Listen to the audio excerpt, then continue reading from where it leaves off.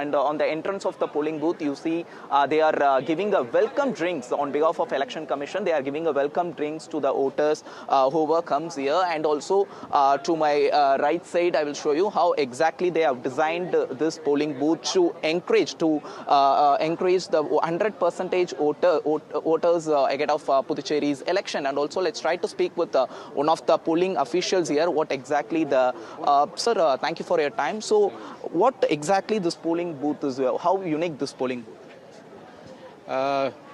We can say என்ன பூத்து அது யூனிக் பூத்து அதாவது தனித்துவமான பூத்து தமிழில் we have arranged for seating arrangements here with the token system so that the voters are avoided to stand in the queue. Actually, this is the main theme of this polling station. Usually in this particular polling station we can find a lot of people early in the morning, that is at 7 a.m. We can find a lot of people, around 75 to 80 voters are coming here.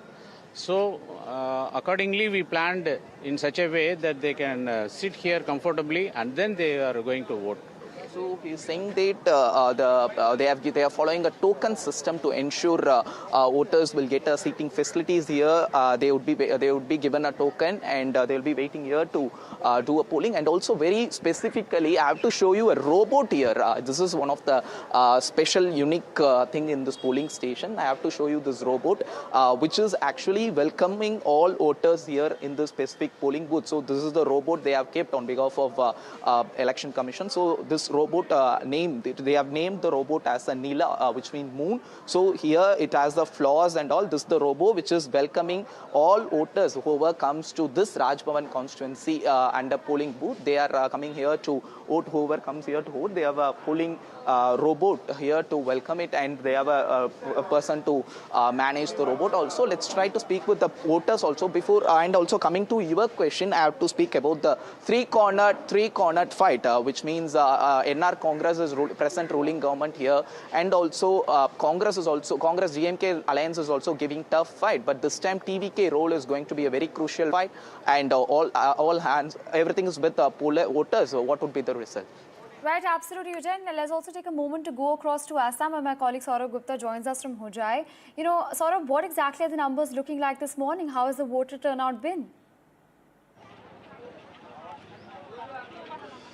Well, Assam, the voter turnout is, of course, impressive, at least if one sees the lines at polling stations. I'm in Hojai, which is, of course, the stronghold of the Badruddin Ajmal-led AIDUF. And this is, of course, lines at the booth. You can see a lot of women also in the lines. Now, this is, of course, a constituency that's very closely watched, given the political ramifications and the political significance of this constituency and, of course, the candidates involved. But this, of course, is a good sign, because at the end of the day, you see voters coming out, standing in line, and a lot of them here who are already out. And this is in a rural area. This is, of course, a rural area. Ratnadeep, of course, was reporting from Guwahati. There's someone who's just voted. सब कुछ ठीक चल रहा है अंदर voting ठीक चल रहा है वोट डाला आपने सब डाल दिए ठीक है इतना भीड़ है अच्छा माहौल है वोटिंग का अच्छा माहौल है So, I mean, of course, it's a great atmosphere to see that people are coming out and voting. Assam has seen, like Ratnadeep was reporting, a very heated political campaign. But what you see is now finally the voting day. A lot of women coming out to vote, having cast their vote. And of course, this is one of these important polling stations where Badruddin Ajmal also will vote. And that's, of course, important.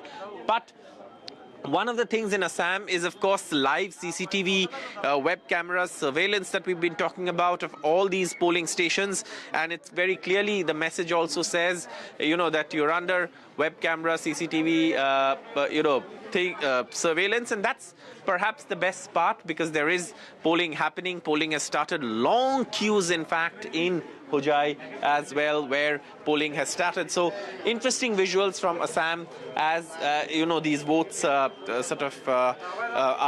underway. And the voting, of course, is significant, given what Ratnadeep was saying, the significance of this election itself in Assam. And therefore, a long queue is always a good sign on voting day. Rightly mentioned that, of course, big elections for various states coming in. We also have breaking news coming in. Let's take our viewers through it. Well, recent breaking news coming in at this hour. We believe that the Prime Minister has spoken on the voting. That's right. The Prime Minister has spoken and said that every vote matters for the future. He's gone on to say that he's even called for record voting this time around, as he's urged people to cast votes in various numbers. Remember that there are elections happening in various parts of the country in scheduled phases. And on this, the Prime Minister's commented saying that it's necessary that every individual comes out and votes for their rights. We also have my colleague Aishwarya joining us on the broadcast. So Aishwarya, of course, an important comment made by the Prime Minister. Walk us through the details. Well, certainly, Prime Minister Narendra Modi urging the voters to come out in large number as 2 states and 1 union territory is going to poll today. In large numbers, people should come out, and that's a festival of democracy. The celebration should take place, and therefore the reason perhaps early up in the morning, I am reporting from Trivandrum itself, and here as well, long queues can be seen perhaps at the polling booth. Certainly, it is the first woman DGP of Kerala, BJP candidate, also joining with us, Srilekha. Thank you so much for speaking to NDTV, ma'am. Prime Minister has just urged to the voters to come out in large numbers. Bharatiya Janata Party also trying to make inroads in Kerala. How are you looking up to these elections? Yeah, actually, that is what I am seeing also. In all the booths, I am seeing a tremendous inflow of people coming. Earlier, they used to be, rather dissatisfied with the administration, thinking that what if we don't go, let things be as it is.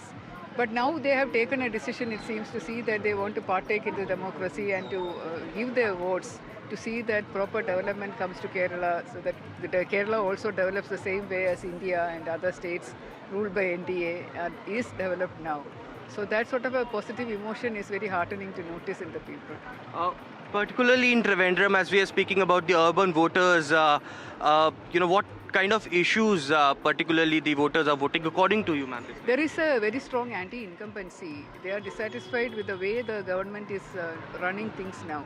So that anti-incumbency is going to help us. And another thing is that LDF, they are fed up with LDF, but UDF is not the answer to LDF rule, because they have tried both these parties consequently for 5 years, and later on 10 years straight ruled by LDF. And people know that NDA is the answer to their questions and their hope. So they want a sort of development the same way as India has developed. So they are coming forward for that. So this is giving a lot of hope to the people. And throughout my campaigning, I have been noticing that everybody is saying that not just in Vatturkkavu constituency, that is my constituency, but throughout in Kerala, BJP should come to power. This is the sentiment that people are you saying that there would be a change in Kerala this time? Yeah, I am.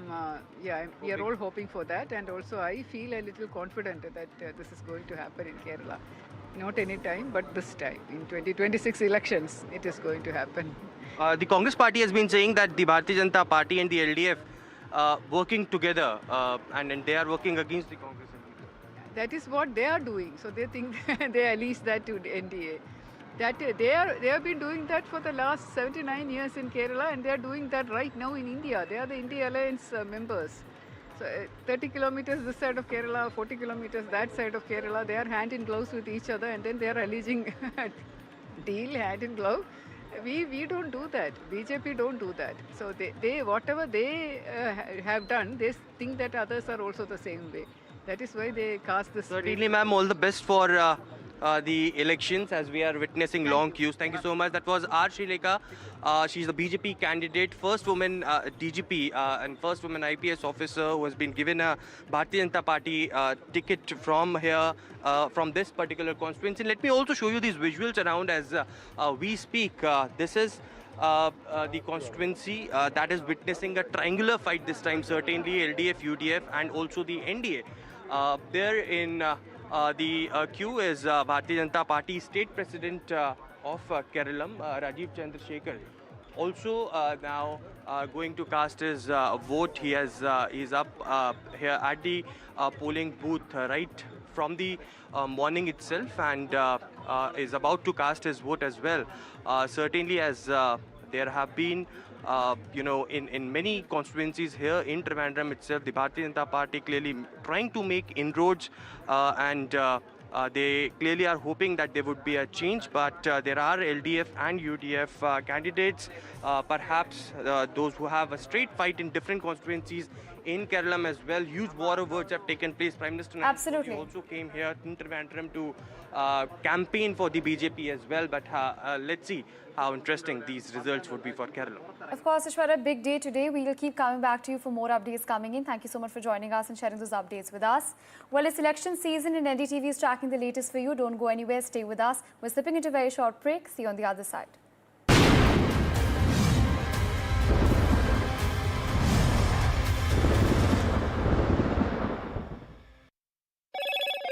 Hello, Moto. Motorola, India's leading AI smartphone brand. Motorola Signature, India's #1 camera phone. Grab Motorola Signature today.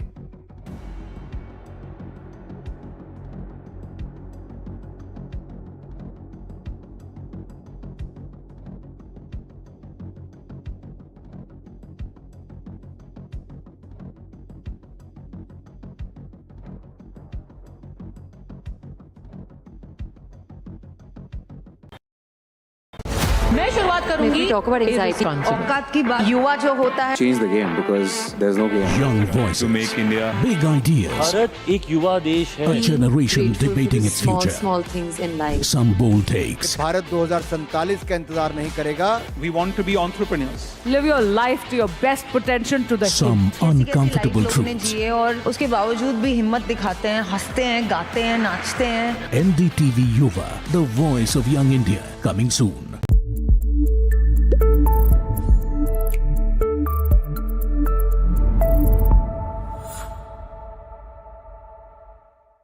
"21 days in Kashmir. People have bombarded me, friends, with requests for an unfiltered list of things I saw and observed on the ground." Very special ground report from the line of control. There were some children who've lost limbs in the shelling. They are now India's smallest but possibly the most powerful crime family. Cough syrup has killed at least 25 children. Gaikwad sahab, aise mat kijiye. Suddenly people are wondering about the weaponization of India-Pakistan cricket. We live and breathe elections. You will not believe your eyes or ears when I show you what I'm about to do. And for a country that has fought so many wars in the mountains and at high altitude. We're standing on the Indian Navy's newest warship. The line of control, Shiv Arun, NDTV.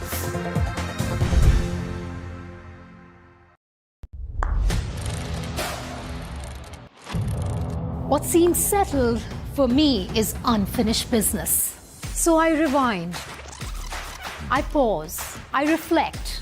I dig until what's buried stands up to be counted. Breaking ground, not just headlines, the meaning behind them. This is Breaking Ground with me, Vedika Sood.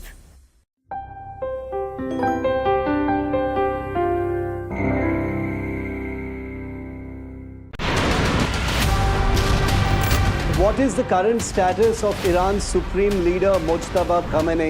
I can tell you that he's fine. I'm sure you have already heard about his message. Haven't heard from Mojtaba Khamenei. There's some talk of him having been airlifted to Russia. There's widespread dispersion of power across Iran. Mojtaba was generally seen as the most favored candidate by the IRGC, by the Revolutionary Guard. So what you now have is a military dictatorship with a clerical facade making all the decisions.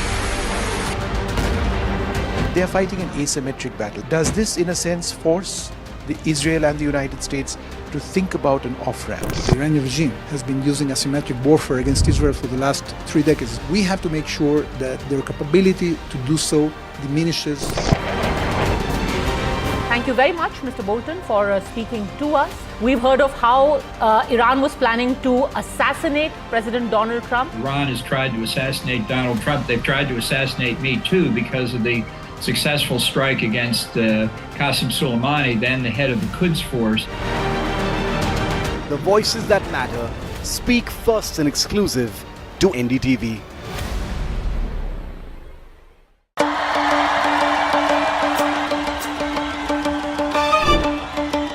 Will the rising sun win with a hand in hand?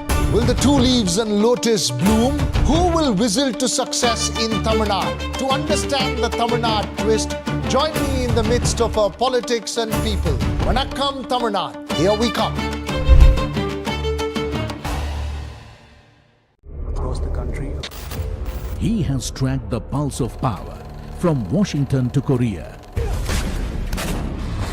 Witnessed history being made in global capitals and conflict zones.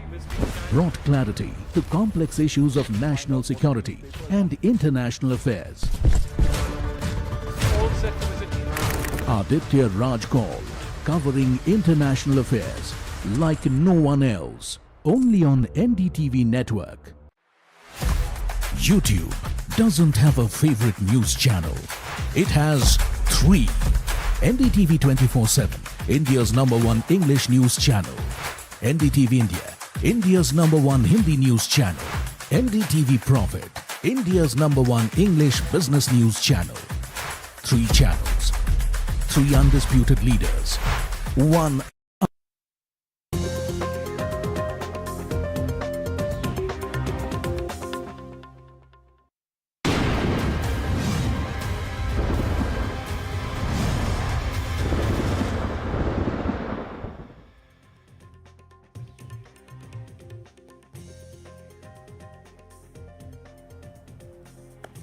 You are watching The Breakfast Show on NDTV 24/7. I am Parmeshwar Bava and it's 8 a.m. and the voting is now underway across 3 politically critical regions. Kerala, Assam and Puducherry. They have all begun polling from 7 a.m. in a high-stakes electoral test that will shape crucial power equations. Our reporters are on the ground bringing you real-time updates. We'll bring you all the latest developments in just a moment. First, the headlines.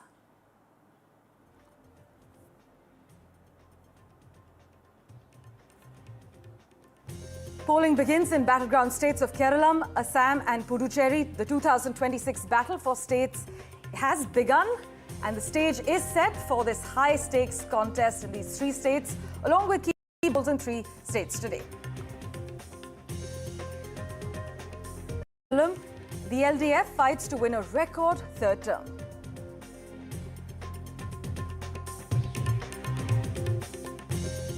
As far as Assam is concerned, it's a Himanta Biswa Sarma versus Congress battle that is being pitched.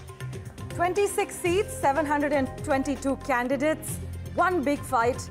The Gogoi-led Congress hopes for a return.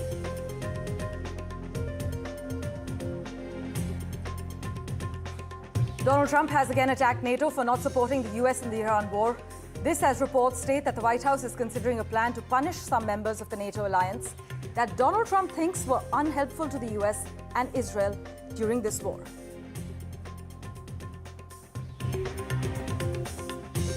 The Speaker of Iran's parliament asserts that parts of Iran's proposal were violated before the talks even begin. And this, as J.D. Vance says, the US never promised Lebanon would be included in the ceasefire, while arguing that ceasefires are always messy.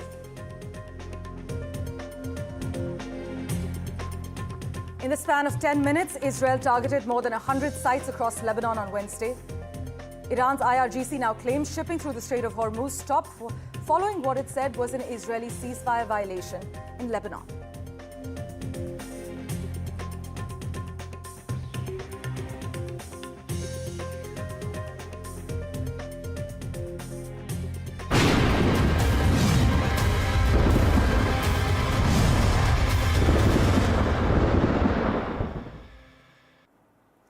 Well, Assam, Kerala and Puducherry have kick-started the 2026 election cycle just an hour ago this morning.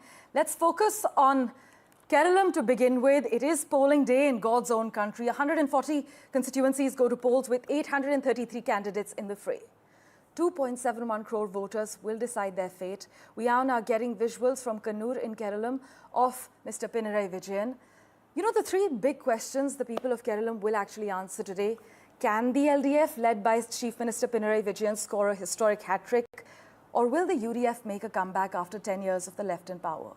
And the last question, everyone will have an eye on, can the BJP open its tally in the state of Kerala? Well, the stage is set from Chief Minister Vijayan to LOP VD Satheesan, I beg your pardon. He's going to be casting his vote. Let's just take a look at the visuals that are coming in from Kerala this morning. Radhika Ramaswamy is also tracking all the latest developments for us. She joins us with all the action that is unfolding in the poll-bound state currently. Radhika, what are the latest details you can disclose? We're given to understand Chief Minister is going to be casting his vote in just a few moments from now.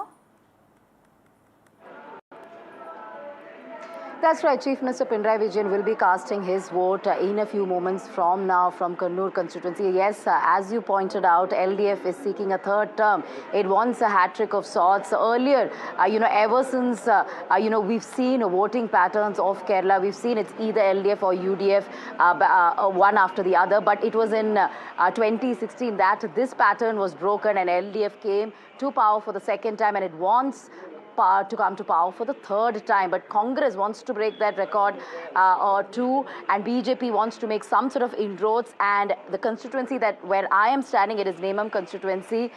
This is a polling booth in Nemam in Trivandrum in Puducherry, where you can see number of people who are in queue to cast their vote. This is where Mohanlal cast his vote just some time back, and to NDTV he said he showed his inked finger and motivated people to come ahead and cast their vote. A lot of women voters right here and also a lot of elderly as well.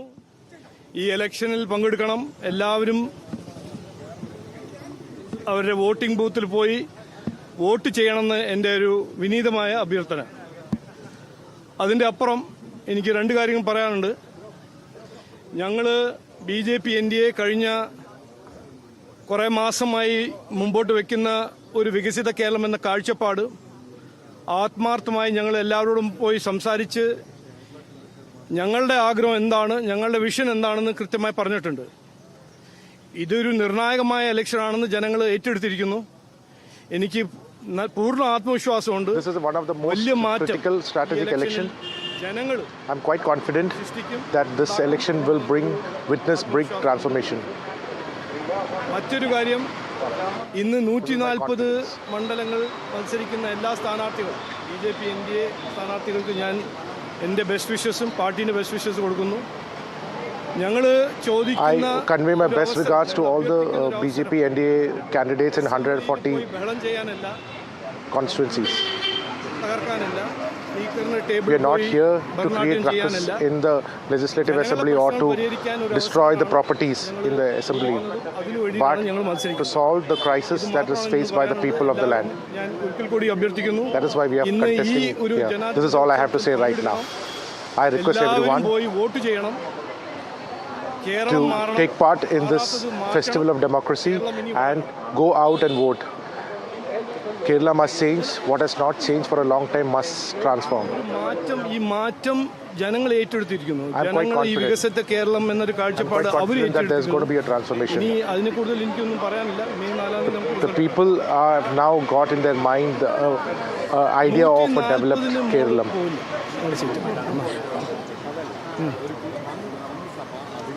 അതിൽ എനിക്ക് ഒരു 100% ആത്മവിശ്വാസമുണ്ട്. അത് ഞാൻ വലിയ സയൻറ്റിസ്റ്റായിട്ട് പറയല്ല. ഒരു clear mandate CPM-നും കിട്ടില്ല, കോൺഗ്രസിനും കിട്ടില്ല എന്ന് 100% ആത്മവിശ്വാസമുണ്ട്. This will be an election where both the CPM and the Congress-led UDF won't get a clear mandate. The BJP will turn to be a very important force in this election, and this is what my reading is. നിങ്ങളും പോയി vote ചെയ്യണം. I request everyone to go out and vote. All right. As you can see on your screens at the moment, Chief Minister Pinarayi Vijayan is currently casting his vote. You must note, Kerala doesn't usually do surprises. For decades, governments here have followed a rhythm. 5 years this side, 5 years that side, a kind of political muscle memory. But in 2021, that pattern broke because CPIM's Pinarayi Vijayan came back to power. And now in 2026, he's asking for something Kerala has never done before, which is the third consecutive term. Currently, we are seeing visuals of Pinarayi Vijayan casting his ballot.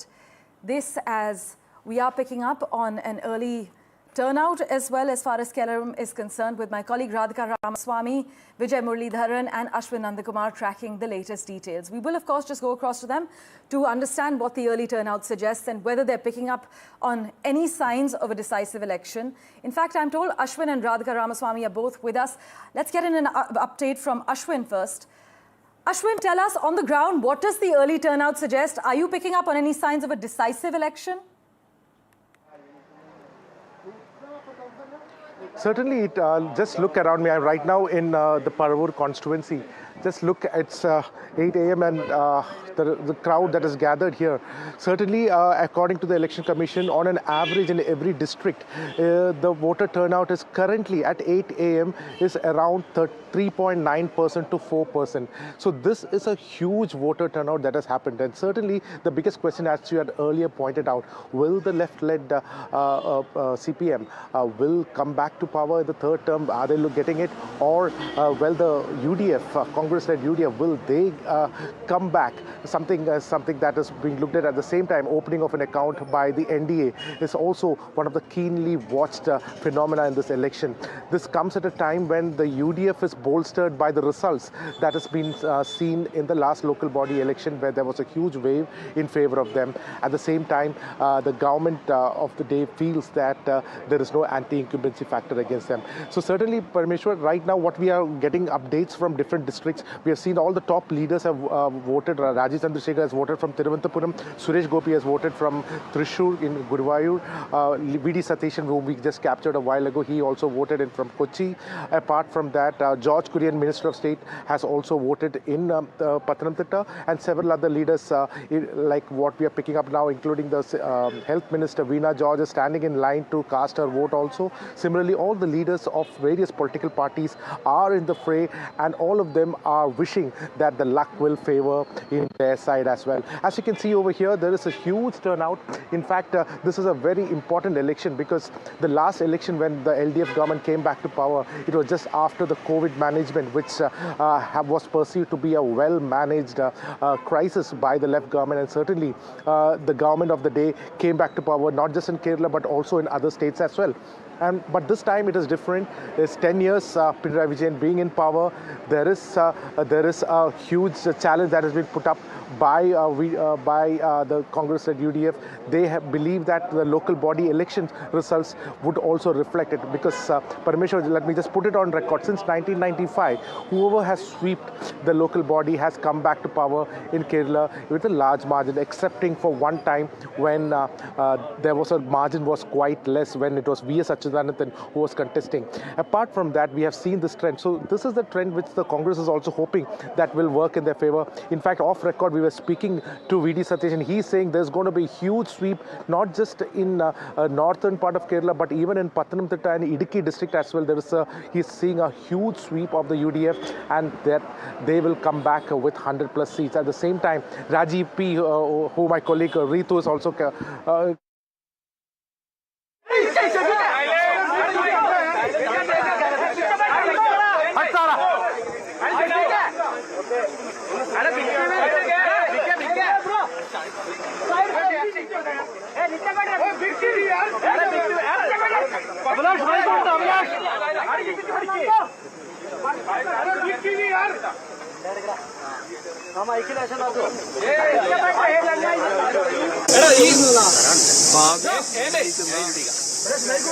അതിപ്രധാനമായ തെരഞ്ഞെടുപ്പ് കാരണം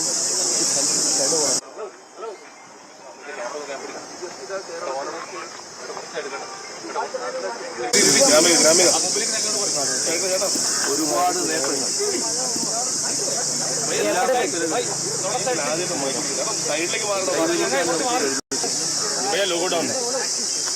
അത് തുടരണം. ആ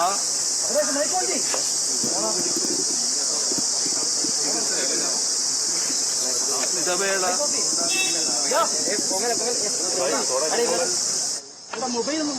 ഇത് കക്ഷി രാഷ്ട്രീയ അടിസ്ഥാനത്തിലുള്ള തെരഞ്ഞെടുപ്പാണല്ലോ. പക്ഷേ LDF-നോടൊപ്പം തന്നെ LDF-നെ എതിർക്കുന്ന മുന്നണികളിലുള്ളവരടക്കം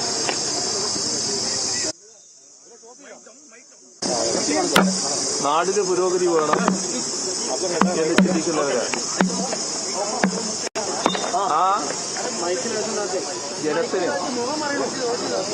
കൃത്യമായ അനുഭവമുണ്ട്. ആ അനുഭവം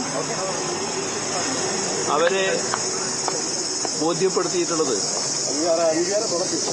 LDFന് മാത്രമേ പ്രതിബദ്ധതയോടെ നാടിന്റെ പുരോഗതി മുന്നോട്ട് കൊണ്ടുപോകാൻ കഴിയുകയുള്ളൂ എന്നാണ്. ഒരു തരത്തിലുള്ള അവ്യാകൃതങ്ങളും LDF ആകുമ്പോൾ ഉണ്ടാകില്ല എന്നവർക്ക് ഉറപ്പുണ്ട്. അതുകൊണ്ടാണ് കേരളത്തിൽ നമ്മുടെ രാജ്യത്തെ തന്നെ ഏറ്റവും കുറഞ്ഞ അഴിമതി നിലനിൽക്കുന്ന സംസ്ഥാനമെന്ന പദവി ലഭിച്ചിട്ടുള്ളത്. People know that there is least corruption. ഇതിന് കാരണം the state has also achieved that it is one of the least corrupt state in the country. LDFന്റെ സംസ്കാരം കൊണ്ടാണ് അത് നേടിയത്. ഇത് മറ്റേതെങ്കിലും കൂട്ടർക്ക് കഴിയില്ല എന്നും അവർ കാണുകയാണ്. അതോടൊപ്പം people have realized what LDF achieved that no other ally, no other group can achieve the same. നമ്മുടെ നാടിന്റെ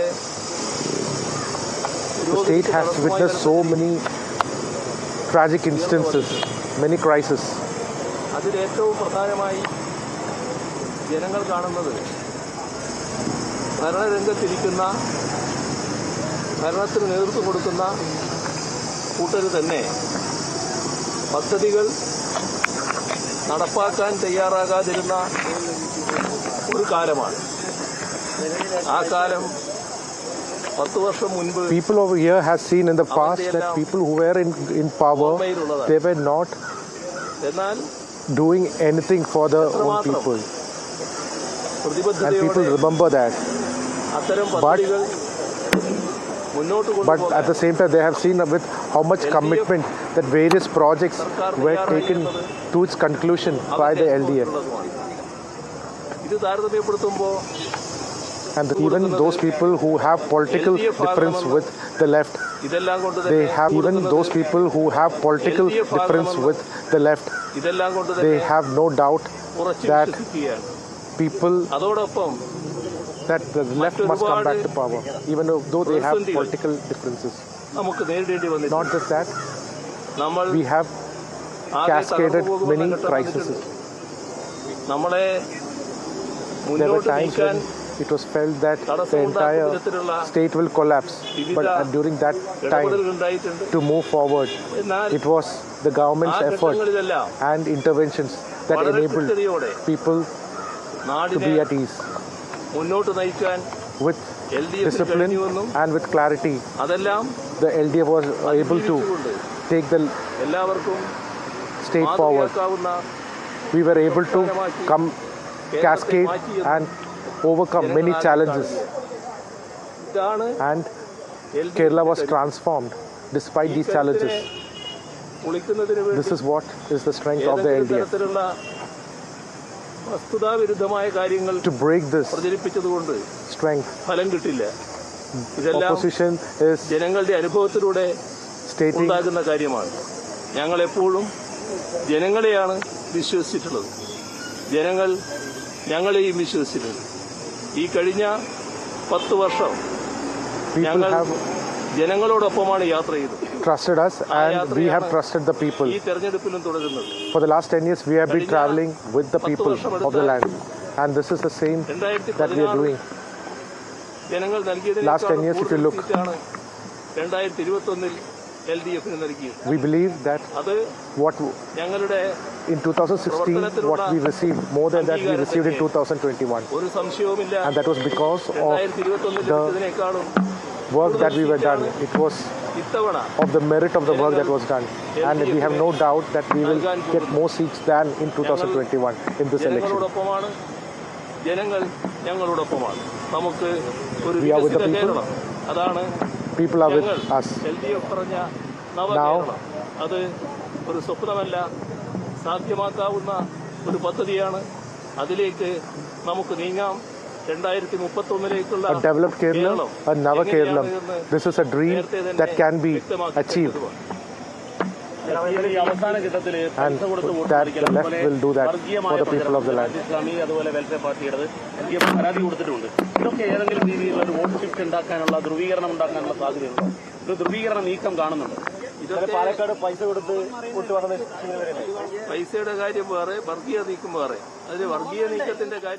Well, Mr. Pinarayi Vijayan has just cast his vote. He has also just addressed the media. Remember, in 2021, he broke a crucial pattern. He came back to power, but the big question, can Pinarayi Vijayan do what no one has done before in Kerala, which is win a third consecutive term? At the same time, you must note, the National Congress says this is its best chance in years, and the BJP is also trying to expand its reach in this state. Radhika Ramaswamy with us from Ground Zero at the moment. Radhika, first of all, take us through the key takeaways as far as Mr. Pinarayi Vijayan's latest remarks are concerned. And secondly, what does this early turnout suggest? Are you picking up on any signs of a decisive election as far as Kerala is concerned? Absolutely. This is going to be a decisive election, no doubt. As far as early trends are concerned, yes, we are seeing huge queues across polling booths. As you can see, several women voters have turned up, and so have many elderly gentlemen. We saw Mohanlal waiting in queue for almost 45 minutes before casting his vote. And of course, all the top leaders have also voted from different constituencies. Yes, Pinarayi Vijayan did speak a few minutes ago. Of course, he did emphasize on the welfare measures that had been taken up by CPM in the last 10 years and how they fulfilled all the promises in terms of social justice index, in terms of education, healthcare, and several other schemes, including a pension scheme that had been fulfilled by the state government. So Pinarayi Vijayan really banking on these welfare measures that had been announced and that had been fulfilled over the last several years, and also has claimed that he has kept all those assurances intact as far as his governance is concerned.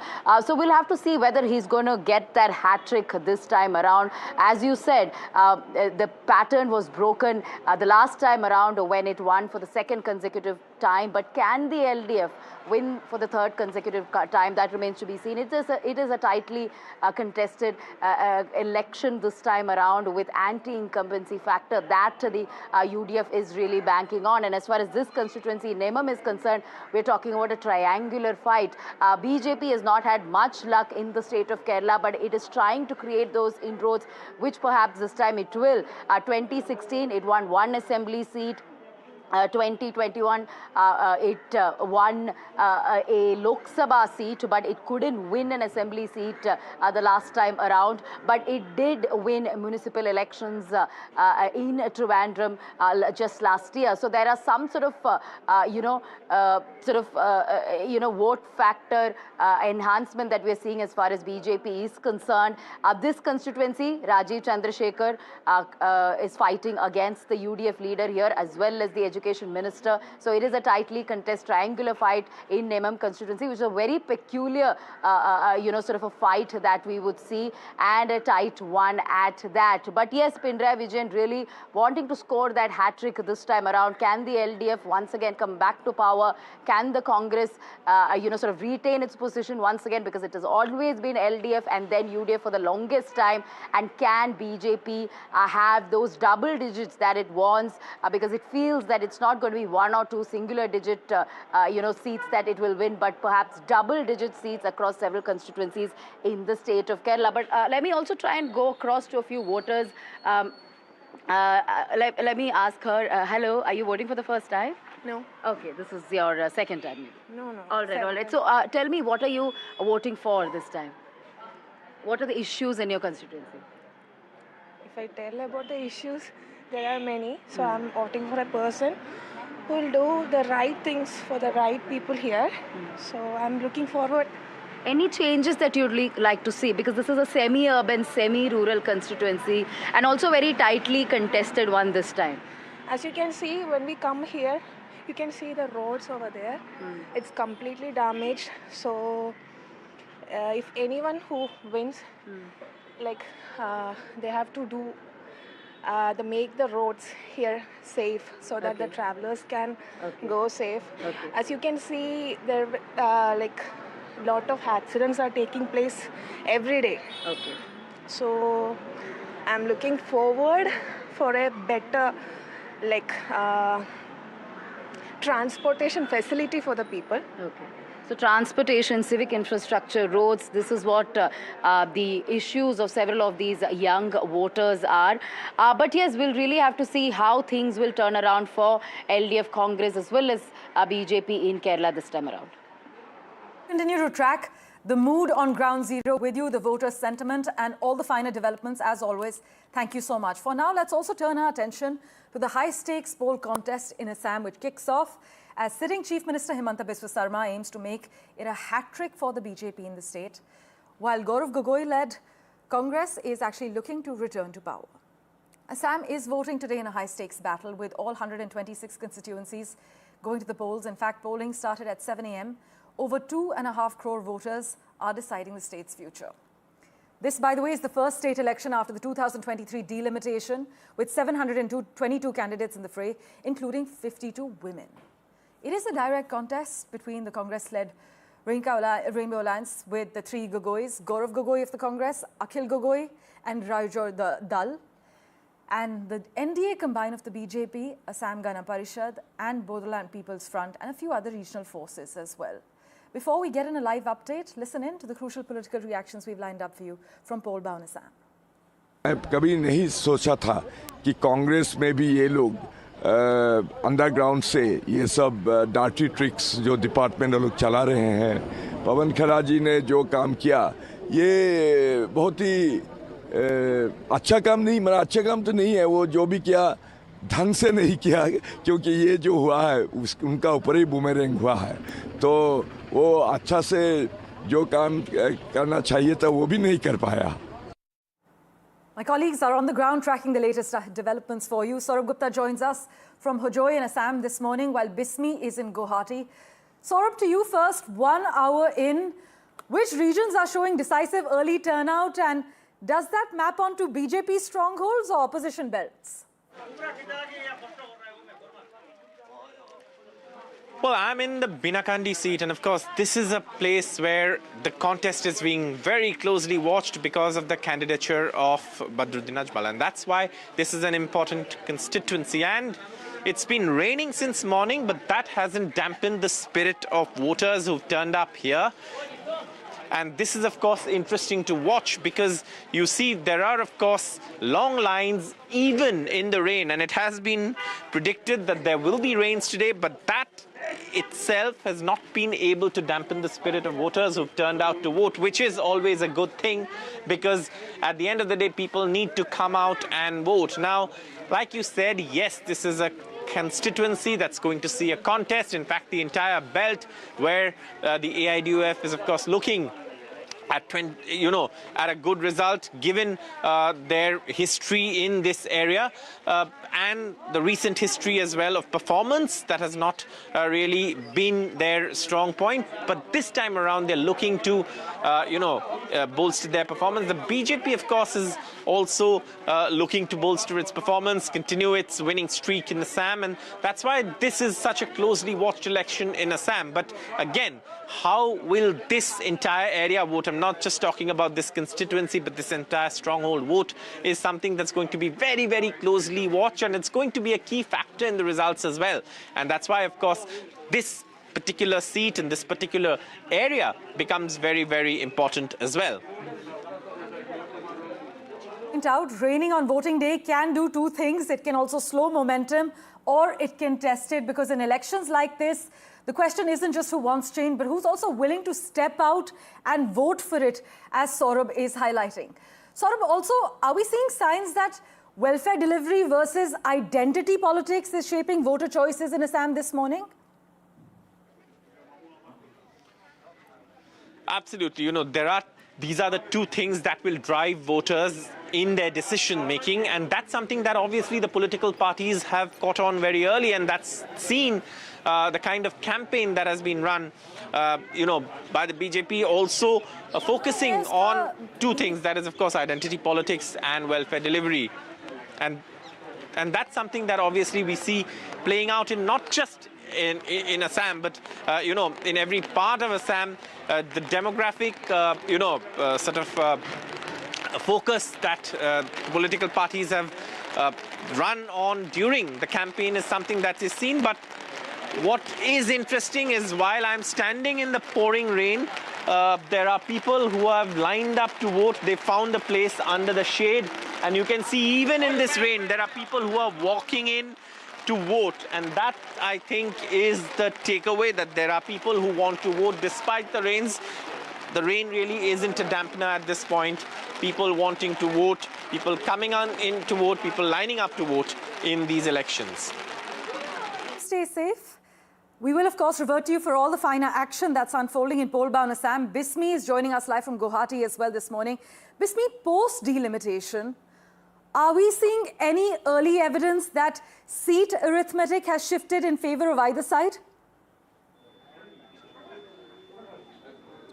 Of course, 2023 delimitation will have an impact on the elections this time, not just in, Guwahati, where we are stationed right now, but also in other areas like, in Barak Valley, where the seats were reduced from 15 to 13. Now, right now, we are at this particular constituency in New Guwahati constituency, which is also, a new constituency formed post the 2023 delimitation process. Here, Kunki Chaudhary, Assam's youngest candidate among the 722 in fray, also voted today morning. As you can see, voters are standing in line already. And like Saurabh has said that it's already raining in Hojai, we think that it would also start raining here in Guwahati as we speak. Now, Kunki Chaudhary, who voted in this particular polling booth, is contesting from the central Guwahati hot seat against BJP veteran Vijay Kumar Gupta. Now, Vijay Kumar Gupta has also cast his vote in from his particular polling booth. And, we've spoken to vote this time. Now, it is also important to mention that if the BJP wins this time, it will be a hat-trick for them. But then the Congress has also been pushing to form a government once again. Over to you.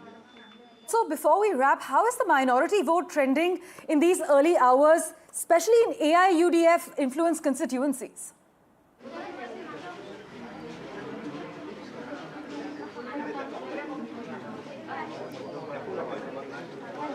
Bismi, am I audible to you? Yeah. In the AIUDF constituencies, the voter turnout has been good, like in Hojai, in the Binakandi constituency, where Maulana Badruddin Ajmal had been campaigning. Asaduddin Owaisi of the AIMM was also present in Assam to campaign for him. Now, it is important to note that the Binakandi constituency was also formed post the 2023 delimitation. However, voters there, when we were there on ground, informed us that delimitation might not have an impact there at Binakandi. Now, Binakandi, even if it was formed after the 2023 delimitation process, has been a place where Maulana Badruddin Ajmal's family, his brother and his son, have served as the member of the Legislative Assembly in the past when it was called the Jamnamukh seat. Over to you.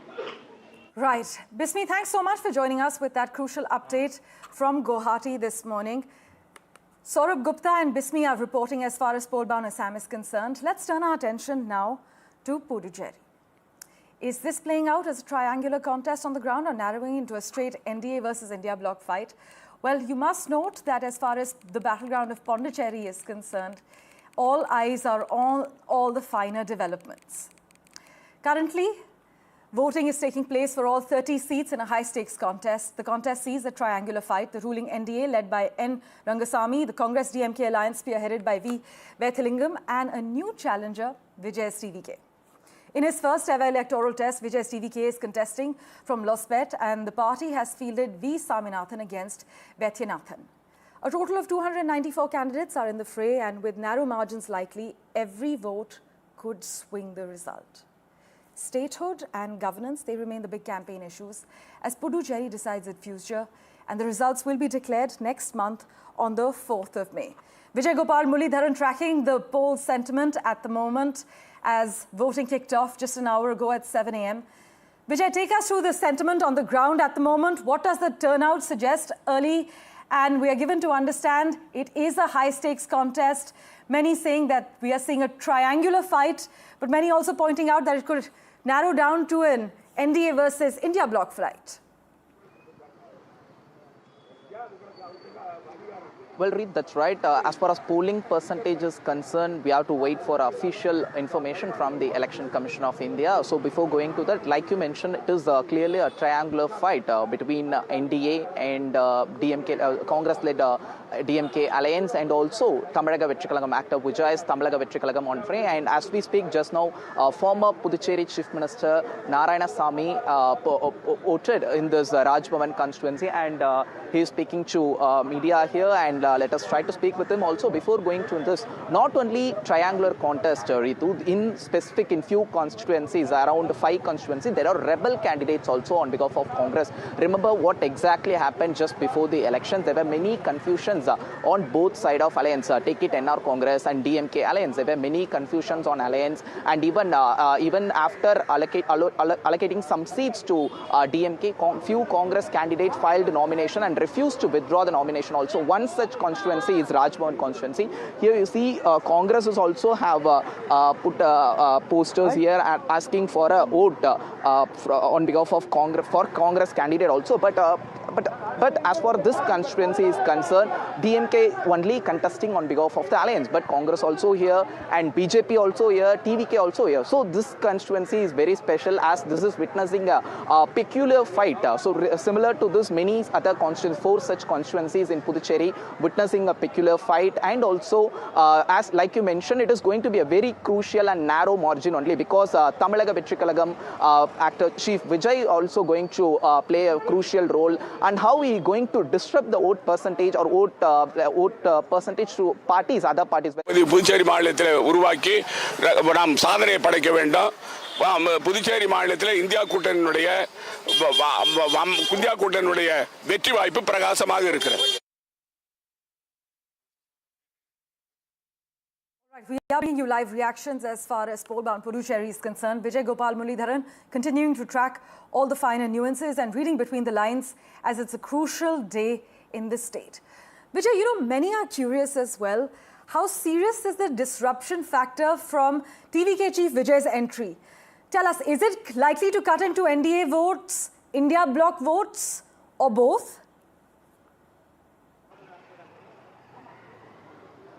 It is a big question all are waiting to witness, because this is the first election TVK Chief Vijay and its party is contesting in both Puducherry and Tamil Nadu. So as far as Puducherry is concerned, TVK Chief Vijay has a huge following. He twice visited Puducherry, one to do a rally in Puducherry Union Territory, and very recently also did a campaign, canvassing roadshow. He did a roadshow asking votes for TVK candidates here.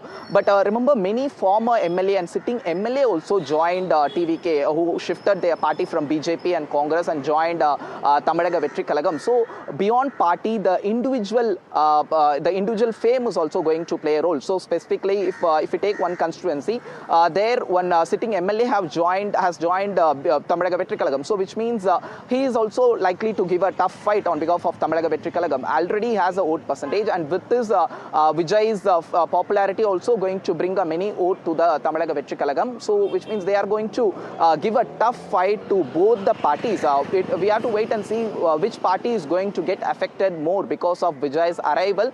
And also other factor is Lakshya Jananayaga Kachi, Charles Martin, who is also Jose Charles Martin, who is also first time contesting on behalf of ND Alliance. Remember, Rangasamy, present Chief Minister Rangasamy, gave a demand saying that he can't accept Lakshya Jananayaga party into the alliance. So there were many confusions, and then with the intervention of BJP's High Command, Amit Shah and Prime Minister Narendra Modi, finally Rangasamy reached for compromise and accepted to add them into alliance. So he is also contesting on behalf of the alliance, and what role he is going to play in Puducherry politics is also we have to wait and see. And very interestingly, TVK role is going to be very crucial role. If it is going to be a very thin margin between parties, TVK will have a upper hand to decide who will be forming government in Puducherry, because in case if both the parties, if both the alliance unable to form a majority, then the upper hand will be with TVK, Tamalaga Vetri Kalagam, having 2 to 3 seats, winning. In case if TVK managed to win 2 to 3 seats, then TVK Chief Vijay has that power.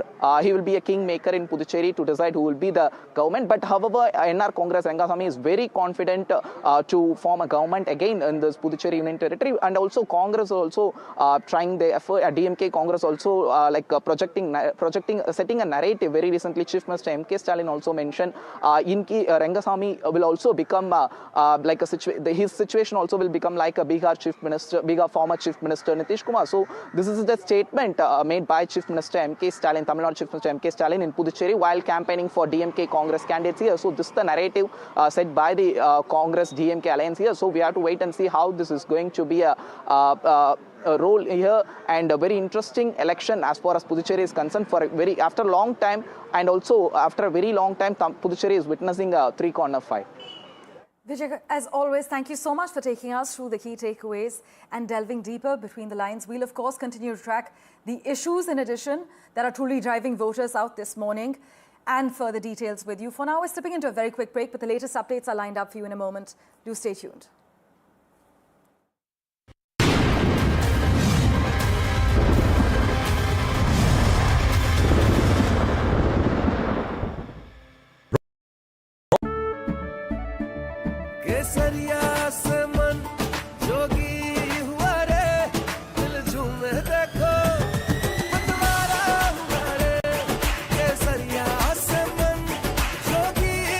हर पल मनाओ केसरी त्योहार विमल बोलो जुबान Kesari.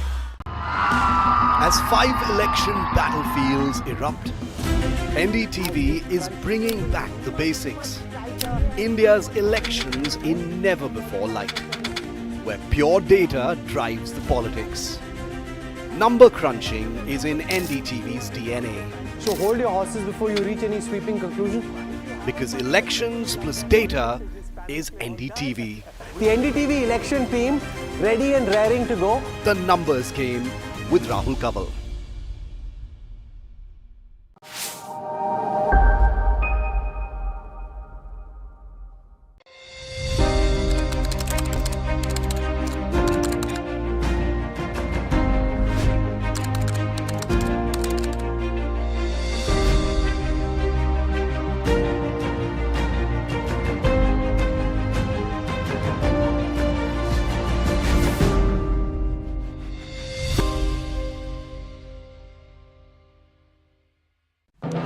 When others are warming up, I'm raring to go. The stories that matter, the stories that shape your life. Hello and welcome to watching Prime 5 with me, Raisha Sehgal. What's happening? How to win? The show that sets the prime time agenda. We'll be deep diving into this topic to tell you what's at stake. Join me, Raisha Sehgal, on Prime 5, only on NDTV 24/7. Tamil Nadu votes decisive, uniquely the way it does. Politics, power and cinema and all of that in an unprecedented Dravidian script. This is not an election easy to call. It never has been. And unravel grassroots conversations with the voices that matter. That's why we travel across Tamil Nadu to get you the real picture. From the OG of Indian elections comes the next big political blockbuster. Because Tamil Nadu votes only the way Tamil Nadu does. Tamil Nadu elections on India's original election once.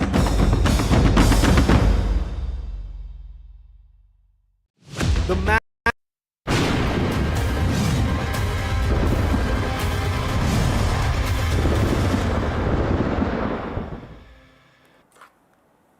Welcome back. Let's get you the latest updates as far as poll-bound Kerala is concerned. Voting began at 7 a.m. this morning. We are told that the voter turnout so far this morning has been encouraging, to say the least. Well, as far as the 3 states that are polling are concerned, Kerala, Assam and Puducherry, we bring you the key developments beginning from God's own country. My colleague Radhika Ramaswamy has been tracking all the latest developments for us there. Chief Minister Pinarayi Vijayan has just cast his vote just a few moments ago. We are told Many high-profile candidates have been casting their vote ever since 7 a.m. 140 constituencies go to polls with 833 candidates in the fray. 2.71 crore voters will decide their fate. And I must take you through the three big questions this morning that the people of Kerala will answer.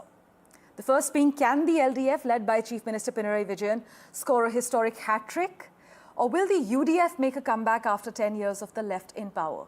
And the last question, everyone will have an eye on, can the BJP open its tally as far as Kerala is concerned? Well, the stage is set. From Chief Minister Pinarayi Vijayan to LOP VD Satheesan to BJP heavyweights like Union Minister V. Muralidharan, they are all in the poll fray. Some of them have also cast their vote already, and India's top election team is live tracking all the finer developments for you. Let's go across to Radhika Ramaswamy, who's joining us at the moment. Right, I'm told any moment from now we'll be hearing from the Congress. So we've got our eyes on that. Mr. K.C. Venugopal is just about addressing the media. Let's listen in.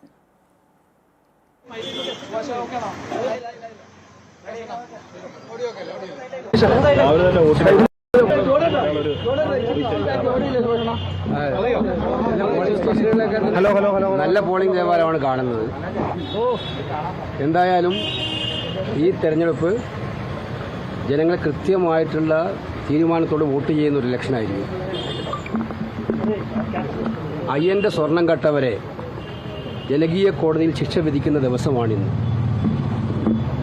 അവരെ നീതിന്യായ കോടതിയിലും അതുപോലെ തന്നെ അന്വേഷണ പരിധിയിലും ഒക്കെ തന്നെ രക്ഷപ്പെടുത്താൻ ശ്രമം നടത്തി. പക്ഷെ ജനകീയ കോടതി അവരെ വെറുതെ വിടുന്ന പ്രശ്നമില്ല എന്ന് തെളിയിക്കുന്ന ദിവസമാണ് എന്ന് വ്യക്തമാണ്. അതുപോലെ തന്നെയാണ് കഴിഞ്ഞ 2 ദിവസമായി നമ്മൾ ചർച്ച ചെയ്യുന്ന ഏറ്റവും വലിയ പ്രശ്നമാണ് നമ്മുടെ ആലപ്പുഴ ജില്ലയിൽ തോട്ടപ്പള്ളി സ്പിൽവേ ആണ്. അത് അടിസ്ഥാനപരമായിട്ടുള്ളത് മഹാപ്രളയം ഉണ്ടാക്കിയതാണ് എന്നുള്ള വളരെ ഗുരുതരമായിട്ടുള്ള ആരോപണം ആരാ ഉന്നയിച്ചത്? ഭരണകക്ഷി MLA, അന്ന് ഇന്നത്തെ മന്ത്രി. ആ പ്രളയം ഉണ്ടാക്കിയത്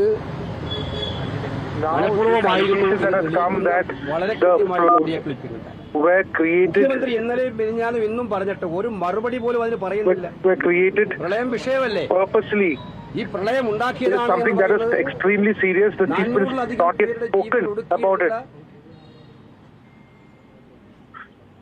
ആയിരക്കണക്കിന് കോടി രൂപയുടെ നഷ്ടമുണ്ടാക്കിയിട്ടുള്ള ഈ മഹാപ്രളയം, ദുരിതം തീർത്ത മഹാപ്രളയം when the information has come that it was created, artificially created. അതിന് മറുപടി പറയണ്ടേ? That's an allegation. When it comes to the court, shouldn't the chief minister respond to it? Case കൊടുക്കാത്തത് അങ്ങനെ പറയാൻ The allegation that they came back was artificially created audio. അതിന് case കൊടുക്കണ്ടേ? If so be the case, why haven't they filed the case yet? നിങ്ങളാണല്ലോ ഭരണ സംവിധാനം. ഇപ്പോ എന്തുകൊണ്ട് police കേസെടുത്ത് ആളെ അറസ്റ്റ് ചെയ്യുന്നില്ല? അങ്ങനെ വ്യാജമാണെങ്കിൽ വ്യക്തമാണ് വ്യാജമല്ല. അത് കൃത്യമായിട്ടും കൃഷ്ണൻകുട്ടിയുടെ ഓഡിയോ ആയിരുന്നു. ഒരു മന്ത്രി, തന്റെ മന്ത്രിസഭയിലെ ഒരു മന്ത്രി നടത്തിയിരിക്കുന്ന ഈ ഗുരുതരമായിട്ടുള്ള നാട്ടിലെ ജനങ്ങളെ പ്രളയത്തിൽ മുക്കിക്കൊന്നത് നിങ്ങളാണെന്നുള്ള ആരോപണം. എന്തുകൊണ്ട് നിങ്ങൾ മറുപടി പറയുന്നില്ല? ആരോപണം ഇത് കേരള ജനങ്ങൾ വിധി എഴുതുമ്പോൾ സംശയം വേണ്ട. മനസ്സിലാക്കേണ്ടത് കൃത്യമായിട്ടുള്ള ജനവിധിയായിരിക്കും കേരളത്തിൽ ഉണ്ടാകാൻ വേണ്ടി പോകുന്നത്. ഒരു കാര്യം മാത്രം, സ്വർണം കട്ടവനെ സംരക്ഷിക്കുന്ന പ്രളയം ഉണ്ടാക്കിയെടുത്ത് ജനങ്ങളെ ദുരിതത്തിലേക്ക് ആഴ്ത്തിയ അഴിമതിയിൽ മുങ്ങിക്കൊളിച്ച 10 കൊല്ലക്കാലമായി നാട് ഭരിക്കുന്ന ഈ പിണറായി വീണ്ടും 5 വർഷം കൂടി ഭരിക്കണമോ?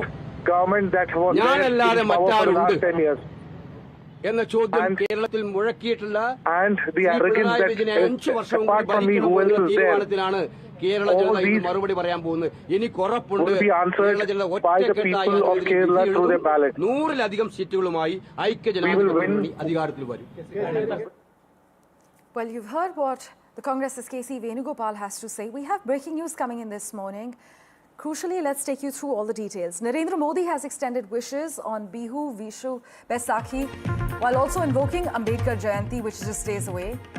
But here we have to look at the subtext closely, because the Prime Minister is framing the upcoming April 16th Parliament session as a historic opportunity to push forward the Women's Reservation Bill.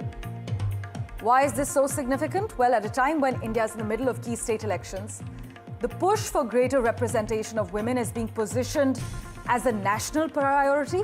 It's also being positioned as a democratic milestone. Aishwarya Jain tracking the latest developments for us. Let's decode the latest remarks with him currently. Aishwarya, on the Women's Reservation Bill, is there real legislative momentum for the April 16th, or can this be seen as signalling ahead of negotiations? And secondly, are opposition parties responding to this renewed push?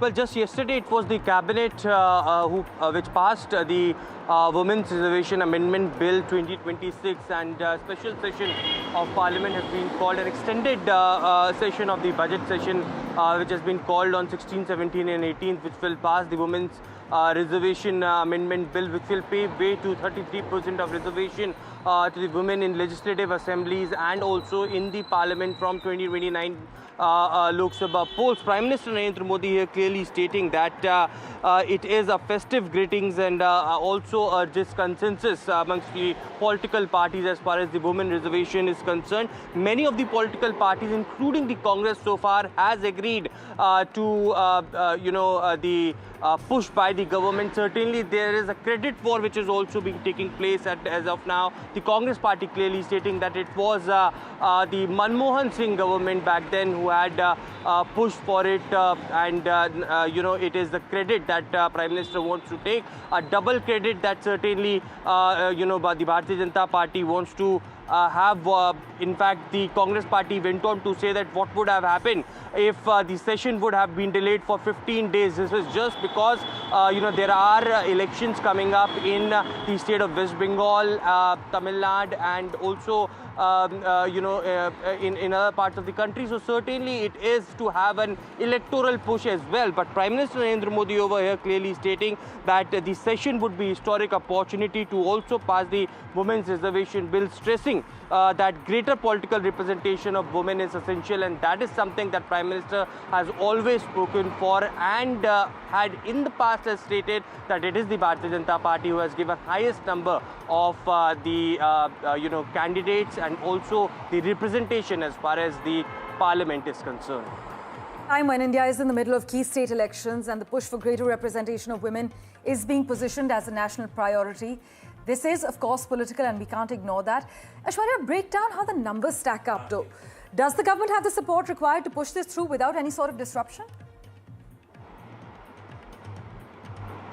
Well, certainly it needs a constitutional amendment, and the government needs at least two-thirds of majority in the Parliament, and therefore the reason perhaps the opposition parties are slamming the government, stating that when there are elections, the political leaders are busy campaigning in different parts of the country, how they demand to call. But certainly it is because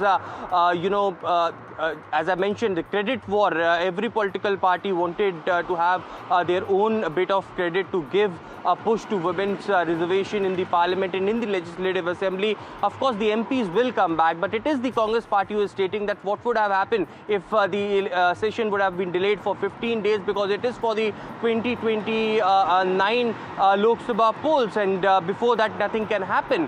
There is an exercise which is going on. Ultimately, the Congress party also referring that women reservation is just an excuse, but delimitation is something that they have heard that can also be passed in the upcoming special session, but nothing has been upfrontly stated by the government. But the numbers are intact with the government. Certainly it's an important historic occasion that we will witness on 16, 17 and 18 of the special session of the Parliament, and Prime Minister clearly stating that everyone should stress upon this opportunity to give reservation for women in this country as far as Parliament and legislative assemblies are concerned.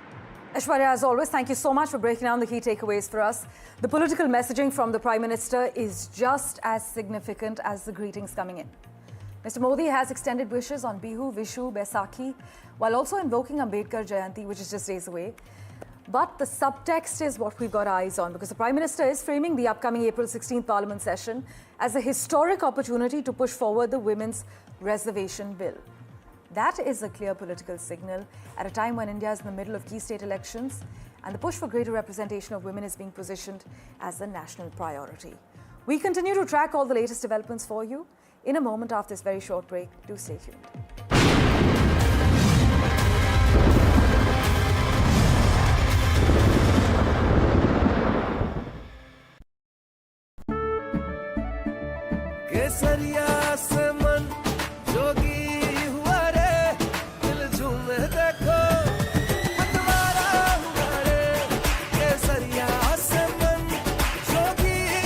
हर पल मनाओ केसरी त्योहार विमल बोलो जुबान Kesari. As 5 election battlefields erupt, NDTV is bringing back the basics. India's elections in never-before light, where pure data drives the politics. Number crunching is in NDTV's DNA. So hold your horses before you reach any sweeping conclusion. Because elections plus data is NDTV. The NDTV election team ready and raring to go. The numbers game with Rahul Kaval.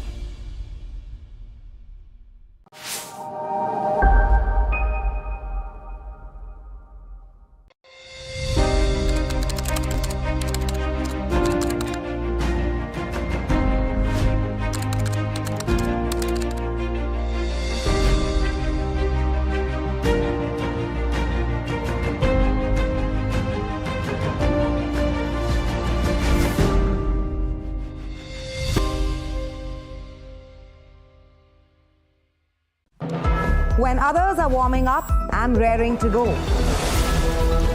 The stories that matter, the stories that shape your life. Hello and welcome to watching Prime 5 with me, Raisha Sehgal. What's that today? How to win? The show that sets the prime time agenda. We'll be deep diving into this topic to tell you what's at stake. Join me, Raisha Sehgal, on Prime 5, only on NDTV 24/7. Tamil Nadu votes decisive, uniquely the way it does. Politics, power and cinema and all of that in an unprecedented Dravidian script. This is not an election easy to call. It never has been. And unravel grassroots conversations with the voices that matter. That's why we travel across Tamil Nadu to get you the real picture. From the OG of Indian elections comes the next big political blockbuster. Because Tamil Nadu votes only the way Tamil Nadu does. Tamil Nadu elections on India's original election once.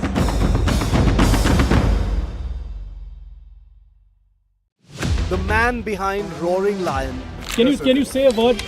Israel's warfighter Prime Minister on NDTV. I spoke to our great friend, Prime Minister Narendra Modi. Spoke to him at length yesterday. Thanked him for his standing with Israel, standing for the truth, and for the enormous friendship of the people of India. They are much admired and loved in Israel. And I won't get into the details of the conversation, but I've spoken to him and I've spoken to many other leaders in the region and beyond. Thank you. First word since he declared war on Iran. Just behind me, Prime Minister Benjamin Netanyahu. An NDTV world exclusive to Aditya Raj call. Benjamin Netanyahu on NDTV.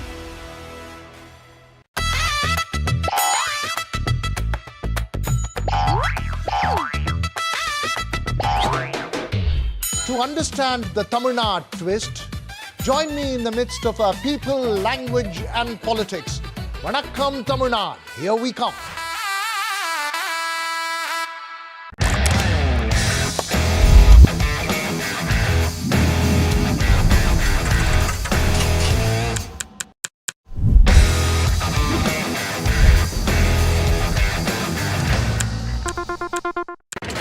The front lines of Kargil. The fury of Operation Sindhu. So many attacks. The chaos and cries of disaster zones. To fighter jet cockpits.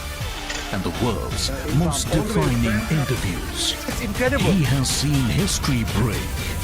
Live. Unfiltered. 20,000 hours of live broadcasting. Welcome to Left, Right and Centre. Hard facts. War-struck country. Hard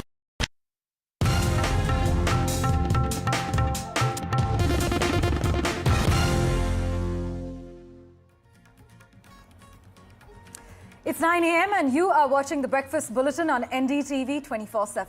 I am Parmeshwar Bava. Voting is now underway across three politically critical regions. Kerala, Assam and Puducherry have all begun polling from 7 a.m. in a high-stakes electoral test that will shape crucial power equations that our in-house experts Vasudha Venugopal and Padmaja Joshi are tracking very keenly. Vasudha, to you first. Well, it's going to be an existential battle, Parma and Padmaja. Padmaja is also in a poll-bound state of Bengal, probably the most interesting state this time. But let's talk about Kerala first. It is going to be a referendum on the left's governance for the last 10 years. Is the desire for change going to trump CPM? Remember that this also means the future of Kerala politics changes. And of course, Hemanta Biswa Sharma versus Gaurav Gogoi in Assam. And Puducherry might have just 30 seats, Parma, but extremely important for the Congress, for the BJP and for the TVK, because this is Vijay's first election. Indeed, and Padmaja will also be taking us through the details of this high-stakes electoral test that will shape not just regional but crucial power equations. Both the states which are voting today, if we are talking about Assam and Kerala, have many things in common. We will talk about all of that in detail. But West Bengal, where I am right now, clearly the rain gods have been extremely kind to us. Since the time we've set foot here, it's been stormy, it's been extremely rainy. I think it is, in a way, a signal of what lies ahead. Just short of a fortnight left for the first phase of polling to take place in this state, which perhaps Parmeshwar is seeing the most high-pitched electoral battle this time around between the TMC, the ruling party, and the BJP. But of course, over the next 1 hour, we're going to keep our focus on not just the three assemblies voting today, but also what's happening in the other two states, which even Vasudha has toured extensively, West Bengal and Tamil Nadu. We'll be tracking all the political nuances with Vasudha Venugopal and Padmaja Joshi on the ground. For now, let's take you through the top headlines you need to know at the moment. The Speaker of Iran's parliament asserts that parts of Iran's proposal were violated before the talks even begin. This as J.D. Vance says the US never promised Lebanon would be included in the ceasefire, while arguing ceasefires are always messy. Donald Trump has again attacked NATO for not supporting the US in this war. This as reports state that the White House is considering a plan to punish some members of the NATO alliance that Donald Trump thinks were unhelpful to the US and Israel during this war. In the span of 10 minutes, Israel targeted more than 100 sites across Lebanon on Wednesday. Iran's IRGC now claims shipping through the Strait of Hormuz stopped following what it said was an Israeli ceasefire violation in Lebanon.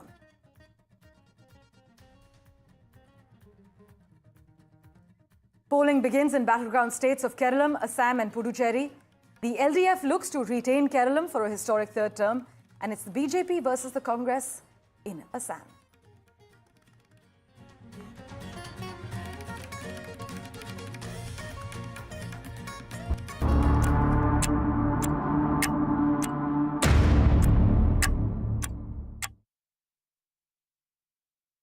Well, a big focus at the moment, the ceasefire is now facing its first serious political test. And it's not coming from the battlefield alone. It's coming from the language as well that's being used on both sides as we speak. Iran's parliament speaker Mohammad Bagher Ghalibaf has called further talks with the United States unreasonable, alleging that key conditions were violated almost immediately. He's actually pointing to three issues. The first one being continued Israeli strikes in Lebanon, then a reported drone incursion into Iranian airspace after the truce, and Washington's refusal to accept any uranium enrichment. We also have to look at the response from the United States because Vice President J.D. Vance has dismissed Iran's position, calling it a misunderstanding and warning it would be dumb to derail this ceasefire over Lebanon. He's also openly mocked Tehran's insistence on enrichment rights, using a skydive analogy to argue that having a right doesn't mean it should be exercised under an agreement. So as you can tell, the war of words now threatening to derail fragile ceasefire diplomacy. Before we delve deeper, here are the reactions you need to listen to currently. The third thing that he said was Lebanon, okay? And again, I actually think that is a reasonable misunderstanding but neither us nor the Israelis said that that was going to be part of the ceasefire. Again, we're working with people to try to get through some of these things, but it's really fundamentally we're on the right track. We got a lot more to do.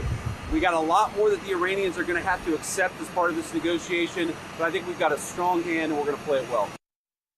Second thing Ghalibaf said, which again I found fascinating, is he said, we refuse to give up the right to enrichment. And I thought to myself, you know what? My wife has the right to skydive, but she doesn't jump out of an airplane because she and I have an agreement that she's not going to do that because I don't want my wife jumping out of an airplane. We don't really concern ourselves with what they claim they have the right to do. We concern ourselves with what they actually do. And I think the president's been very clear on the enrichment question. Lebanon is not part of the ceasefire. That has been relayed to all parties involved in the ceasefire. As you know, Prime Minister Netanyahu put out a statement last night in support of the ceasefire, in support of the United States' efforts, and he's also assured the president they'll continue to be a helpful partner throughout the course of the next 2 weeks. Well, at this point, you must understand both sides are using the same 2 weeks, but they are talking about two very different endgames. So on one side, you've got Donald Trump presenting this as a controlled pause, a window to lock in a broader deal. He's actually claiming military success time and again, as we have noticed, signaling that key objectives have been met and framing the ceasefire as conditional. And it's also a critical lever because the reopening of the Strait of Hormuz was a critical condition that Washington had categorically put forth. On the other side, Iran is not calling this peace because Tehran is calling it a pause under pressure. Basically, a tactical halt in defensive operations, not a commitment to end the war. It is asserting battlefield success, rejecting any suggestion of surrender, and crucially insisting that talks will proceed only on its own terms. We can't ignore the fault lines this morning. Washington says that they are actually actively working on an agreement, that they are hashing out the fine print with Iran. Tehran says principles are non-negotiable. The US wants Hormuz open without conditions. Iran is signaling controlled access under its own oversight. And with the violations that we have seen in Lebanon, the Strait of Hormuz, as we speak, remains shut. And the core contradiction here, you see, for Washington, 2 weeks is a countdown to closure. For Tehran, 2 weeks is leverage in order to renegotiate the battlefield into diplomacy without actually conceding any sort of strategic ground. So while this ceasefire looks stable on paper, while many had celebrated it yesterday as well, the word that you need to remember is cautious optimism. Because it is fragile in reality, we can't ignore that. Both sides believe that they are negotiating from strength, and currently, neither is signaling retreat. Pradeep Datta has been tracking the latest for us in Tel Aviv at the moment. He joins us with the latest roundup of all the action. Pradeep, to begin with, as far as Lebanon is concerned, currently with all that's going on, does it have the potential to derail this entire deal and this 2-week ceasefire that's been called off in order to hash out the finer print of what Iran has demanded? Yes, you're absolutely right. In fact, there are so many stumbling blocks that they need to clear before meeting each other on April 10th in Islamabad. And you rightly said they are just looking at the things from the position of strength. And that way they will not be able to reach anywhere, because when you are negotiating, you have to look into each other's point of view. And that's really very important. But here in this case, if you talk about one is the Lebanon. Lebanon is one issue that, in fact, Israel has already conveyed it, because so far as their security is concerned, they are not going to compromise on that, and already made it clear that ceasefire has nothing to do with Lebanon. Ceasefire can't be extended to Lebanon, while as Iran had been supporting Hezbollah for the last several decades. So they feel that if they will not extend ceasefire to that part, it will be betrayal on their part. So that's one of the reasons they are insisting that Lebanon should also be made the part of the ceasefire. American White House yesterday also had made it clear that Lebanon is not a part of the ceasefire. So now it should be seen that what will be the stance of Iran in this state, in this particular case, because already they've threatened that they will not be part of the negotiation if the ceasefire is not extended. So that is the main stumbling block. And the second is about the control over the Strait of Hormuz, because what actually the countries are insisting that, one, there should be safe passage, and second, there should be free passage. What Iran wants, that Iran wants their control over that region, and they also want to charge the toll tax. What actually the countries are not agreeing to. They say that what was the situation before war, the similar kind of a situation should be there, because they do not want to pay $2,000 billion to Iran while crossing from that side. Because already Iran has said that the area will be managed by their own army, their military will be managing that area. So nobody wants to concede their strategic position, and nobody wants to concede their strategic thing that they are having right now under their control. So that's one of the reasons. Now let's see what really will happen. But so far as the White House has made it clear, the 3-member team, which will be led by Vice President J.D. Vance, that will be leaving for Islamabad. And in Islamabad, for the first time, face-to-face, Iranians and the US people will be meeting each other. Because till date, we have seen it was through intermediaries that they had been talking. The exchange of message was going on. Like Pakistan was sending message to what actually the Iran had been saying to United States of America, and finally they were taking the message from their side and conveying to Iran. But now for the first time, they will be sitting face to face, because that really makes a difference. Because once you're sitting face to face, that things will get a little bit easy. But they have to iron out their differences, and that's really very important. See, let's hope that, against the hope that things are better, but they understand one thing, that ceasefire is important, not for Iran, not for US, but also for the Gulf countries. So everybody will like that this should remain. Let's see hope, because it's a litmus test, that 14 days window. Indeed, Pradeep, we'll continue to track all the finer developments with you. Well, that ceasefire headline is struggling to keep up with the reality on the ground as we speak. What we are seeing right now is not a clean pause in hostilities. It is a fragmented, contested truce with multiple theatres moving in different directions. Vishal Vivek is here to highlight the fractures as far as this temporary, fragile ceasefire is concerned. Let's go across to him with all the details in the newsroom. Well, there are many ways we can say that this is a fragile ceasefire and it's on a shaky ground. We'll look at a list of items that prove that this is far from, at the end of war. The first one is that Israel-Lebanon front is still active. US and Israel have collectively said Lebanon is not part of the deal. But what is interesting here is that Iran clearly says Lebanon must be included, and also the fact that Pakistan had said in the beginning, when the fragile ceasefire was announced, that ceasefire covers Lebanon. So this is a crucial point. There seems to be a big debate on this. And this other one is that strategic tensions still continue. Iran has closed Hormuz after the attacks on Lebanon. So this is another contentious point. And US had clearly stated that Hormuz will reopen as soon as the ceasefire deal kicks in. That has not happened.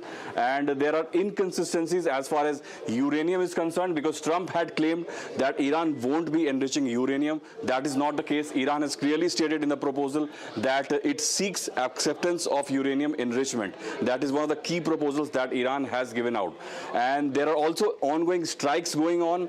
Saudi Arabia, UAE, Kuwait, Qatar, Bahrain, they've all reported attacks in the wake of the announcement of ceasefire. So these are some of the biggest highlights that seem to indicate that it is far from, the peace and calm in the area, and we'll have to have some more, detailings and some more talks as far as the ceasefire is concerned. It will take some time before we see the end of the war. Back to you.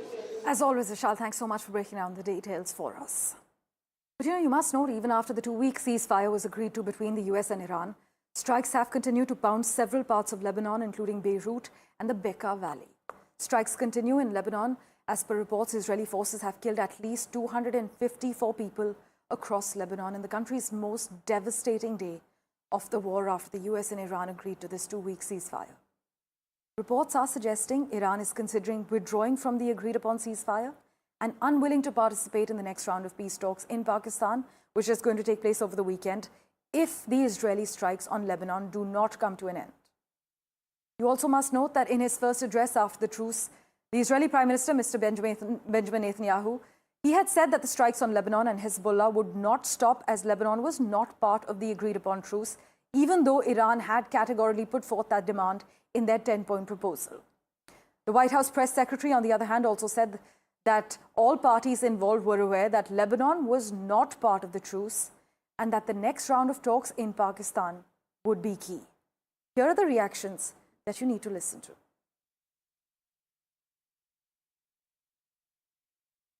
All right, we'll just line up those reactions for you.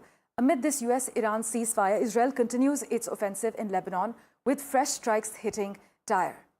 My colleague Nazir Masoodi is reporting from Ground Zero, where at least 8 people have been killed in this latest attack. Here's a ground report he sent across. Take a look. Massive explosions here in Nabatir amid raging war between Hezbollah and Israel. Israel wants to capture this land and turn it into a security buffer zone. But they are not, it's not, it clearly appears it's not only defeating Hezbollah or driving them out. They're destroying everything. Look at this marketplace.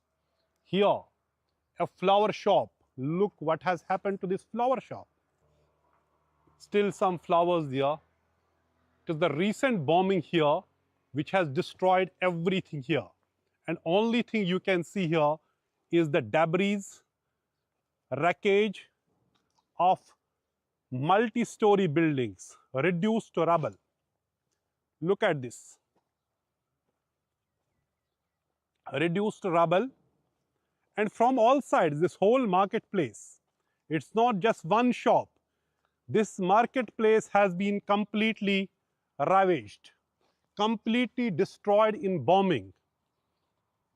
Look at again this multi-story shopping complex completely destroyed.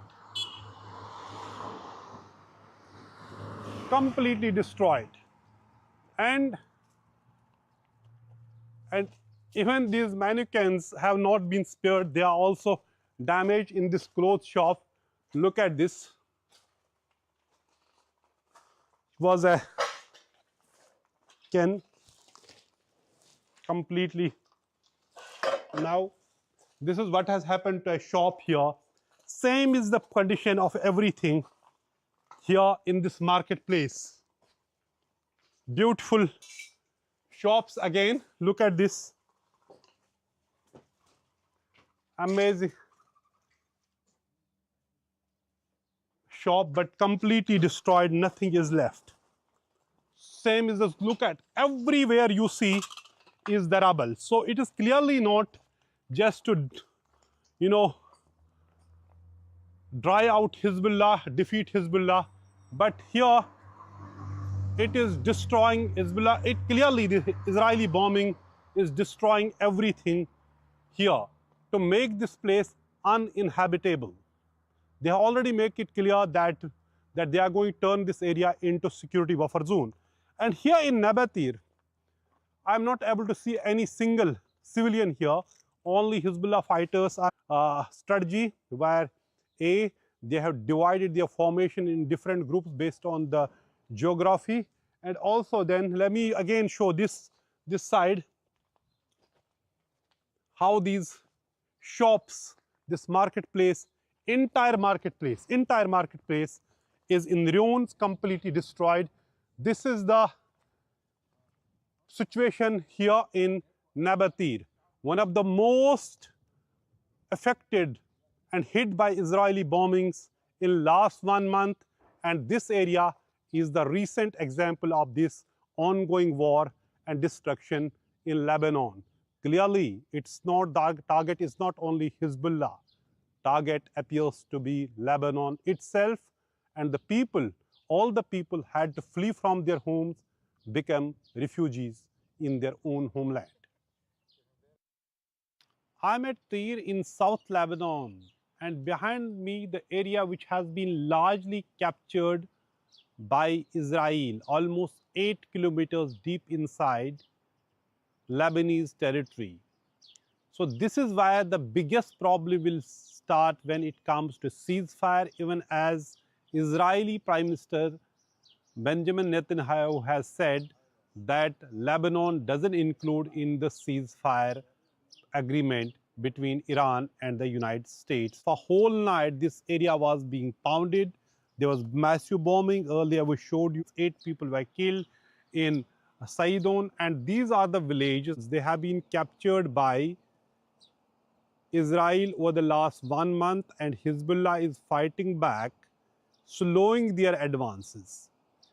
During the night, there was massive bombing there in this area, massive firefight also. And as you know, Israeli Defense Forces released those visuals, pictures showing detonating houses, destroying villages. It is the same area, same village here. So from Nakura onwards, several villages have been, destroyed, and Israel has classified, declared them as enemy locations and destroying them. And many are saying it is clearly a Gaza playbook which is being repeated here, which is being employed here in the South Lebanon also. Plan of Israel has been to isolate this area, so several bridges and roads have been destroyed, and they are trying now. When we see ceasefire has been announced, Israel clearly saying that Lebanon is not part of the ceasefire, so there have been massive bombing, and these areas continue to be under Israeli. Look, again, big explosion here behind me, I could hear. And then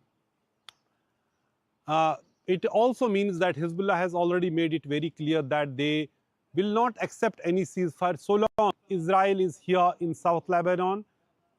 Hezbollah has said that they are going to, this resistance will continue so long occupation continues. So it is this area where this bombing is taking place.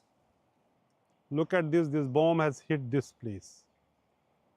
Bomb has hit this fresh bombing, it has hit here.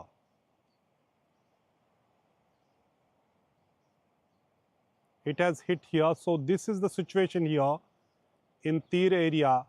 As we talk about this large area, we have seen it earlier in the visuals Israeli Defense Forces releasing, showing how they have destroyed villages after classifying them as enemy territories, so enemy locations. So very, very tense situation here. It continues, war continues here in Lebanon, despite a larger ceasefire announced by the United States and Iran, mediated by Pakistan. Iran has made it very clear, which also was mentioned in Pakistan Prime Minister Shahbaz Sharif's statement, that it has to be a larger peace. And Iran's peace doesn't include just ceasefire in Iran. They say there has to be ceasefire with its allies or the proxies here with Hezbollah, Houthis and others. So there has to be a general peace.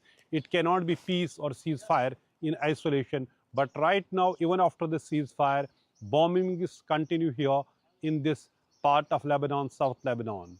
Entire South Lebanon, Nazir Masoodi for NDTV. Well, Lebanon has declared a day of mourning following a wave of Israeli attacks that killed at least 254 people, injured more than 1,100 in a single day. As the Lebanese Prime Minister said, to be mobilizing all of Lebanon's political and diplomatic resources to stop the Israeli killing machine.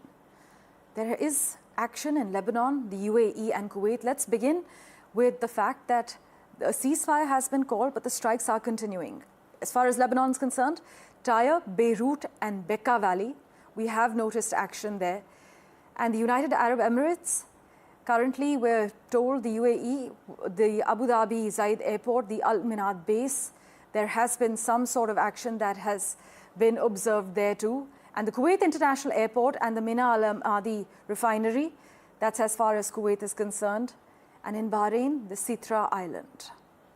This, as the Israeli Prime Minister Benjamin Netanyahu has categorically said that Lebanon was not included in the ceasefire between the United States and Iran. And as the US Vice President J.D. Vance has also said that they never made that promise.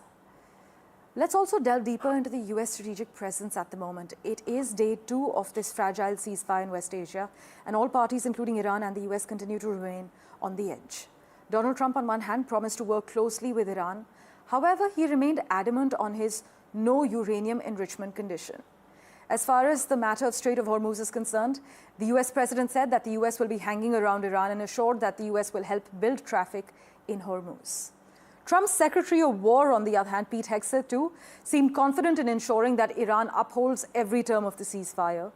But the Iranian response to the US has been equally strong.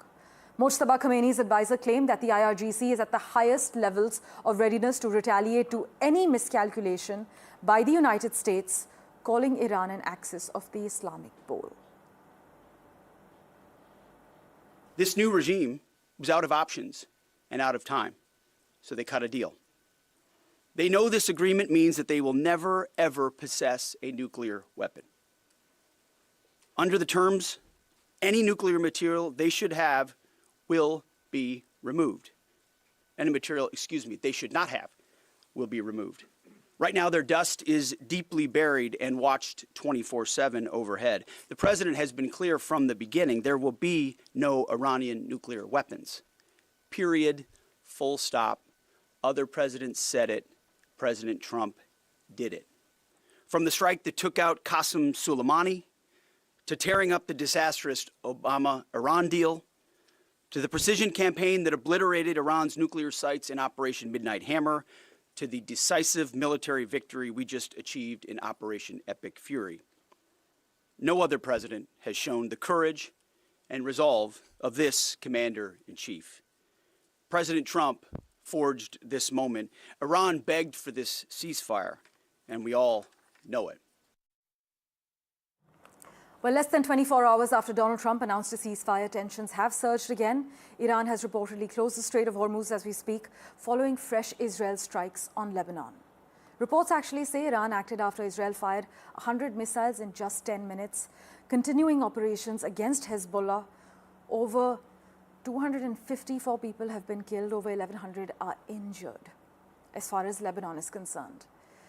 There's also outrage in Tehran. But for now, we have breaking news coming in at the moment. Let's just take you through the latest remarks coming in from the US president. Even as the ceasefire holds on paper, the messaging from Washington is anything but conciliatory. In a strongly worded post, Donald Trump has now made it clear that American military assets will remain deployed in and around Iran until what he calls a real agreement is fully enforced. This isn't the language of de-escalation, surely. This is spelled out in explicit terms as far as Donald Trump is concerned. The president is now drawing a red line, a hard red line, if I may say so. No nuclear weapons, guaranteed access through the Strait of Hormuz, and crucially also a warning that if compliance falters, military action will resume at a scale he claims would be far more intense. We also have a second signal that we can't ignore this morning, because the US is not stepping back. The US is actually saying they are maintaining operational readiness and keeping pressure on Tehran even during these negotiations are on.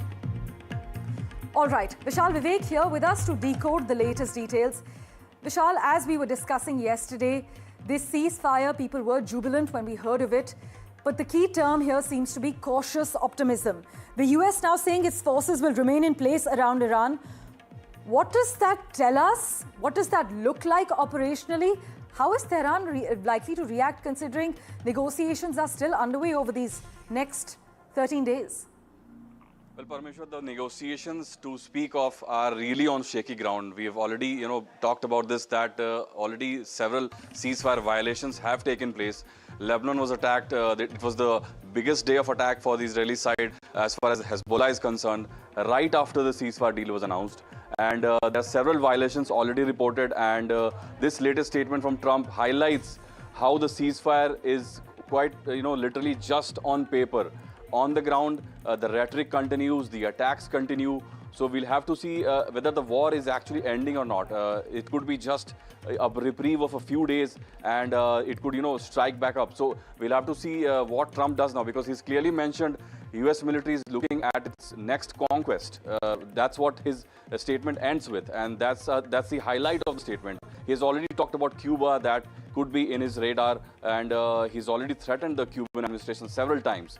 So whether it's Cuba or some other country, that will have to be seen. But as far as Iran is concerned, they are saying clearly, US president is clearly stating that the troops will be in the region. They are not getting out. And mind you, this was one of the conditions of Iran, that they want US troops to get out of the region. So if US continues reinforcements and the troops are still there, what conditions are being met and how we can say that there is actually a ceasefire? So big questions over all the conditions, all the 10 conditions. Absolutely. But as things stand at the moment, Vishal, reading from both sides, the narratives, the messaging that has emerged from both Washington and Iran, is it fair to say that the ceasefire is actually being negotiated under sustained coercive pressure rather than being negotiated in good faith?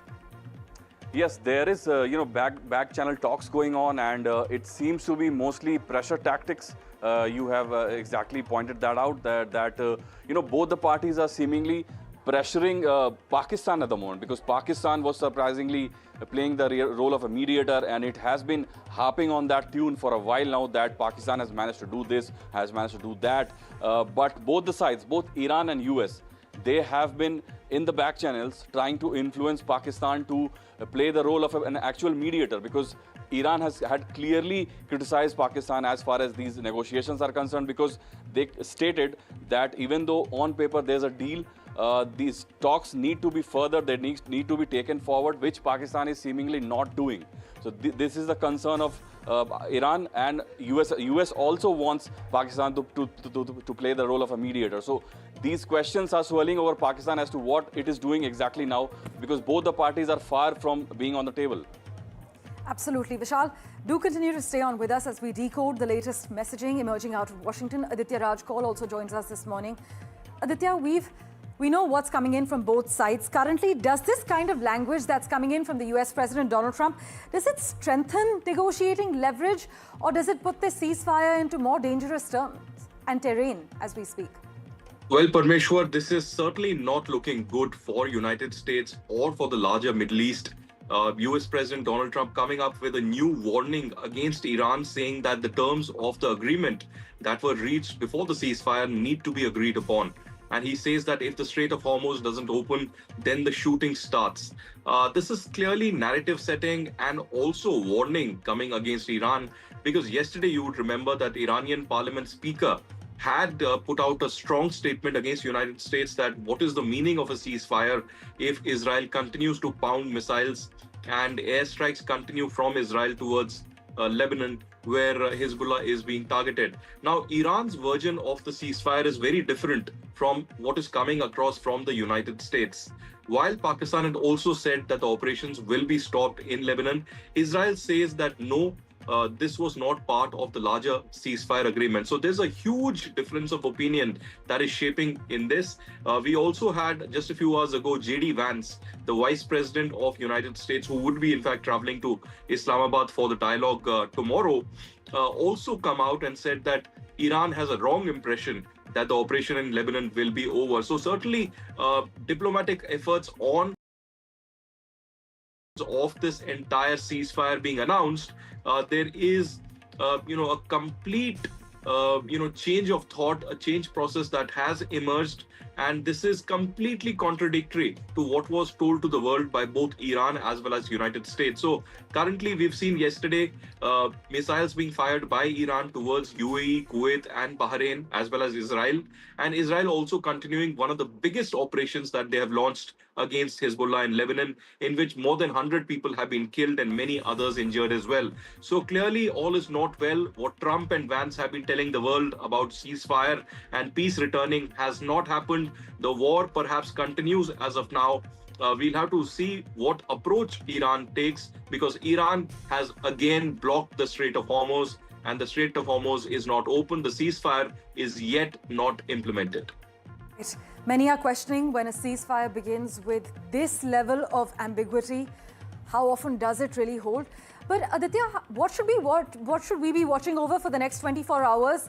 And just quickly, if you could cover, does the entire situation over Lebanon have the potential to derail this entire deal? Well, Parmeshwar, one has to see what kind of a structured dialogue takes place in Islamabad, because Pakistan may be going across to the world trying to say that Pakistan is a peacemaker, but that is not something that the world has seen Pakistan do in the last 3 to 4 decades. Pakistan is known as a nation of sponsoring terrorism and only bloodshed and violence across the world, especially in India and Afghanistan. So will Pakistan be able to broker peace between these countries? Because one knows that Assam Munir or Shehbaz Sharif are only trying to further the script and agenda and narrative of the Trump administration and not Iran. So will that be acceptable to Iran? As of now, there have been a lot of praises for Pakistan, but J.D. Vance, Steve Witkoff will be traveling to Pakistan, and we'll have to see if ceasefire really continues. Absolutely. As always, Aditya, thank you so much for joining us with the details at the moment. We'll, of course, revert to you for regular updates. On that note, we're slipping into a very quick break. The latest updates are lined up for you on the other side. My colleague Vasudha Venugopal joins you. Do stay tuned.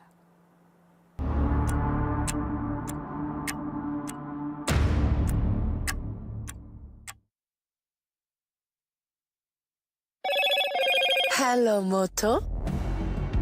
Motorola, India's leading AI smartphone brand. Motorola Signature, India's #1 camera phone. Grab Motorola Signature today.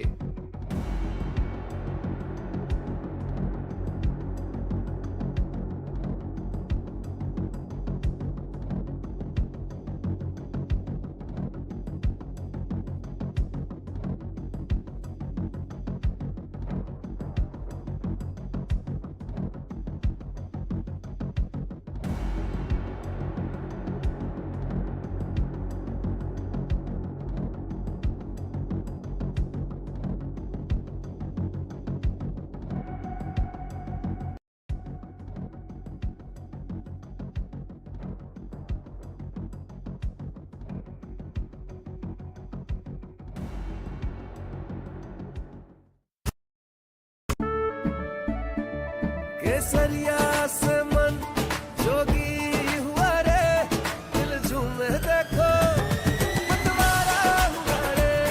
केसरिया से मन जोगी हुआ। हर पल मनाओ केसरी त्योहार।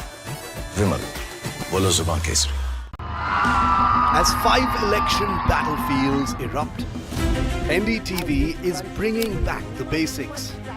India's elections in never-before light, where pure data drives the politics. Number crunching is in NDTV's DNA. So hold your horses before you reach any sweeping conclusion. Because elections plus data is NDTV. The NDTV election team ready and raring to go. The numbers came with Rahul Kaval.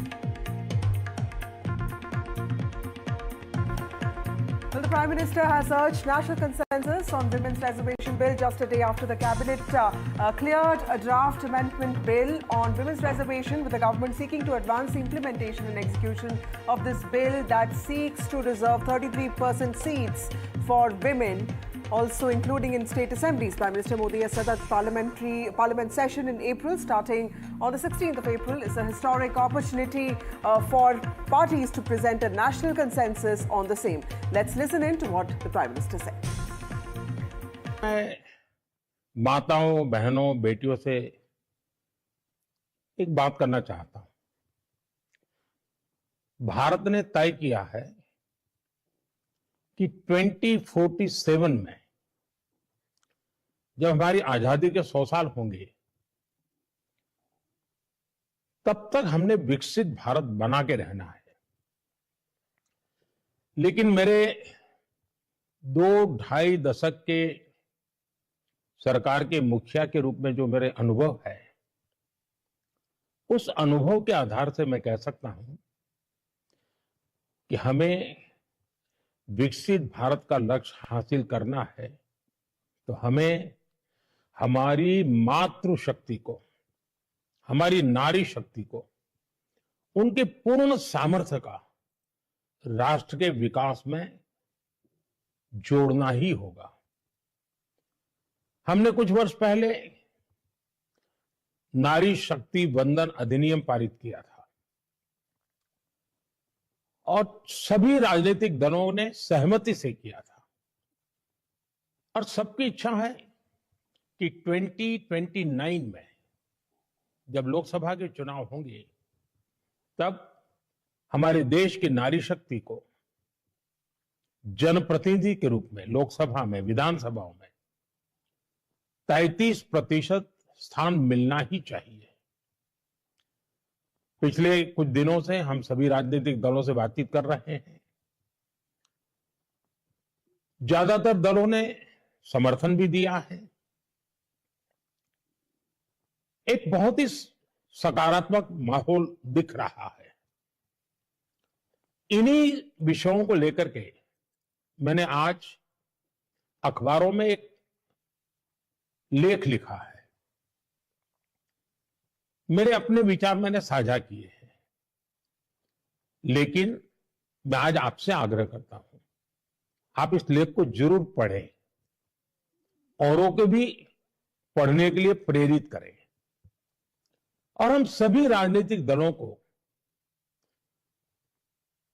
प्रेरित करें, उनका उत्साहवर्धन करें कि वो उमंग के साथ 16, 17, 18 संसद में इस विशेष काम के लिए जब हम मिल रहे हैं तो इसको पारित करें और सब मिल करके इसका जश्न मनाएं। चलिए, मैं ज्यादा समय नहीं लेता हूं, लेख पढ़ने के बाद आपके कमेंट जरूर मुझे मिलेंगे। बहुत बहुत धन्यवाद। Well, Prime Minister Narendra Modi has put out a video seeking national consensus on advancing women's reservation at the Lok Sabha level and also in state assemblies. My colleague Akhilesh Sharma joins us with more details on this. Akhilesh, this is going to be revolutionary in Indian politics. From 543 seats, we'll go to 816. Of this, 273 seats will be reserved specifically for women. Political parties are saying that they're going to support this, but clearly the Prime Minister wants complete consensus on this. Tell me, how exactly is the BJP planning its strategy for the special session of the Parliament? And to publicize the historical move by the Modi government to implement 33% women reservation from 2029 onwards. And for that purpose, a meeting was held by the BJP President Nitin Naveen with the BJP Chief Ministers. And apart from that, the Union Cabinet last night cleared the amendment bills to implement the 33% women reservation. And on 13th of April, Prime Minister Narendra Modi will be talking to the women across the country. And apart from that, on 16th onwards, also the BJP has also checked out an elaborate plan for the publicity and also for this historical move. Basudha. Okay, thank you, Akhilesh, for joining us with those details. We'll be keenly covering and watching that special session of the Parliament starting on the 16th of April. Moving on to other big news today, it's a blockbuster day for democracy.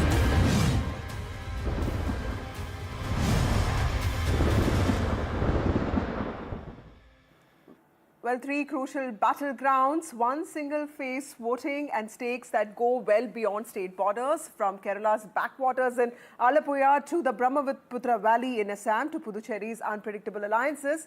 We are tracking turnout, flashpoints and the mood on ground throughout the day. Our reporters are out there and they're covering all the poll-bound states and union territory of Puducherry and from key swing constituencies to urban hotspots. We have my colleagues Vijay joining us from Puducherry. This is the place where TVK will have its first election. It's a triangular contest. We also have our other reporters, including Ritu, who's joining us, and Ratnadeep, who joins from Assam. Assam also an important poll-bound state. It's extremely crucial for Himanta Biswa Sharma's model of governance and, of course, Gaurav Gogoi's leadership. Stay with us for every twist in this decisive showdown. Starting with all the states, it's polling day in God's own country. Kerala, 140 seats at stake. They go to polls today. In fact, voting is already underway. 833 candidates in the fray. 2.71 crore voters will decide their fate. The three big questions the people of Kerala will answer today. Can the LDF led by CM Pinarayi Vijayan score a historic hat-trick in the state of Kerala, or will the Congress-led UDF make a comeback after 10 years of being out of power? And then the big question everybody has an eye on, can the BJP finally open its tally in the state of Kerala? Remember, many constituencies are expected to be triangular contests this time, but can BJP actually convert vote share into the number of seats? The stage is all set. Chief Minister Pinarayi Vijayan has already voted. So has K.C. Venugopal, General Secretary of the Congress Party. Leader of Opposition V.D. Satishan and Rajiv Chandrasekhar have also voted. Rajiv Chandrasekhar is contesting from Nemam this time. He's the BJP state president. V. Muralidharan, former minister, is also contesting. He's a BJP leader. He's contesting from Kayakutam. Let's first listen into what Rajiv Chandrasekhar, the most popular face of the BJP in Kerala, said today before voting. Bharatiya Janata Party State President for Kerala and Nemam constituency candidate as well, Rajiv Chandrasekhar. Thank you so much for speaking to NDTV, sir. Prime Minister just urged to come out in large numbers, in record-breaking numbers. Why are you calling these elections a decisive election? Because for the last 70 years, it has been, the state's politics has been controlled by, and people's fate has been decided by the CPM and the Congress Jugalbandi. And today we have a situation where the highest unemployment in the country is in Kerala. Highest inflation is in Kerala. Lowest investment is in Kerala. The healthcare and the education sector are broken. Children are migrating, doubling every year in terms of migration. So therefore, a lot about Kerala's politics is broken, and it is broken because of the lazy politics of the Congress and the CPM. And therefore, people want change. People are saying enough. People are saying we want our children to have a good future. And they have seen what Narendra Modi ji has done in India for the last 12 years. They have seen other states, how they are progressing. They are seeing how children are getting more opportunities in other states. So they want the same here. And it is a legitimate ask from the people of Kerala. And unfortunately for them, they were stuck with only CPM and Congress as options. And now for the first time, they see the NDA, the BJP as a real alternative for them, an alternative that is presented a Vikasita Kerala vision, a comprehensive roadmap for the growth and development of our state, which will create opportunities of jobs, it will create infrastructure investments, it will create reforms in education and healthcare. And so people are saying, look, enough is enough, we want to give BJP and NDA a chance. Will the change come in these elections, or this is preparations for the next upcoming? The change has already started because people have taken ownership of the need of change. It's not a political slogan. People are saying enough. People are saying we want change. People are saying we want development. In fact, joining NDTV. So 3 months, 4 times you have circled Kerala. And it's an interesting election day also. Yes. How do you see your possibility here? We hope that we will come back with 100+ seats, as I said, at the beginning of the election itself. Now we have been maintaining that trend. Everywhere there is a trend in favor of UDF. Across the state. Somebody told me that the first stage it was only in the northern districts. Now it is in the middle Kerala and south Kerala. There is a large level trend. Okay. What is the kind of numbers that you're looking at? We hope that we will come back with 100+ seats. 100+. Your throat has become weak. Has the campaigning ever become weak at some point of time? No, this time multiple times we have seen your throat getting. No, this time my throat is okay. It's okay. On the local body election, I had some problems with my vocal cord. Now it is okay. Now it is okay. Everything is all right. But I reduced my weight 4 to 5 kilo. And what is the final outcome that you see in terms of what you want to tell the people who are going to be casting? They have to participate in this democratic process. Okay. They will go for voting to the polling booths. Okay. Okay. Well, let's first tell you how important these elections are. 126 at stake in the state of Assam. Assam is specifically important because it also means referendum for Himanta Biswa Sharma's model of governance. This is BJP seeking a third term. Remember, the BJP came to power in Assam in 2016, but it was Sarbanan Sonowal who became the chief minister. Of course, the power then went on to Himanta Biswa Sharma, who was formerly with the Congress. He joined the BJP. He became the chief minister. This is Himanta Biswa Sharma seeking his second term on the basis of his narrative, his campaign that's driven not just by identity politics, but also on the larger narrative campaign around delimitation, infiltration, and also inclusive politics. Now, we'll have to wait and see how his fight with Gaurav Gogoi actually stands. Remember that Assam is extremely crucial for not just the BJP, but also for the Congress party. But the BJP on its own has never been able to hit the majority mark of 64. This time, this is the first assembly election happening after, of course, the delimitation exercise. So all eyes on what the results are. Let me also take you through what Kerala is all about. Kerala, 140 seats at stake here. And if you look at what happened last time, the LDF won 93 seats. This was LDF coming back to power and breaking that historical tradition of Kerala alternating between LDF and UDF. This was the COVID year. LDF led by Pinarayi Vijayan won 93 seats. UDF was reduced to 40 seats. So this has been 10 years of LDF, Pinarayi Vijayan in power.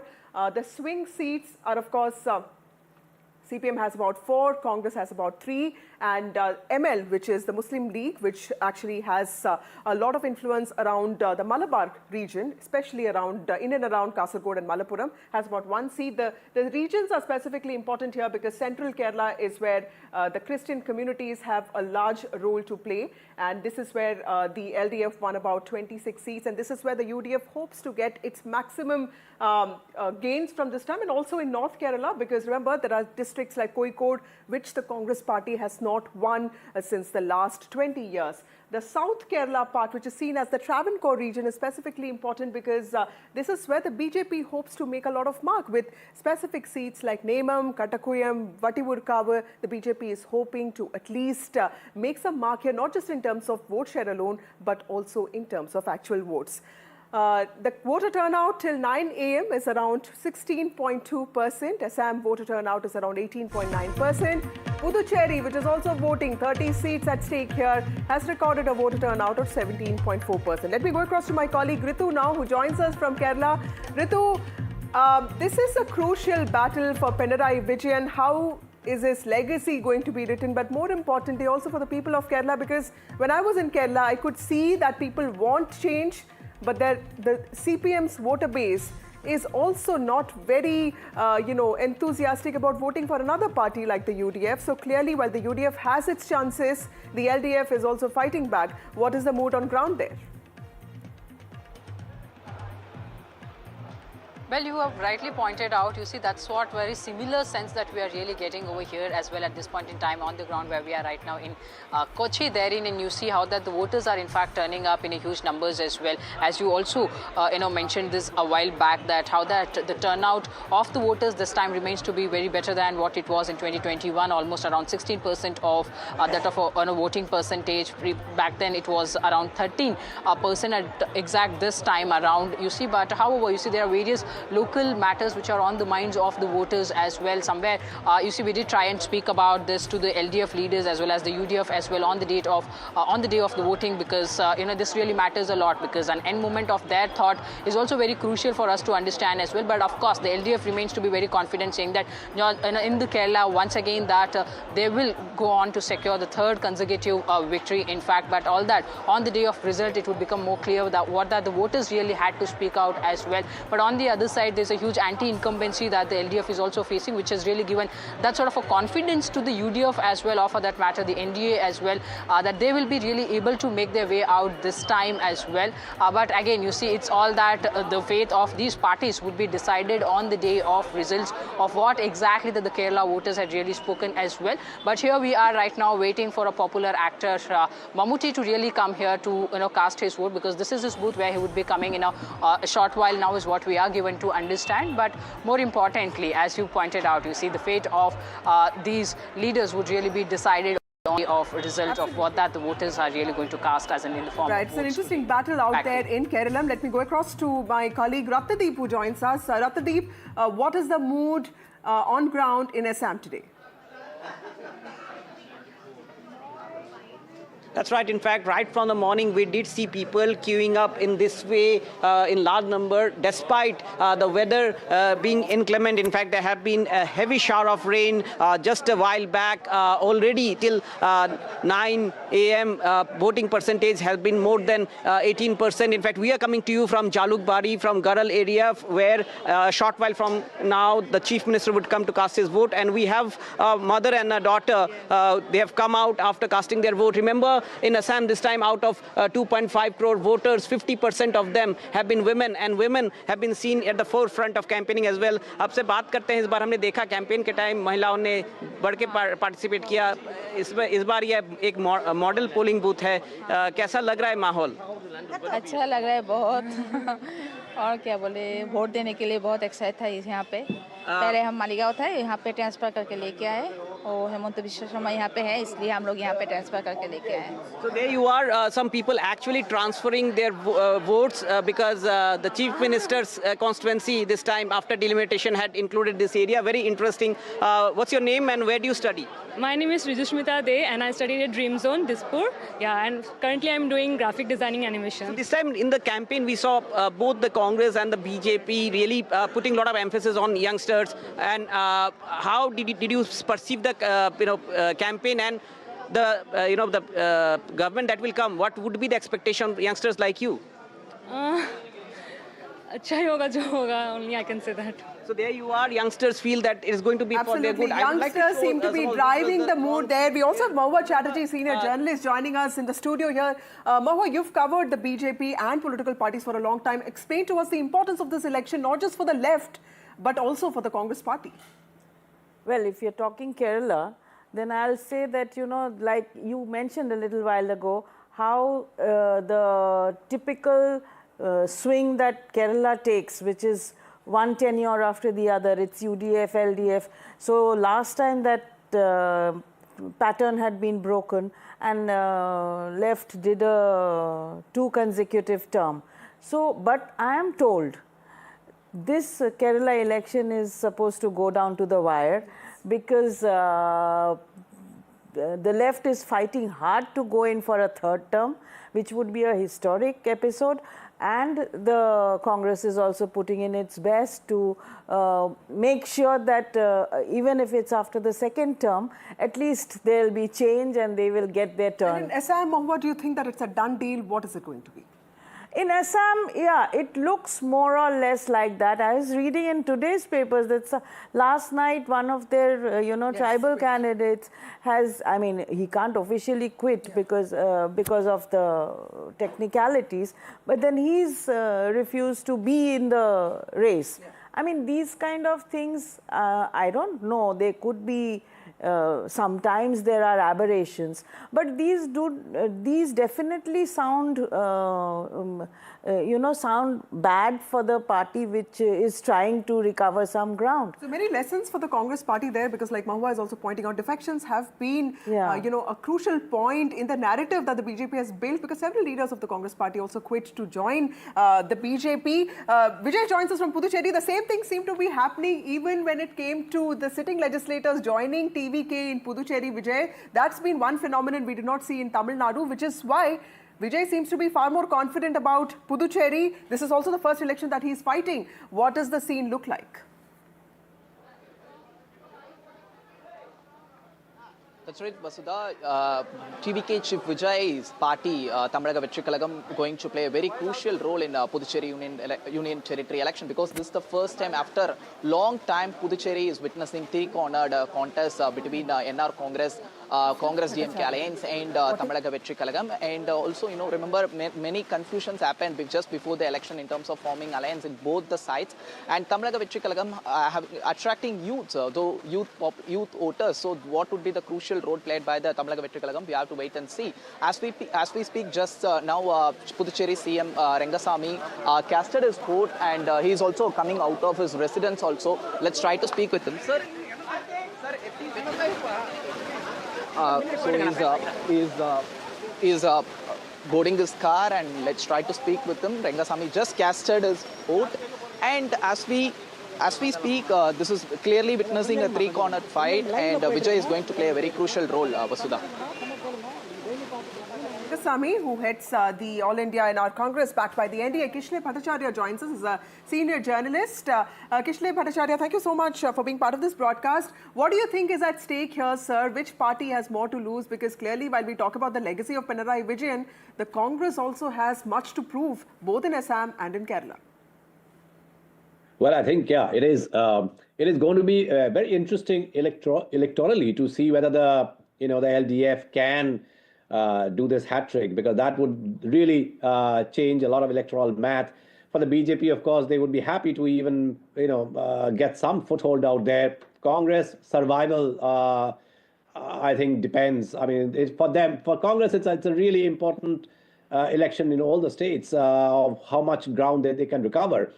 We are still in the realm of speculation till today. I mean, so we can speculate. I think elections are a day when we should be able to at least register that sense of celebration, as they say. And I would like to point out that in Assam, 20 years ago, 15 years ago, it was unimaginable for people to actually come out and vote without fear. Now that is an era that people have forgotten. However, we should have moved to a more peaceful era in Assam. Instead of that, I think the demagoguery has been so lowbrow, particularly with Himanta Biswa Sarma and the BJP, who seems to be on a good seat, on a good batting wicket, and yet the entire election has been so polarized. Absolutely. Using language which is absolutely unacceptable. There's a lot of impunity that was at play on the ruling party out here. And that Puducherry, on just a striking contesting note, at least in Kerala, all the parties came together on the last day of the polling campaign in part of this ritual called Kalashikutam, where all parties waved their flag. So that was something that was interesting to see. Probably that's also a sign of, states which invest a lot in educating people. But yes, thank you so much. I get your point. Thank you, Mahua, and thank you, Kishli, for joining us. It's time for a short break. More news and updates on the other side.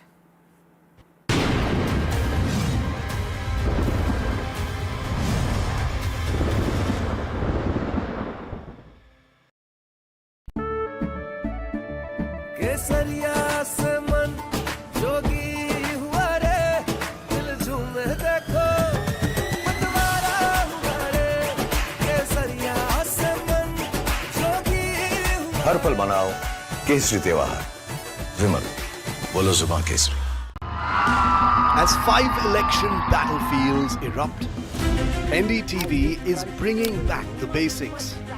India's elections in never-before light, where pure data drives the politics.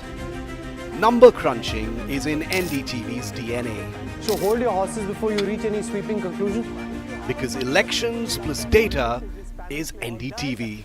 The NDTV election team ready and raring to go. The numbers came with Rahul Kaval.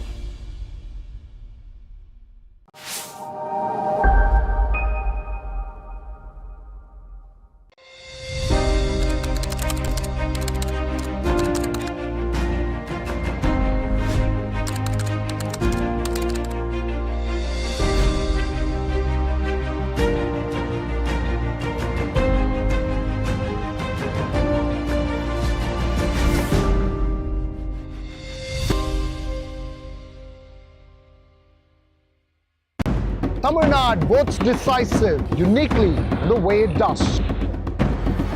Politics, power and cinema and all of that in an unprecedented Dravidian script. This is not an election easy to call. It never has been. And unravel grassroots conversations with the voices that matter. That's why we travel across Tamil Nadu to get you the real picture. From the OG of Indian elections comes the next big political blockbuster. Because Tamil Nadu votes only the way Tamil Nadu does. Tamil Nadu elections on India's original election voice.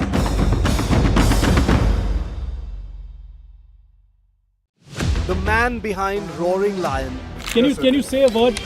Israel's warfighter.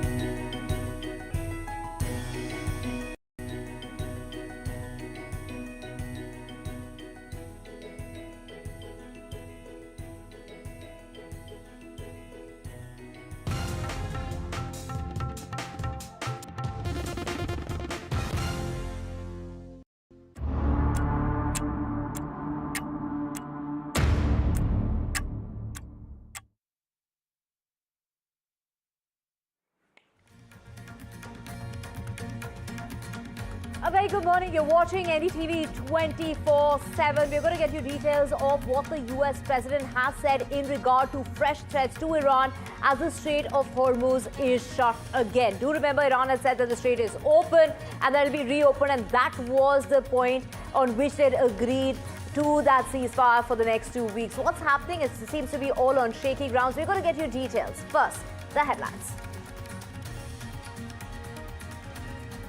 US President issues a fresh threat to Iran as the Strait of Hormuz is shut again, says the US military will stay around Iran till the ceasefire deal is implemented in full measure. That is what is being said, and adding that shooting will get, this is bigger and better if Iran does not comply with the deal. And that is what is being said in this regard.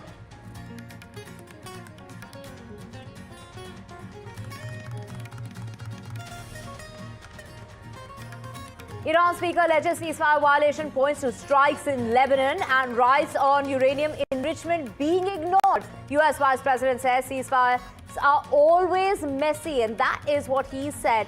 J.D. Vance there speaking on the matter.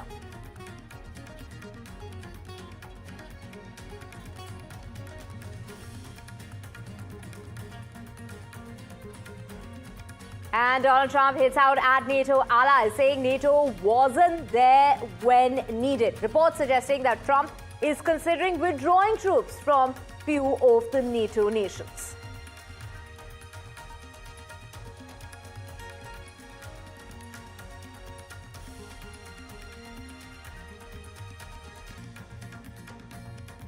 And Iran media says that the Strait of Hormuz is shut again due to continuing strikes in Lebanon. Iran blocks tankers once again at the choke point of the Strait of Hormuz.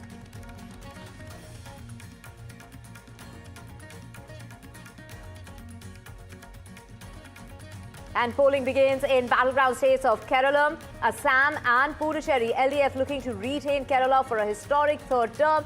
It's BJP versus the Congress that's been pitched in a battle in Assam.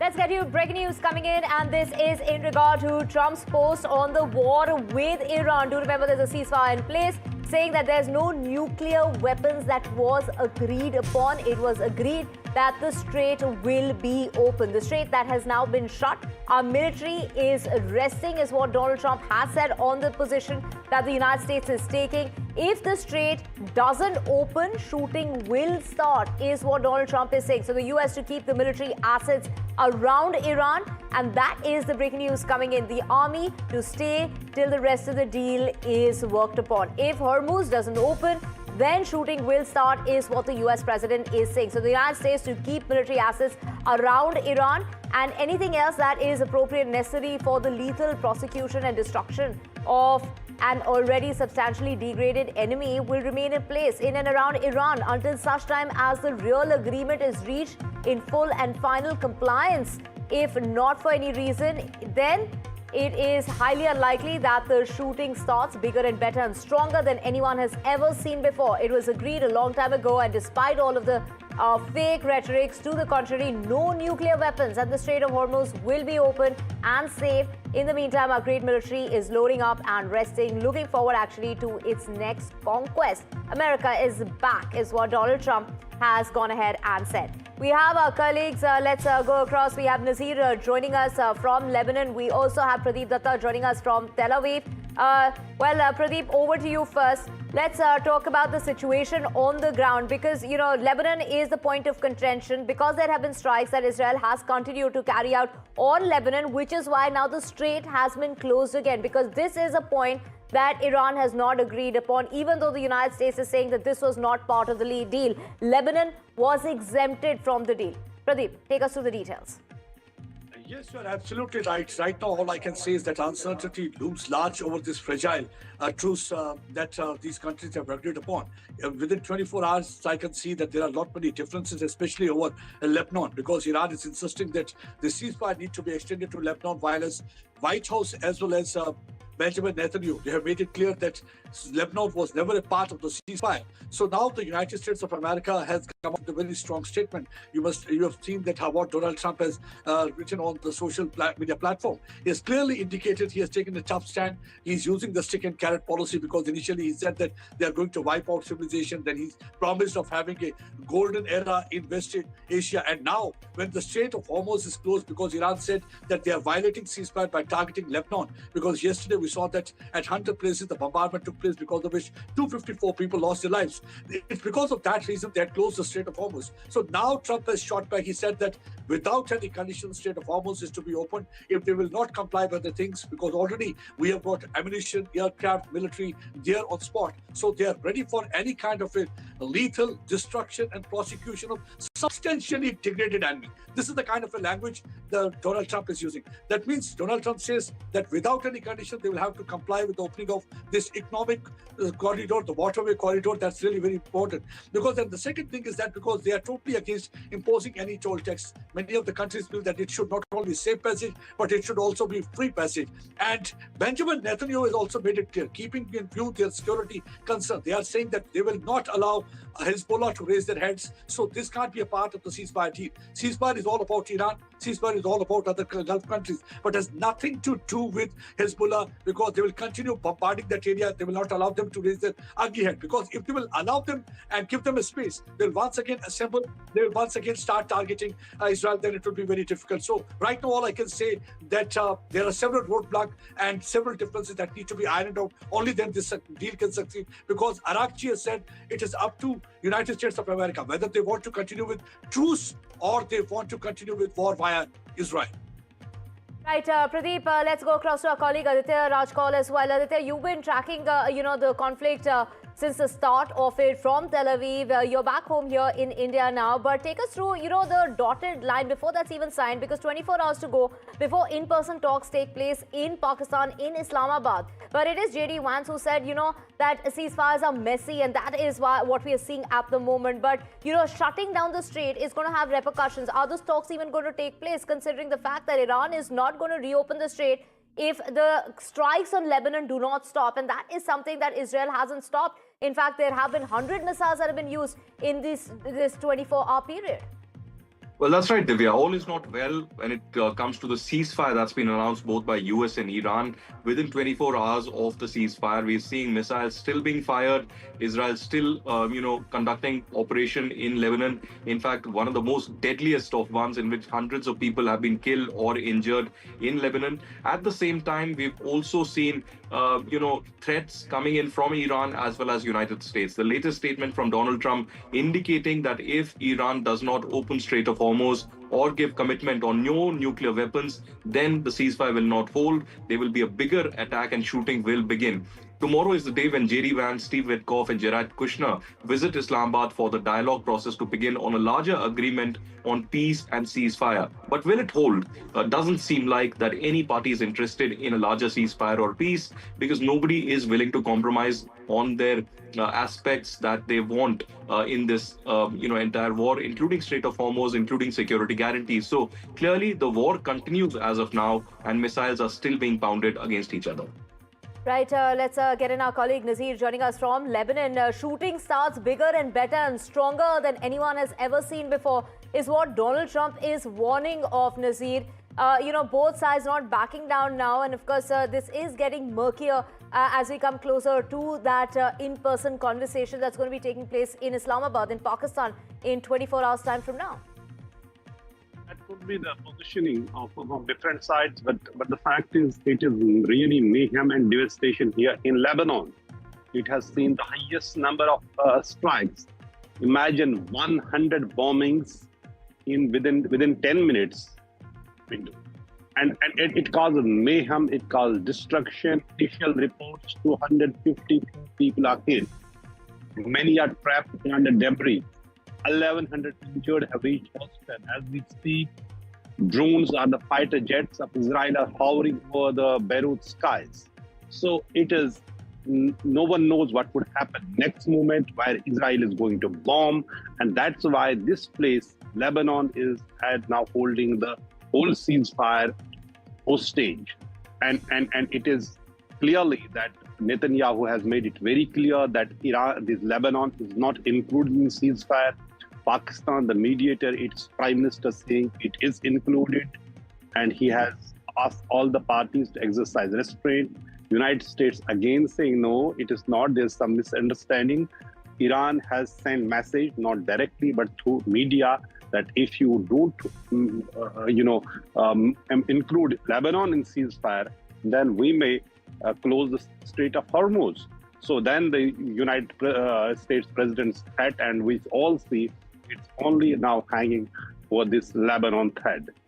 We have to Right, see a what happens. separate skirmish is what Donald Trump describes it as, and says, of course, it's part of the deal, which basically means that, you know, strikes will continue as far as Hezbollah and Lebanon is concerned. Nazir reporting from Lebanon. Well, we will keep coming back to Nazir, Aditya and Pradeep. Let's talk about the situation on the ground as we talk about, that ceasefire that has started as of yesterday for the period of 2 weeks' time. But it looks very shaky. A freshwater burst that is threatening that fragile ceasefire, with the US President Donald Trump there warning American forces will stay deployed around Iran until a real agreement is fully honored. Trump says any violation, which basically means this is closing off that strait, could trigger overwhelming military action. Military that is standing by, that is resting at the moment, is what Donald Trump has said, insisting on no nuclear weapons and a fully open Strait of Hormuz. Those are the two conditions that, the United States has agreed upon as far as that 2-week truce deal is concerned. The shooting starts if these terms are broken, is what Donald Trump has said. Meanwhile, Iran's parliament speaker has cast a doubt when it comes to those talks, calling the truce talks unreasonable, accusing Washington of breaching 3 key conditions, including continued Israeli strikes in Lebanon. He's also claimed that the United States breached 3 elements of Iran's framework, citing continued Israeli strikes, whether it's in Lebanon, a reported drone incursion into Iranian airspace after the truce deal was reached upon, and the US is, refusing to accept any uranium enrichment. Do remember, Vice President J.D. Vance of the United States has pushed back, calling it a misunderstanding and saying Lebanon was never part of the ceasefire. Like Donald Trump said, a separate skirmish, not part of the deal. In fact, it was made very, very clear. Vance there also taking an aim at Iran's uranium stance and saying that having a right doesn't mean it should be exercised under a deal. A sharp escalation in rhetoric. How threatening is this? Now threatening to derail the already fragile diplomacy. In fact, he gave, an example of, comparing this deal, having a right and not being able to exercise it, is something that he compared with his wife wanting to jump out of a plane and wanting to go skydiving. Listen in. I think the third thing that he said was Lebanon. Okay, and again, I actually think that is a reasonable misunderstanding, but neither us nor the Israelis said that that was going to be part of the ceasefire. Again, we're working with people to try to get through some of these things, but it's really fundamentally, we're on the right track. We got a lot more to do. We got a lot more that the Iranians are going to have to accept as part of this negotiation, but I think we've got a strong hand and we're going to play it well. The second thing Ghalibaf said, which again I found fascinating, is he said, we refuse to give up the right to enrichment. And I thought to myself, you know what? My wife has the right to skydive, but she doesn't jump out of an airplane because she and I have an agreement that she's not going to do that because I don't want my wife jumping out of an airplane. We don't really concern ourselves with what they claim they have the right to do. We concern ourselves with what they actually do. And I think the president's been very clear on the enrichment question. Lebanon is not part of the ceasefire. That has been relayed to all parties involved in the ceasefire. As you know, Prime Minister Netanyahu put out a statement last night in support of the ceasefire, in support of the United States' efforts, and he's also assured the president they'll continue to be a helpful partner throughout the course of the next 2 weeks. Right, Aditya Rajkal and Nazir back with us. Aditya, over to you in regard to the agreement that's reached upon. And of course, the people who will be involved in the agreement that's going to be taking place, hopefully, in Islamabad, in Pakistan, that's going to be taking place tomorrow. We do know J.D. Vance is going to be fronting it along with the son-in-law of Trump and Steve Witkoff, who all are going to be there from the Iranian side. Well, certainly it's not going to be an easy road for the ceasefire and the larger debate around how the deal would be reached in the next 2 to 3 weeks.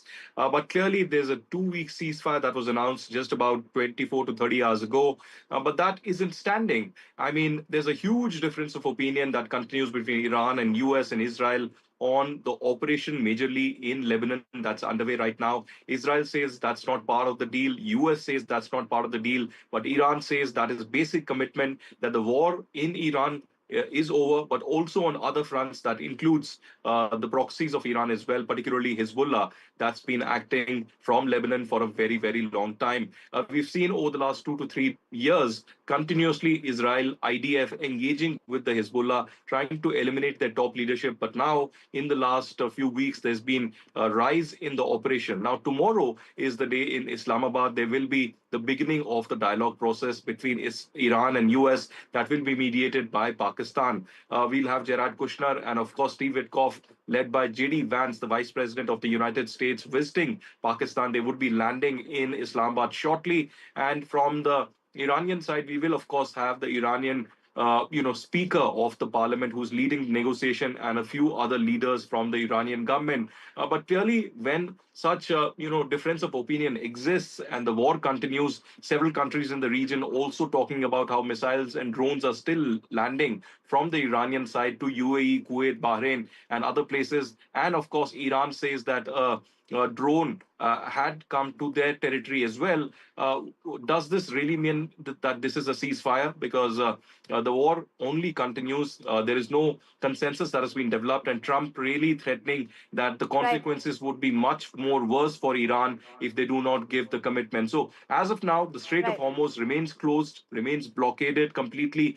There is no consensus on that. And the road ahead, as I said, would be very, very difficult to really hold. Right, Aditya, thank you so much for getting us those details. Let's just go across to Pradeep Datta joining us from Tel Aviv. Pradeep, that plan, the 10-point plan that Iran came up with was thrown out of the window, and then they came up with a more reasonable plan. They are the ones who agreed to opening the strait. And now, with the US there saying that Lebanon was never part of the deal, or it was made very clear that the bombardments would continue in Lebanon. That's a separate skirmish, like the President of the United States has been terming it. And yet we are seeing that Iran there has now closed the strait because they're the ones who opened it. They're the ones who came up with a reasonable plan. And not to forget, Netanyahu saying that they still have their finger on the trigger. And that is something that they're waiting for. They're saying that, Iran is weaker than ever before. So Israel, they're only towing the line because of the United States. And they're saying that we are continuing with our attacks on Lebanon because that was never part of the deal. See, Divya, what's still important for the success of ceasefire is the one that is commitment, and second is the consensus. But all these countries have failed to reach a kind of a consensus so far as the Lebanon is concerned. Because as you rightly said, that both White House as well as Israel is maintaining that Lebanon is not a part of the deal. And that's one of the reasons that right now the ceasefire seems only on paper, because both the sides keep on exchanging missiles on each other. We have seen that Operation Israel is continuing in Lebanon area, and the same way that many of the Gulf countries are being targeted by Iran, there are reports that drone attacks are continuing. So in such a situation, there is tomorrow's, in fact, the meeting has to iron out so many different differences that exist between these countries. So there's a very big task for J.D. Vance and his team, Witkoff and Kushner, who will be going to Islamabad for the first time, that they will be meeting face to face. Because till date, what we had seen, that the intermediary had been passing on messages to either side, and now it will be for the time first face to face that the Iranian delegates as well as the Americans will be meeting, and they will be trying to iron out difference. They will try to look into things. But look at the kind of a language that, in fact, that Donald Trump is using. It's a kind of a stick and carrot policy. Because why is it stick and carrot policy? Because sometimes he's very harsh towards them and trying to exert pressure on them. And then next moment, he is again putting out a message where he's trying to be very sweet. He said that we are going to wipe out civilization. Then he's promised a kind of a golden era there in Middle East. And now again, he's saying that we are there to prosecute and target substantially degraded enemy. So this is the language they are using. In such a situation, a little bit it will get difficult whether they have to reach any kind of a consensus. Let's see, hoping against the hope, because at the end of the day, it's going to be better for the world. Because already India has said that the only way forward is de-escalation, dialogue, and diplomacy. Otherwise, it will lead to death, destruction, and devastation. Right, thank you so much, Pradeep, for getting us all the very latest on the situation that continues to unfold before talks that are to take place on the 10th. That's tomorrow in Pakistan. Now, let's talk about the deal that has been worked upon. It was Donald Trump who said we have agreed to suspend the bombings for 2 weeks' time, and that was the announcement that was made on his social media platform, the Truth Social. Now, Iran on its side said the attacks have stopped and we will halt defensive operations. Do remember, the United States stopped, and therefore Iran said we are also going to be stopping our operations. Trump, they're saying this will be a double-sided ceasefire that's in effect for 2 weeks' time. This is a truce deal that was reached upon. Iran said this does not mean it's the end of the war. Now, Trump, they're saying that they have been met with, and they have exceeded all military objectives, and that is what is the claim that was being made by the United States side, that they have met with their objectives as far as their military objectives are concerned. In fact, they've exceeded those objectives as well. Iran saying our forces have achieved a historic victory, and that is the stand that Iran is taking. Trump saying almost all points of contention have been agreed upon, but at first, there was a 10-point peace plan that was, brought up by Iran, and that was thrown out. But they came back with another plan, which was more reasonable, which was agreed upon, in which they agreed to open the strait. So all these points were worked upon before, and of course, Pakistan was a mediator, taking those messages back and forth. Now, Iran there says talks are only going to take place on the basis of Iran's principles, and that is the key point here. Trump there saying that the 2 weeks pause is basically to finalize a peace deal. That is the stand that Donald Trump has taken. Now, the 2 weeks are to negotiate. The war can continue is what Iran is saying on their part. Now, Trump there saying you have to open the strait. Do remember yesterday the strait was open, and there was also a possibility of charging toll when it comes to the vessels that would be crossing Oman, and Iran, in coordination would be charging a toll is what was being worked upon, and then this ceasefire holds only if the strait is open. Now today, the strait has been shut by Iran because firing has continued. In fact, there are 100 missiles that were fired in Lebanon in a matter of 10 minutes. So now Iran there, that's saying that Strait of Hormuz access is under Iran's coordination alone. Trump there agreeing to suspend the bombing for 2 weeks, and the attacks that have, both sides have held off those attacks. But now, of course, is the point of contention, and this makes it very, very shaky. The ceasefire that's on shaky grounds, in fact. My colleague Vishal decodes it for us as to what can really transpire if those conditions aren't met. Well, there are many ways we can say that this is a fragile ceasefire and it's on a shaky ground. We'll look at a list of items that prove that this is far from, at the end of war. The first one is that Israel-Lebanon front is still active. US and Israel have collectively said Lebanon is not part of the deal. But what is interesting here is that Iran clearly says Lebanon must be included, and also the fact that Pakistan had said in the beginning when the fragile ceasefire was announced that ceasefire covers Lebanon. So this is a crucial point. There seems to be a big debate on this. And this other one is that strategic tensions still continue. Iran has closed Hormuz after the attacks on Lebanon. So this is another contentious point. And US had clearly stated that Hormuz will reopen as soon as the ceasefire deal kicks in. That has not happened. And there are inconsistencies as far as uranium is concerned, because Trump had claimed that Iran won't be enriching uranium. That is not the case. Iran has clearly stated in the proposal that it seeks acceptance of uranium enrichment. That is one of the key proposals that Iran has given out. And there are also ongoing strikes going on. Saudi Arabia, UAE, Kuwait, Qatar, Bahrain, they've all reported attacks in the wake of the announcement of ceasefire. So these are some of the biggest highlights that seem to indicate that it is far from, the peace and calm in the area, and we'll have to have some more, detailings and some more talks as far as the ceasefire is concerned. It will take some time before we see the end of the war.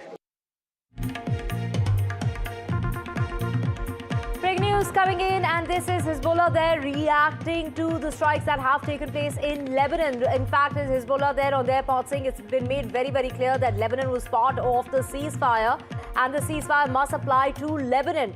And that is a position that was declared, and there's no ambiguity there. Iran there entering into a ceasefire on one front with others without ensuring that all other fronts subjected to this aggression imposed by the US and Israel are included. In fact, Iran will not accept entering into that ceasefire unless or until Lebanon was part of the deal, is what Hezbollah is saying.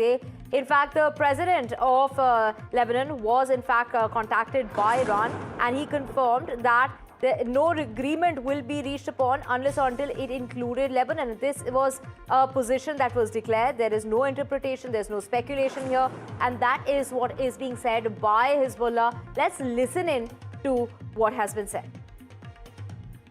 يحترم الإسرائيلي هذا الأمر أم لا يحترمه هذا شيء آخر، ولكن بالوثائق اللي تم التوصل لها، بالإعلان اللي حكي رئيس الوزراء الباكستاني، لبنان هو جزء من هذا الاتفاق، وبالتالي وقف إطلاق النار يجب أن يسري على لبنان كما يسري في أي مكان آخر. هذا كلام لا لبس فيه أبدا. وأضيف إلى هذا الكلام أن وزير الخارجية الإيراني عرقشي عندما اتصل بالرئيس بيري هو أكد له أنه نحن أي اتفاق سيكون، يعني هذا موقف معلن ليس فيه اجتهاد ولا تأويل ولا أي شيء، أنه إيران لن تقبل بأن تذهب إلى وقف إطلاق نار على الجبهة مع الآخرين دون أن تكون مشمولة كل الجبهات الأخرى اللي عم تتعرض لهذا العدوان المفروض من أمريكا وإسرائيل. Israelis honor this or not, whether they respect this matter or not, is another issue. But from the documents and from the announcement made by the Prime Minister of Pakistan, Lebanon was part of the agreement, and therefore the ceasefire must apply to Lebanon. And that is something that has just been said by Hezbollah. The Hezbollah officer there, talking on the matter, making it very, very clear that Lebanon was part of the ceasefire deal, and which is how this deal was reached upon. And it is impossible for Iran to have agreed to come into a ceasefire deal which did not include Lebanon, and that is something that the Hezbollah officer was just heard saying. So this official of Hezbollah there making it very clear as far as the stand, saying there is no ambiguity, there is no speculation in the matter. This is a position that is going to be made very, very clear as far as the Israeli side is concerned. Let's get in my colleague Vishal. Vishal, this is very contradictory to what the US president has said, what JD Vance has said. They have said that Lebanon was not part of the deal. That's a separate skirmish. But here we have the Hezbollah official there making it very clear that it was, Iran, as Foreign Minister Rakshi made it very, very clear to the leader of Lebanon that Lebanon is part of the deal and that there would be no strikes on Lebanon. Yes, Iran has made it quite clear that Lebanon needs to be part of the whole ceasefire deal, but that's not the case clearly, because even though Pakistan in the beginning also said Pakistan has, portrayed itself as one of the mediators, one of the key mediators, even Pakistan stated that Lebanon is part of a wider ceasefire deal, but that doesn't seem to be the case. The biggest attack that was mounted on Lebanese soil in the last 5 weeks of the war was yesterday, in the wake of the ceasefire deal's announcement. So it's on shaky ground, of course, and Hezbollah, right after the deal was announced, had indicated that even it was willing to lay their arms down and it was willing to work with authorities. But that doesn't seem to be the case. It doesn't seem to be happening because Israel wants to finish off whatever remains of Hezbollah's operations. Many splinter groups are still operational, and many reports indicate that Israel wants to use this opportunity to finish off whatever remains of Hezbollah. Hezbollah still has in its arsenal hundreds of thousands of rockets that it's still firing. So it will have to be seen how far Israel takes this forward, because many reports also indicate that Israel was not on board with the talks, with the ceasefire talks till the last moment. So Netanyahu was surprised when the deal was announced. Right, Vishal, Hezbollah making it very clear and reiterating what Iran has been saying, and therefore Iran has in fact taken action. They have shut down the strait because attacks have continued. We're talking about 100 missiles that have been fired in Lebanon in a matter of 10 minutes. There have been many casualties. Many people have been injured as well. Now let's talk about this 2-week ceasefire that was agreed upon between the two sides, US and Iran, that the strikes have continued to pound several parts of Lebanon, including Beirut, Tyre and also other parts, and the strikes have continued particularly in the southern part of Lebanon. And Israeli forces there, they have killed at least 254 people across Lebanon in the country's most devastating day of conflict after the US and Iran agreed to that truce, that temporary truce of 2 weeks. Now, reports are suggesting Iran is considering withdrawing from the agreed upon ceasefire and unwilling to participate in the next round of peace talks, which were to take place tomorrow in Pakistan, if Israeli strikes on Lebanon do not come to an end. In this first address after the truce, it's Israeli Prime Minister Benjamin Netanyahu who said that the strikes on Lebanon and Hezbollah would not stop, as Lebanon was not part of what was agreed upon in that truce. Now, White House press secretary has also said that all parties involved were aware that Lebanon was not part of the truce and that the next round of talks in Pakistan would be key. Will those talks even be taking place? Is that something that we need to consider at this point in time as far as the conflict is concerned? That ceasefire that's in place, but Iran there shutting down the Strait of Hormuz is something which is going to be the violation of what was really agreed upon here in the first place. So amid the US-Iran ceasefire, Israel that continues its offensive in Lebanon with fresh strikes hitting different parts of Lebanon. It is Nazir Masoudi, my colleague, reporting from Ground Zero, from the front lines, where at least 8 people have been killed in the latest attack. We're talking about more than 250 people who have been attacked in the last 24 hours alone. Minutes after US President Donald Trump's ceasefire announcement, Israel carried out a major attack here in Lebanon. This place is called Saidun in south of Lebanon, and several people have been killed here. It's a cafe which was targeted here, and it has caused a massive destruction. And Israeli Prime Minister Netanyahu has said ceasefire doesn't include Lebanon. So clearly Israel saying this ceasefire would not include Lebanon, so Israel will continue targeting Lebanon.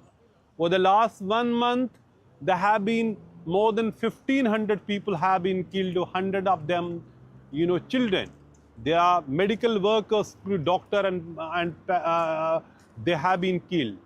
Journalists, even the UN peacekeeping force personnel. So this is the latest attack here in Lebanon, South Lebanon, when everybody was hoping that now the ceasefire has been announced and now the people's lives will be saved. But look at this, what has happened. It was a busy marketplace here in Saidun, but this is what is here. So always Israel talks about they are targeting Hamas, Hezbollah here in Lebanon. But clearly it would not be Hezbollah in every cafe and in this busy marketplace. And they would be killing and then claiming everybody is Hezbollah. So this is actually happening here again and again, and busy, congested places are being also targeted, marketplaces in the name of fighting Hezbollah. Most of the time we see innocent people are being killed. Hezbollah has been attacking Israel. They are also hitting the civilian areas. But here, as I can tell you, here in this area, busy marketplace, a coffee shop that has been targeted, in which there have been several people have been killed. Initial reports say 8. There are reports of more casualties. Several injured have been shifted to hospital. So when it comes to ceasefire, it's clearly not a good news for the Lebanon so far, as Israel has said that the ceasefire doesn't include Lebanon, and the attacks on Lebanon and civilian facilities here continue even after the ceasefire announcement. Right, thank you so much, Nazir, for getting us that report from the front lines in Lebanon. Do stay safe. And now it's day 2 of that fragile ceasefire in West Asia. All parties, including Iran and the United States, continue to remain on the edge. And as President of the United States, Donald Trump, on one hand, he has promised to work closely with Iran. However, he has remained adamant on his no uranium enrichment condition. On the Strait of Hormuz, Trump has said that the United States will be hanging around Iran and assured that the U.S. will help build up traffic in the Strait of Hormuz. Trump's Secretary of War, Pete Hegseth, too seemed confident in ensuring that Iran upholds every term of the ceasefire. The Iranian response to the United States' bravado has been equally strong. Mujtaba Khamenei's advisor claimed that the IRGC is at the highest levels of readiness to retaliate to any miscalculation by the United States, calling Iran an axis of the Islamic pole. Listen in to the reactions coming in. This new regime was out of options and out of time, so they cut a deal. They know this agreement means that they will never, ever possess a nuclear weapon. Under the terms, any nuclear material they should have will be removed. Any material, they should not have will be removed. Right now, their dust is deeply buried and watched 24/7 overhead. The president has been clear from the beginning, there will be no Iranian nuclear weapons. Period. Full stop. Other presidents said it. President Trump did it. From the strike that took out Qasem Soleimani, to tearing up the disastrous Obama-Iran deal, to the precision campaign that obliterated Iran's nuclear sites in Operation Midnight Hammer, to the decisive military victory we just achieved in Operation Epic Fury. No other president has shown the courage and resolve of this commander-in-chief. President Trump forged this moment. Iran begged for this ceasefire, and we all know it. Now, it's been 24 hours since the announcement that was made by Donald Trump. Tensions have surged again. Iran has reportedly closed the Strait of Hormuz following fresh Israeli strikes on Lebanon. Reports said that Iran acted after Israel fired 100 missiles in a matter of 10 minutes, continuing operations against Hezbollah. Over 250 people have been killed, hundreds have been injured, triggering an outrage in Tehran. Meanwhile, in a new twist, Iran may impose a $1 per barrel toll on oil passing through the Strait of Hormuz, possibly even demanding payments in cryptocurrency. There are also reports suggesting a potential US-Iran toll arrangement that could be reached upon, an unlikely partnership after weeks of conflict, 40 days of conflict. And here we have perhaps a deal which includes, charging that fee from the vessels crossing the strait. Here's the impact. Each tanker could pay between $300,000 to $3 million, with nearly 20 million barrels passing daily. Iran could generate around 250 million every single day. We're talking about $20 million every single day that Iran could earn just by the vessels crossing that strait. Let's listen in to what the White House and what J.D. Vance had to say. Well, with respect to the first reporting out of Iranian state media, the president was made aware of those reports before I came to the podium. That is completely unacceptable. And again, this is a case of what they're saying publicly is different privately. We have seen an uptick of traffic in the Strait today, and I will reiterate the president's expectation and demand that the Strait of Hormuz is reopened immediately, quickly and safely. That is his expectation. It has been relayed to him privately that is what's taking place, and these reports publicly are false. Well, we've already seen an increase in traffic today. Hopefully we'll see an increase in traffic tomorrow. We actually think that we are seeing signs that the straits is starting to reopen. I think you guys have probably seen oil prices have come down, so I think the oil markets, the gas markets are seeing the same thing. But the president's been very, very clear. The deal is a ceasefire, a negotiation. That's what we give. And what they give is the straits are going to be reopened. If we don't see that happening, the president is not going to abide by our terms if the Iranians are not abiding by their terms.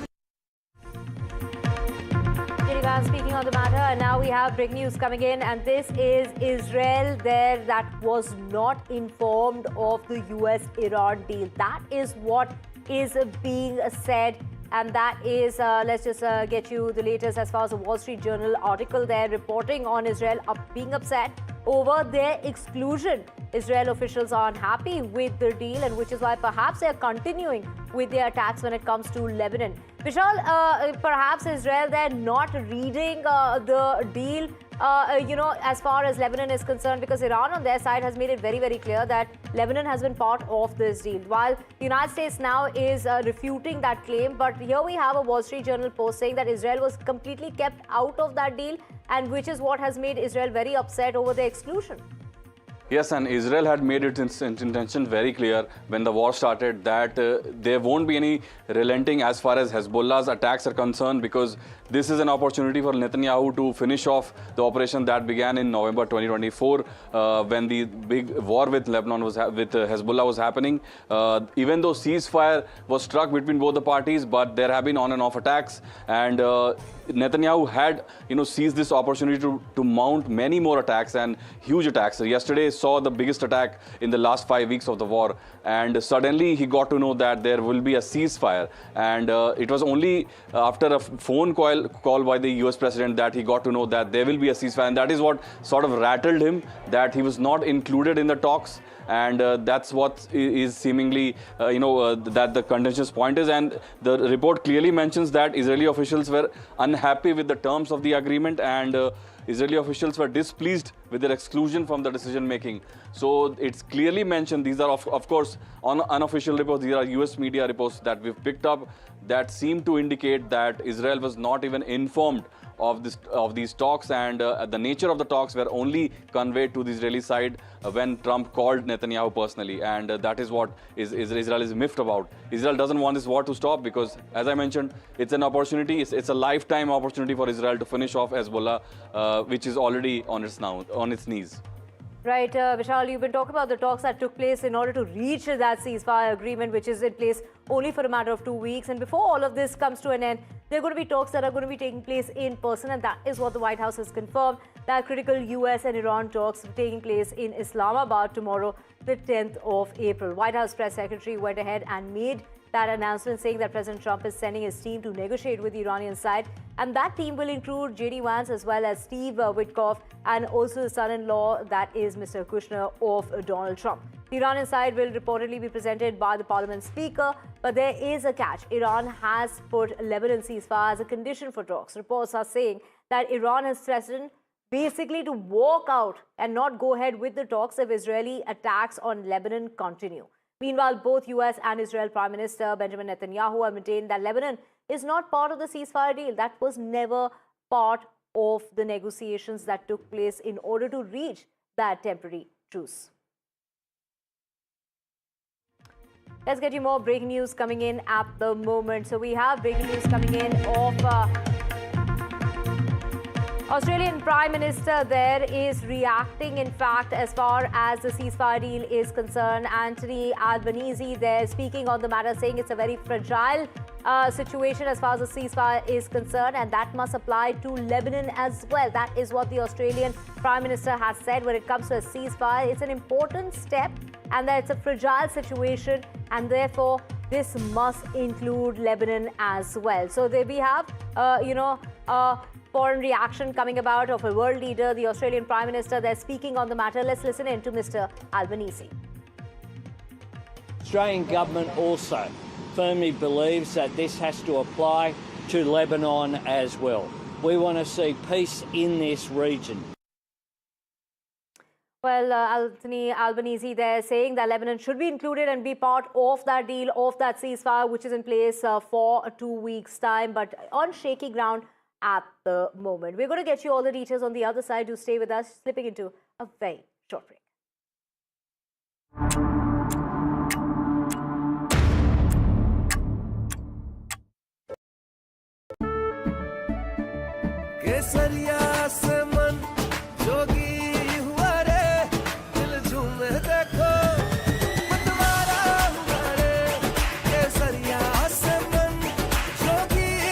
हर पल मनाओ केसरी त्योहार विमल बोलो जुबान Kesari.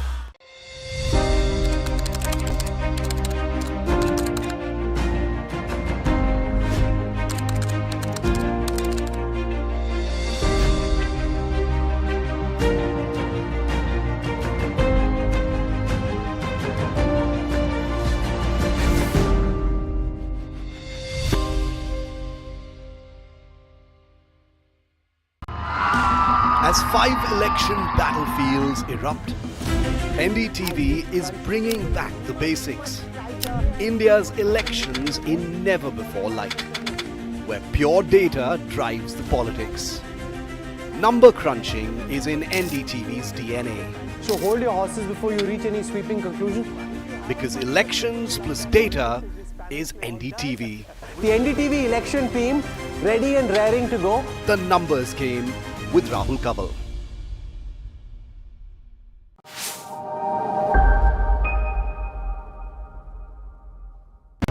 Tamil Nadu votes decisive, uniquely the way it does.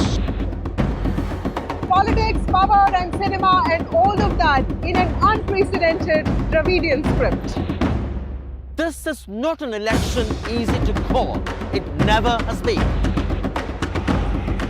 And unravel grassroots conversations with the voices that matter. That's why we travel across Tamil Nadu to get you the real picture. From the OG of Indian elections comes the next big political blockbuster.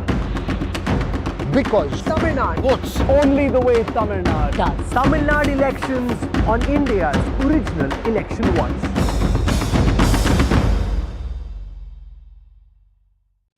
The man behind Roaring Lion. Can you say a word? Israel's warfighter Prime Minister on NDTV. I spoke to our great friend, Prime Minister Narendra.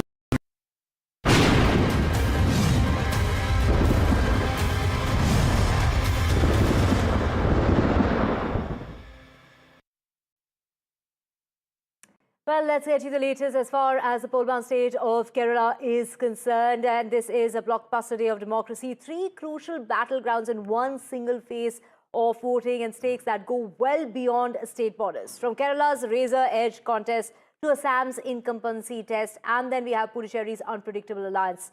We will be tracking the turnout, the flashpoints, and the mood on the ground throughout the day. Our reporters are fanned out across all 3 regions, from key swing constituencies to urban hotspots, bringing you real-time updates, voter voices, and trends that could decide who holds the power when the votes are counted. Stay with us for every twist as far as this electoral showdown is concerned. Let's begin with Assam. The high-stakes poll contest in Assam kicks off today as sitting Chief Minister Himanta Biswa Sarma aims to make it a hat-trick for the BJP in the state. While Gaurav Gogoi-led Congress team is looking to return to power, we have visuals surfacing this morning of the Chief Minister offering prayers, eyeing a 3rd term in office. Now, Assam's votes today in a very high-stake battle with all 126 constituencies going to polls and over 2.5 crore voters deciding the state's future. This is the first state election after 2023's delimitation with 722 candidates in the fray,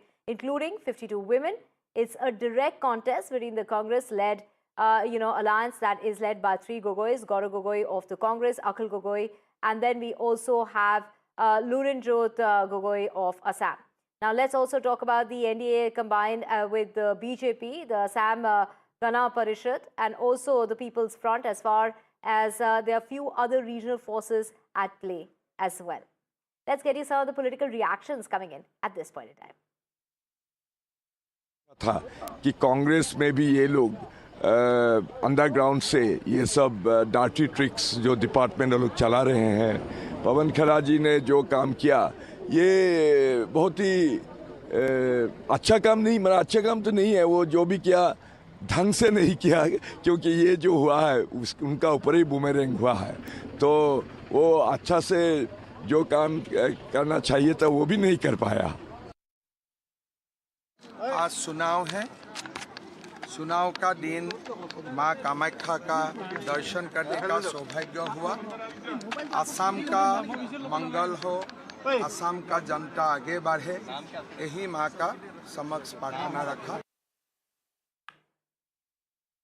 Right, this is, of course, a very high-stake battle that is taking place in Assam. Of course, the BJP voting a 3rd term with the Chief Minister Himanta Biswa Sarma there, eyeing that 3rd term of the BJP. But Gaurav Gogoi there hoping to make a comeback in Assam. So we are talking about this is the first state election after the 2023 delimitation with 722 candidates in the fray, including 52 women. It's a direct contest between the Congress-led, this is the alliance between the 3 Gogois. And then also we have, of course, the NDA combined of the BJP and the Assam Gana Parishad. Also, in talks with regional forces that are also in the fray.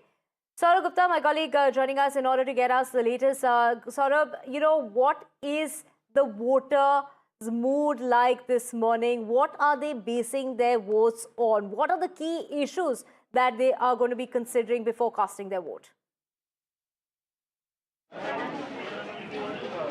Well, lots of issues. The poll campaign has been an intensely heated one with lots of allegations from both sides. But I am in the Binakandi assembly seat, which is where there's a different kind of battle, because here, of course, the primary player, the main political force, happens to be the AIUDF, which is, of course, Badruddin Ajmal's party. And that's why this particular seat, Binakandi, becomes more interesting given that he himself is the candidate. But the weather today has been somewhat of, contrasts from a heavy shower in the morning to bright and sunny now.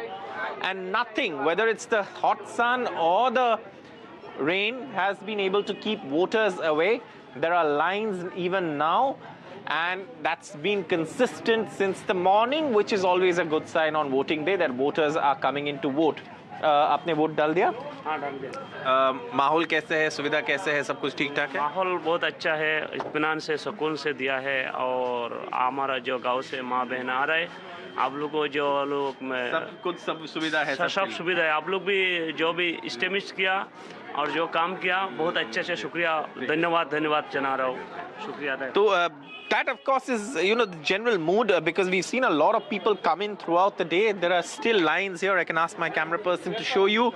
The rain hasn't been a dampener. The sun hasn't kept voters away. People are coming in to vote, and that's the most important thing. There's a lot of security. And, you know, this is interesting. I found this here. I've covered so many elections, but just a little away, you know, as soon as you reach that important distance, there are a lot of food stalls. So it's become a sort of a picnic for people who are coming in to vote, and then, you know, just getting some food and then going home. And a lot of people are coming with their children and all as well. So interesting day. People are coming out to vote. People are enjoying their time. And Badruddin Ajmal is also expected at some point to come in and cast his vote here. But it's a very, very intensely heated political campaign that has come to an end with voting day. Voters today are making up their minds, and we'll know which way they've decided when the results are counted. Saurabh, thank you so much for getting us details of the issues that are plaguing the voters this morning. And also, my colleague Janinder spoke with Gaurav Gogoi. Let's listen in to the Congress leader. बड़ी जिम्मेदारी आपके कंधों पर है गौरव। नतीजे तो 4 मई को आएंगे, लेकिन अपनी तैयारी से, अपने होमवर्क से आप कितने संतुष्ट हैं? देखिए, काफ़ी हद तक हमने मेहनत की है, और लोगों ने जिस प्रकार से हमें आशीर्वाद दिया है उसके प्रति हम असम के लोगों के प्रति कृतज्ञ हैं। और आज मतदान का दिन है। मैं चाहता हूं कि सभी असम के लोग आएं और एक नई असम की सपने को साकार करने में अपना महत्वपूर्ण वोट आगे बढ़ाएं। कितना भरोसा है, कितनी सीटों की जीत का भरोसा है? हमने बड़े बड़े दावे चुनाव में देखे, बीजेपी की तरफ से 90 पार, नतीजों से ठीक पहले, वोटिंग से ठीक पहले आपके कांग्रेस अध्यक्ष ने 72-73। Well, switching tracks from the poll-bound state of Assam to the poll-bound state of Kerala, that is also casting its vote today. Well, this is, of course, a high-stake battle that is taking place in the state of Kerala as well. So let's get you the very latest from the poll-bound state and get you, where, as far as the polling day is concerned, in God's own country, 140 constituencies going to polls with 833 candidates in the fray. 2.71 crore voters deciding their fate, and the 3 big questions that the people of Kerala will answer today. Can the LDF led by the Chief Minister Pinarayi Vijayan score a historic hat-trick in Kerala, or will the UDF make a comeback after 10 years of the left in power? And the last question everyone will have an eye on, can the BJP open its tally in the state of Kerala? The stage is set from the Chief Minister to the LOP, the Leader of Opposition. Well, we have my colleagues, we have Radhika Ramaswamy and Ritu joining us as well. Ritu, over to you first in regard to the issues that are plaguing the voters this morning. What would they be basing their votes on? Well, you see all that an important day for the Kerala. You have the voters turning out in a huge number. You see it's almost around 11 o'clock, and it's usually, you see, the Kochi is not a place that it's cool that way, but of course the sun is all out. It's quite a heat, and the humidity as well, and it's been a good number so far, all that the voters who have really turned up in a huge number, almost around 16% so far. So that has been a very good start here in the Kerala.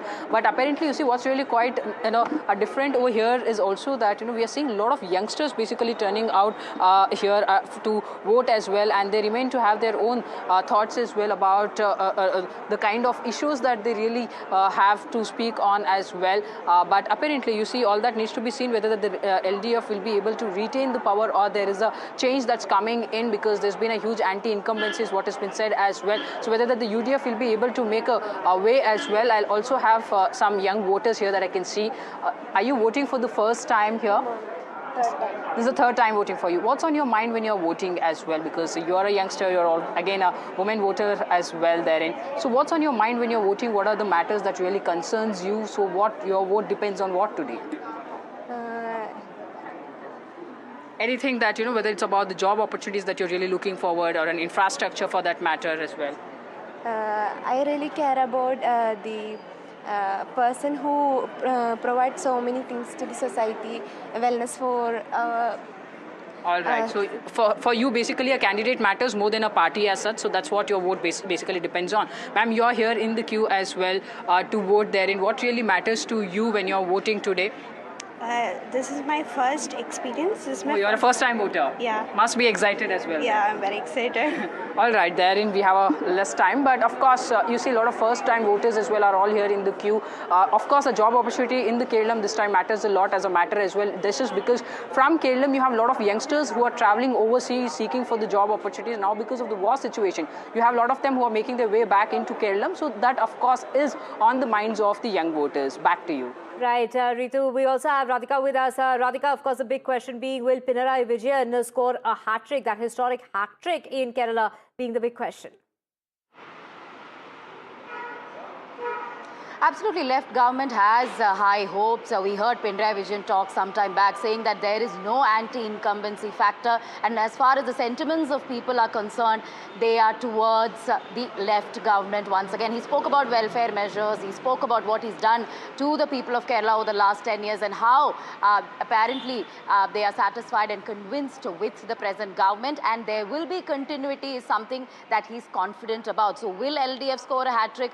Will UDF come back to power? Will BJP be able to make some sort of inroads in terms of double-digit numbers, which they want at this point? They don't have a single assembly seat now, but double digits is something they're hoping for. We'll have to see how that pans out. Now, we have a few voters here, but apparently I have to hand back. So, yes, we'll see how things pan out in the next few days, or rather by end of today, but it will be a tightly contested contest. Absolutely. Voting that started at 7 o'clock in the morning will go on till 5 o'clock this evening. And of course, counting that's going to be declared only on the 4th of May. We will keep tracking what's happening in Kerala as well as Assam and Puducherry. For now, sitting under a short break. Thank you so much.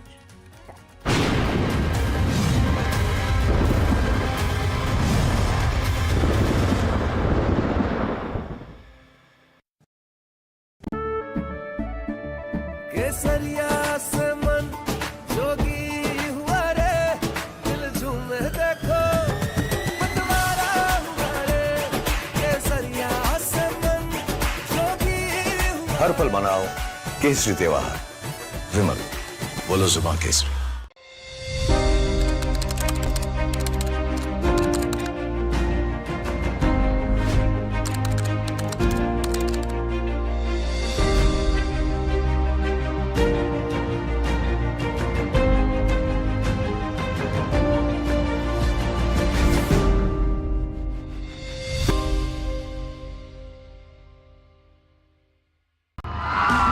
As 5 election battlefields erupt, NDTV is bringing back the basics. India's elections in never-before light, where pure data drives the politics. Number crunching is in NDTV's DNA. So hold your horses before you reach any sweeping conclusion. Because elections plus data is NDTV.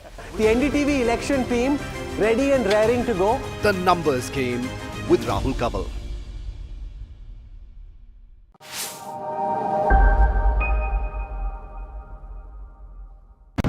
Tamil Nadu votes decisive, uniquely the way it does.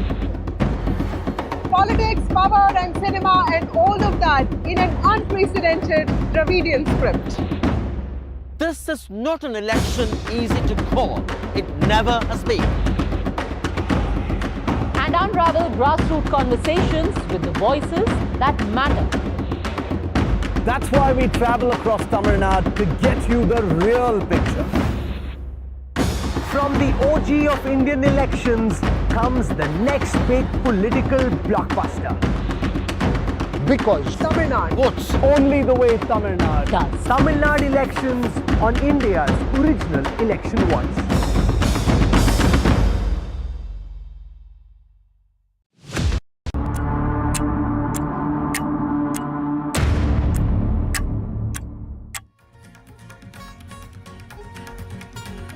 US President Donald Trump there is issuing a fresh threat to Iran as the Strait of Hormuz is shut again. Says the US military will stay around Iran till the ceasefire deal is implemented in full measure, adding that shooting will get bigger and better if Iran does not comply with the deal. Iran speaker alleges ceasefire violations, points to strikes in Lebanon and riots on uranium enrichment being ignored. Well, it is J.D. Vance, the U.S. Vice President, saying ceasefires are always messy. Iran media says the Strait of Hormuz is shut again due to continuing strikes in Lebanon and Iran blocking tankers once again at the Strait of Hormuz. And Donald Trump hits out at NATO allies, says NATO wasn't there when we needed. Reports suggesting that Trump is considering withdrawing troops from few of the NATO nations as well.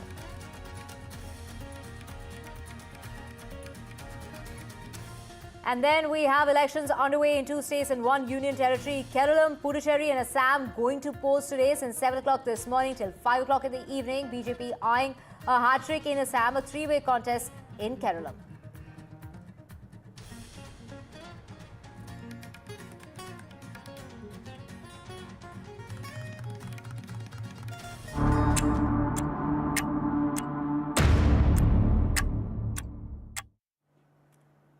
A fresh war wars has threatened the fragile ceasefire. This is the US President Donald Trump warning American forces will stay deployed around this is Iran until a real agreement is fully honored. Trump says any violation could trigger overwhelming military action, insisting on no nuclear weapons and a full open as far as the Strait of Hormuz is concerned, warning, and I quote, the shooting starts if terms are broken.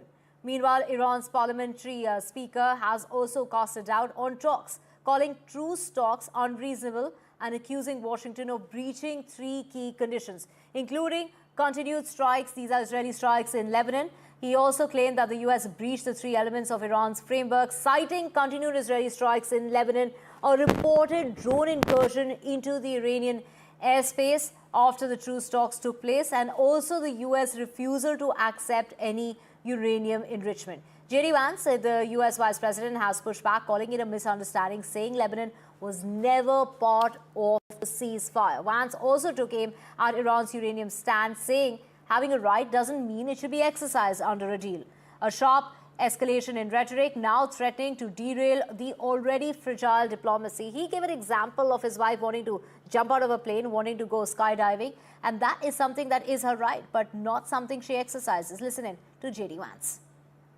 I think the third thing that he said was Lebanon, okay? And again, I actually think that is a reasonable misunderstanding, but neither us nor the Israelis said that that was going to be part of the ceasefire. Again, we're working with people to try to get through some of these things, but it's really fundamentally, we're on the right track. We got a lot more to do. We got a lot more that the Iranians are going to have to accept as part of this negotiation, but I think we've got a strong hand and we're going to play it well. The second thing Ghalibaf said, which again I found fascinating, is he said, we refuse to give up the right to enrichment. And I thought to myself, you know what? My wife has the right to skydive, but she doesn't jump out of an airplane because she and I have an agreement that she's not going to do that because I don't want my wife jumping out of an airplane. We don't really concern ourselves with what they claim they have the right to do. We concern ourselves with what they actually do. And I think the president's been very clear on the enrichment question. Lebanon is not part of the ceasefire. That has been relayed to all parties involved in the ceasefire. As you know, Prime Minister Netanyahu put out a statement last night in support of the ceasefire, in support of the United States' efforts, and he's also assured the president they'll continue to be a helpful partner throughout the course of the next 2 weeks. Well, to know more on this, Aditya Rajkal, my colleague, joining us. Aditya, of course, there is a claim that is being refuted. Iran, they're saying that Lebanon was part of the deal, but of course the White House and J.D. Vance, they're saying that this was never part of that truce agreement that was reached upon. This is only 24 hours after the ceasefire, and that's why there's a huge contradiction from what we are hearing from Tehran and from the DC. Well, there was a huge sigh of relief, Divya, when we heard that finally there's a ceasefire, finally there will not be missiles flying all across the Middle East, and those countries in the Middle East who chose, in fact, not to enter the war, still bearing the brunt of the same. And even more than 24 hours after the ceasefire was officially announced by both US President Donald Trump and the Iranian Foreign Minister Argachi, we do not have a consensus developing on what the terms of the initial ceasefire would be. So what we are seeing right now is that Israel continues to pound its biggest attack ever against Hezbollah in Lebanon, in which more than 250 people have been killed, many others injured. At the same time, Iran continues to fire missiles on US allies in the region, including UAE, Kuwait, Bahrain, and others. Apart from that, while tonight we will see Jared Kushner, Trump's son-in-law, Steve Witkoff, the chief negotiator, and of course J.D. Vance, the U.S. vice president, landing in Islamabad. And tomorrow is the day when they will be meeting the Iranian delegation led by Ghalibaf, who is, of course, the Iranian parliament speaker, and there would be others in his team. The bigger question would be, is a consensus on a larger long-term ceasefire really possible when there is no agreement on Strait of Hormuz, there is no agreement at the same time on Lebanon? You know, there was consensus that we were told has been developed on Strait of Hormuz, where Iran and, of course, Oman will jointly, take some kind of a surcharge, some kind of a tax or toll from the ships passing by, and they will be having dominance there. But now Iran has shut off and closed completely the Strait of Hormuz. Israel on the other side and US as well are saying that Lebanon is not part of the ceasefire deal. So these are two major bone of contention that remains as of now. So there's no larger consensus that has been developed. 40 days of relentless war only continues. It might have reduced a little, but missiles are still flying, drones are still flying, and there's no answer that the Trump administration or the Iranian government is giving the people that when the ceasefire will be fully adopted. So all eyes will be on Islamabad, whether Pakistan will be able to broker that peace. Right, Highly unlikely. Right, if Lebanon is not part of the deal, then nor is the Strait of Hormuz. Well, absolutely. That is the entire bargaining chip that both sides really have. But it's very unlikely that Israel will stop its operation in Lebanon, because if you see the larger scheme of things that has developed ever since the 7th October terror attacks in 2023, what Israel's game plan or security strategy has been that they are creating a buffer zone in Gaza when they acted against Hamas. They are adopting a similar strategic approach when it comes to operations in Lebanon. They are creating a buffer zone in the Lebanese territory, and they do not want Hezbollah to rearm, regroup against Israel yet again. So they will try to annihilate and completely wipe out Hezbollah and create that kind of a buffer zone so that more attacks do not happen. So Israel is unlikely to agree. US perhaps is supporting Israel in this endeavor. And at the same time, on the Strait of Hormuz, there is a continuous, discussion and debate and angry remarks continuing. Trump, in its latest warning, has said that if the Strait of Hormuz does not open, the shooting will begin again. Is this just dramatic theatrics, or will we see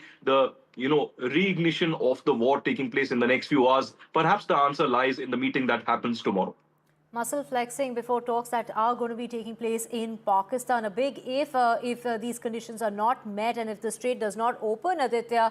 And let's talk about that shaky ground on which the ceasefire has been agreed upon. My colleague Vishal gets us all the details. Well, there are many ways we can say that this is a fragile ceasefire and it's on a shaky ground. We'll look at a list of items that prove that this is far from, at the end of war. The first one is that Israel-Lebanon front is still active. US and Israel have collectively said Lebanon is not part of the deal. But what is interesting here is that Iran clearly says Lebanon must be included, and also the fact that Pakistan had said in the beginning when the fragile ceasefire was announced that ceasefire covers Lebanon. So this is a crucial point. There seems to be a big debate on this. And this other one is that strategic tensions still continue. Iran has closed Hormuz after the attacks on Lebanon. So is another contentious point, and US had clearly stated that Hormuz will reopen as soon as the ceasefire deal kicks in. That has not happened, and there are inconsistencies as far as uranium is concerned, because Trump had claimed that Iran won't be enriching uranium. That is not the case. Iran has clearly stated in the proposal that it seeks acceptance of uranium enrichment. That is one of the key proposals that Iran has given out. And there are also ongoing strikes going on. Saudi Arabia, UAE, Kuwait, Qatar, Bahrain, they've all reported attacks in the wake of the announcement of ceasefire. So these are some of the biggest highlights that seem to indicate that it is far from, the peace and calm in the area, and we'll have to have some more, detailings and some more talks as far as the ceasefire is concerned. It will take some time before we see the end of the war. Right. Thank you so much, Vishal, for breaking it down for us. Vishal, they're talking about the 2-week ceasefire that has been agreed upon between both sides, the United States and Iran, and strikes that have continued to pound several parts of Lebanon, particularly the southern part of Lebanon, including Beirut and Tyre and other areas that are coming under attack. As per reports, Israeli forces have killed at least 254 people across Lebanon in the country's most devastating day of conflict after the US and Iran managed to agree on that 2-week truce deal. Now, reports are suggesting Iran is considering withdrawing from the agreement, and that is what they agreed upon as far as the ceasefire is concerned, and unwilling to participate in the next round of peace talks that are to take place in Pakistan tomorrow, the 10th of April. If the Israeli strikes on Lebanon do not come to an end, then the deal is off, is what Iran is saying. In the first address after the truce, Israeli Prime Minister Benjamin Netanyahu said that the strikes on Lebanon and Hezbollah will not stop, and that was not part of the agreement. The White House also said the same, and all parties involved were aware that Lebanon was not part of the truce. That is what, in fact, Donald Trump has also said. That was another skirmish. That's a separate skirmish, not part of the deal, and that the next round of talks would take place in Pakistan, and that is really going to be key. But Hezbollah maintains that Lebanon was part of the agreement. In fact, they say that that is what Iran had categorically said, and warned that any ceasefire must apply across all fronts. يحترم الإسرائيلي هذا الأمر أم لا يحترمه هذا شيء آخر، ولكن بالوثائق اللي تم التوصل إلى، بالإعلان اللي حكيه رئيس الوزراء الباكستاني، لبنان هو جزء من هذا الاتفاق، وبالتالي وقف إطلاق النار يجب أن يسري على لبنان كما يسري في أي مكان آخر. هذا كلام لا لبس فيه أبدا. وأضيف إلى هذا الكلام أن وزير الخارجية الإيراني عرقشي عندما اتصل بالرئيس بري هو أكد له أنه نحن أي اتفاق سيكون، يعني هذا موقف معلن ليس فيه اجتهاد ولا تأويل ولا أي شيء، أنه إيران لن تقبل بأن تذهب إلى وقف إطلاق نار على الجبهة مع الآخرين دون أن تكون مشمولة كل الجبهات الأخرى اللي عم تتعرض لهذا العدوان المفروض من أمريكا وإسرائيل.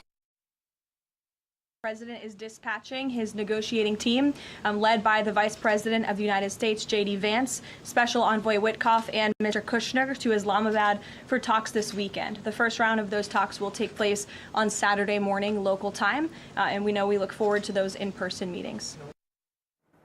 Meanwhile, a 13-year-old girl captured the moment Israel began its assault on Beirut, running with her father to escape on the first day of the ceasefire between US and Iran. Israel has said that it struck over 100 sites, and all this happened in less than 10 minutes' time. That is the strikes that are continuing in Lebanon. Let's take a look. Yeah.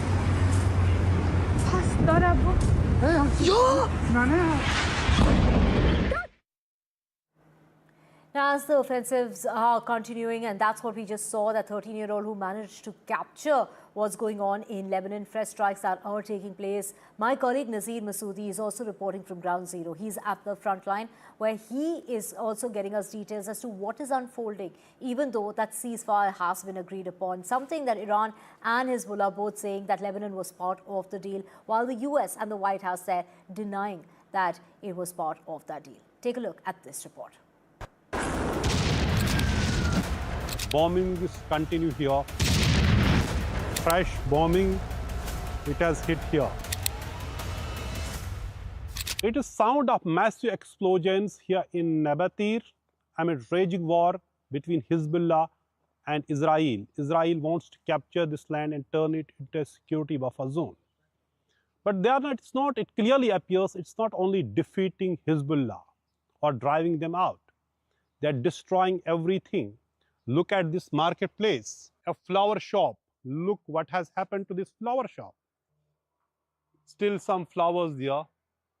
It is the recent bombing here which has destroyed everything here. And only thing you can see here is the debris, wreckage of multi-story buildings reduced to rubble. Look at again this multi-story shopping complex completely destroyed. Completely destroyed. And even these mannequins have not been spared. They are also damaged in this clothes shop. Look at this. Everywhere you see is the rubble. So it is clearly not just to, dry out Hezbollah, defeat Hezbollah, but here it is destroying Hezbollah. It clearly, the Israeli bombing is destroying everything here to make this place uninhabitable. I'm at Tyr in South Lebanon, and behind me the area which has been largely captured by Israel, almost 8 kilometers deep inside Lebanese territory. This area where this bombing is taking place, look at this bomb has hit this place. Bomb has hit this fresh bombing, it has hit here. It has hit here. So this is the situation here in Tyr area. As we talk about this large area, we have seen it earlier in the visuals Israeli Defense Forces releasing, showing how they have destroyed villages after classifying them as enemy territories, so enemy locations. So very, very tense situation here. It continues, war continues here in Lebanon, despite a larger ceasefire announced by the United States and Iran. It's a cafe which was targeted here, and it has caused a massive destruction. It was a busy marketplace here in Saidun, but this is what is here. So always Israel talks about they are targeting Hamas, Hezbollah here in Lebanon. But clearly it would not be Hezbollah in every cafe and in this busy marketplace. And they would be killing and then claiming everybody is Hezbollah. So this is actually happening here again and again, and busy, congested places are being also targeted, marketplaces, in the name of fighting Hezbollah.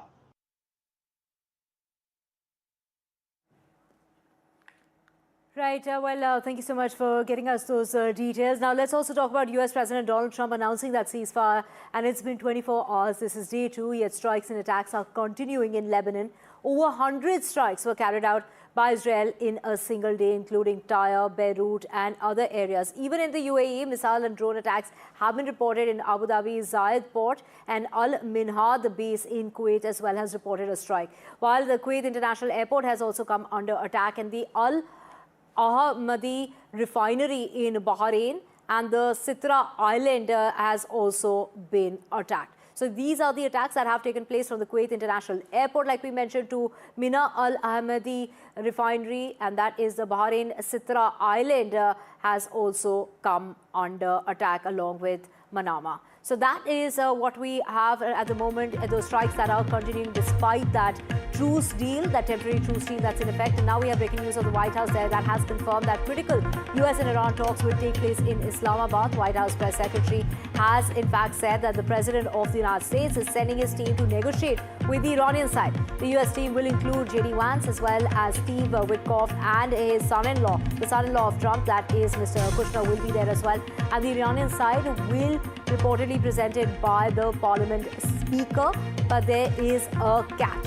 And the catch is Iranian ambassador there says talks will be based on our 10 demands. Do remember there was a 10-point plan that was produced by Iran, which was in fact thrown out. They came back with a reasonable plan, and that was agreed upon. And that, of course, is a plan that included opening of the strait. The strait that is now closed. Talks will be based on our demands, and that is what Iran's ambassador has said. That the Iran delegation that will be meeting. There is, despite this, there is a lot of skepticism in regard to the talks that will be taking place. And this is, do remember that they had walked out of those talks if those demands weren't met, and out of the 10 demands they came back with a more reasonable plan which was agreed upon. Vishal, my colleague, joining us. Vishal, there are 10 demands that Iran is again now talking of. Do remember initially that plan that they came up with, the 10-point plan, was thrown out. They then had to come back with a more reasonable plan which was agreed upon as far as the ceasefire agreement is concerned. But this is all happening before the talks that are to take place in Islamabad, something that is being confirmed, and that they will go ahead with the talks, even though we are seeing attacks continuing, whether it's in the Gulf countries, whether it's in Iran or particularly in Lebanon. Yes, and this is the first time Iran has clearly mentioned that they will have some kind of representation as far as the talks are concerned in Islamabad. US had already spoken that JD Vance will be present there in company of Steve Witkoff and Jared Kushner, the three representatives of the US side. Iran had not made it clear who will be there. Many reports had indicated that Ghalibaf could be representing Iran, but Ghalibaf himself has rebuffed the talks around most of these points. But this latest indicates that there will be some kind of talk. There is skepticism, of course, but there will be some diplomatic initiative taken by the Israeli side, is what the envoy has said. And the delegation will arrive tonight in Islamabad. The talks are scheduled to happen on Saturday. So they will have about 24 hours to prepare for the talks. And they are based on the 10 points proposed by Iran. So confusion, whether the confusion still prevails or not, that is the biggest question, because the whole confusion started by the fact that Iran had presented a 10-point proposal in English and in Farsi, and the Farsi one had a slightly different tone. Farsi one had the indication that Iran is not willing to let go of the uranium enrichment program. It's actually wanting to scale up the program. So that's where most of the confusion lies at the moment. So we'll have to see whether or not the authorities on both the sides have reached some kind of agreement on that particular contentious point. Right, of course, this is, confirming that the Iranian delegation will be reaching Islamabad tonight, and that is before the talks that will be taking place tomorrow, the 10th of April, with the US side. And we do know it is JD Vance that's going to be fronting those talks along with Steve Witkoff and also the son-in-law of Donald Trump, Mr. Kushner, there as well. But take us through, the Strait of Hormuz is the sore point here, is the point of contention, the flashpoint. And if the strait remains closed, will the talks even be taking place, is the big question. Of course, after Lebanon, which seemingly is the biggest contentious point right now, Strait of Hormuz is the second one because, most of the talks around the war in the 5 weeks of duration have revolved around Strait of Hormuz, and there was a brief period of time after the ceasefire deal was announced when there was traffic flowing in and across Strait of Hormuz. But that stopped after the Israeli side executed those biggest attacks on the Lebanese soil ever since the war started. That was yesterday, and that was in the wake of the ceasefire announcement. In response to that, Iran has closed off Strait of Hormuz again. So that puts the whole question to both the sides again as to what kind of agreement is there actually, because the three four biggest points that are still there, they are still swirling over the parties. There's still no answer to these questions. Both the parties are saying different things. So if both the parties actually go on to speak in Islamabad, we'll have to see how that unfolds. There will be big contentions.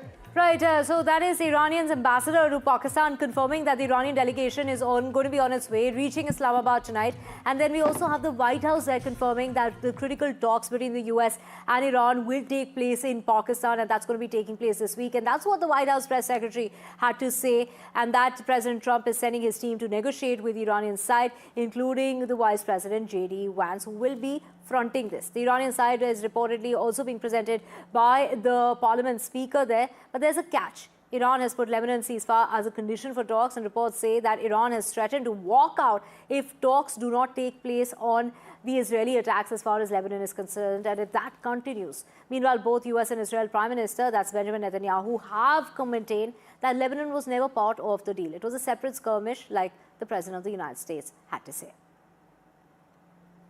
Let's also talk about, so those are the people that will be fronting those talks that are going to be taking place. Both sides have confirmed that talks will continue despite the violation that we are seeing of the ceasefire, particularly by Israel when it comes to Lebanon. That is something that Iran has, categorically said. Hezbollah has also said that was part of the deal.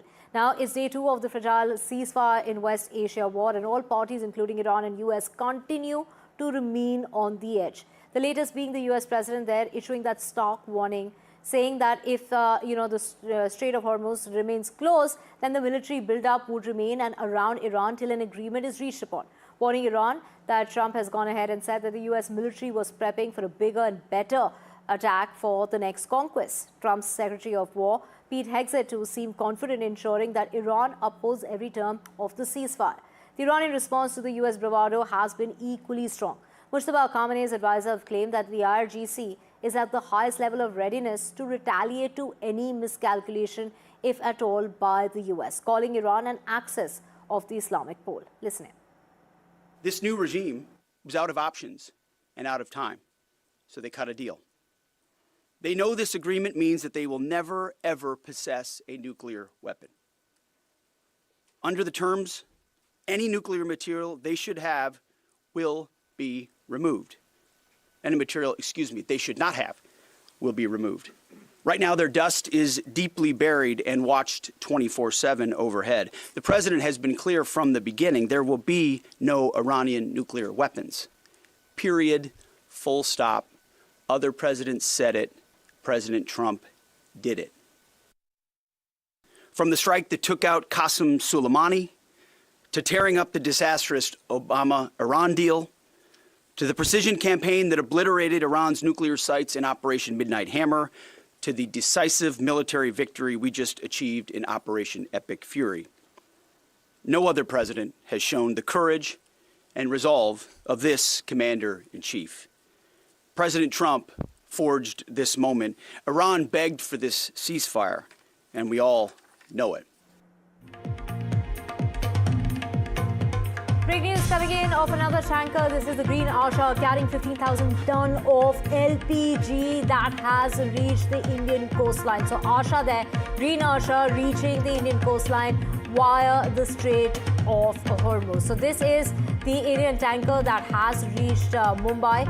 The tanker is carrying 15,000 tons of LPG, and this is the huge respite that India has, another vessel that has crossed that Strait of Hormuz. Do remember the Strait of Hormuz that was opened yesterday has again been shut, and now this is marking the 9th such vessel that has come out of the Strait of Hormuz and reached India. Well, my colleague Himanshu joining us. Himanshu, take us through the numbers now. This is marking the 9th vessel that's reached India. How many more to go?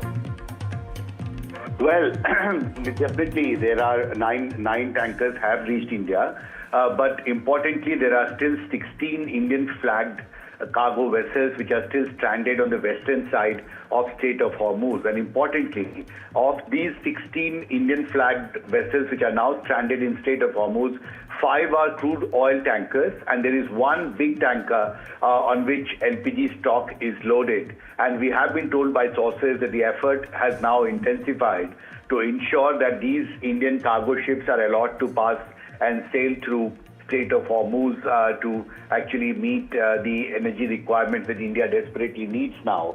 And so in that context, I think Green Asha reaching India, of course, is a news of relief for both common people and also for the government, which has tried very hard in the last 40 days to ensure that the Indian cargo vessels and tankers which are stranded in Strait of Hormuz are given the safe passage. And I think sources also say that India is confident that with this thaw in this war in the Middle East, a safe passage will very soon be given to other 5 crude oil tankers and 1 big LPG tanker remains stranded now in Strait of Hormuz. Divya. Thank you so much, Himanshu, for getting us the details of the 9th tanker that has reached Mumbai.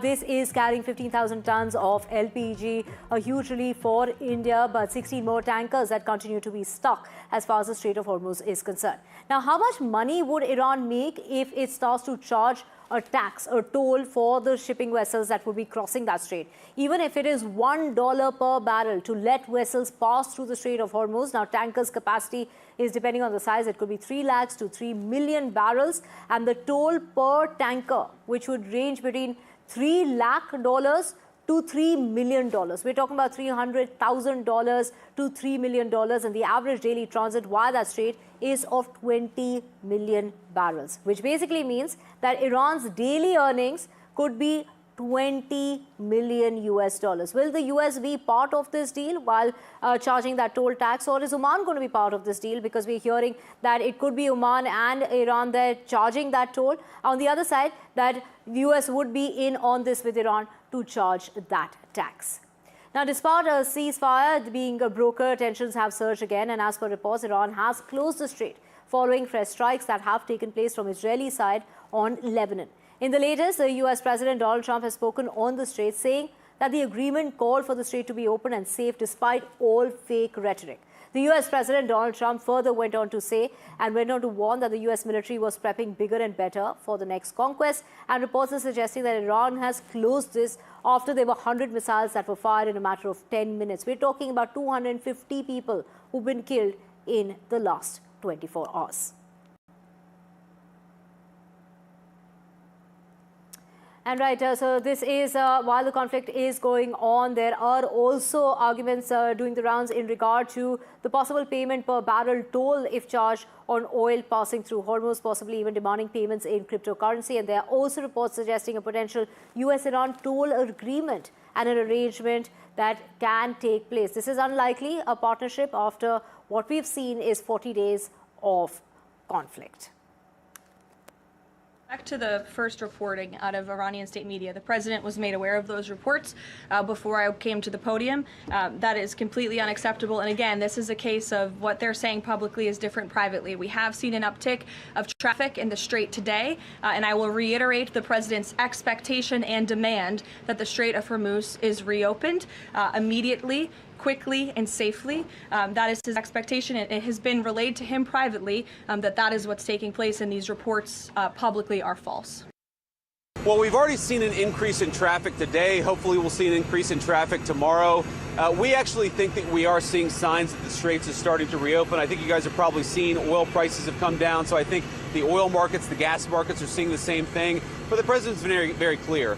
The deal is a ceasefire, a negotiation. That's what we give. And what they give is the Straits are going to be reopened. If we don't see that happening, the president is not going to abide by our terms if the Iranians are not abiding by their terms.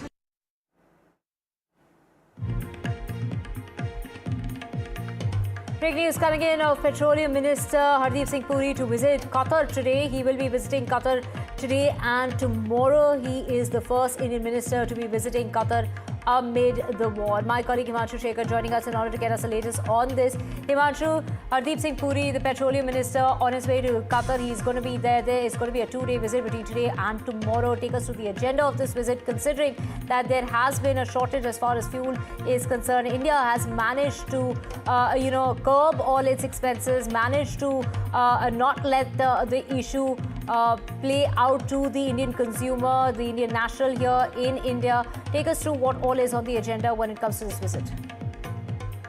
Well, this is a very, very important diplomatic visit in the midst of the conflict in the Middle East. And remember, it is important to understand that Qatar is strategically one of the most important countries in the Middle East region. India imports around 40% of its total LNG stock from Qatar. This is important because we are very highly dependent on the import of the LNG. And economists say that India imports around 50% of its total needs from different parts of the world, of which 40% comes from Qatar.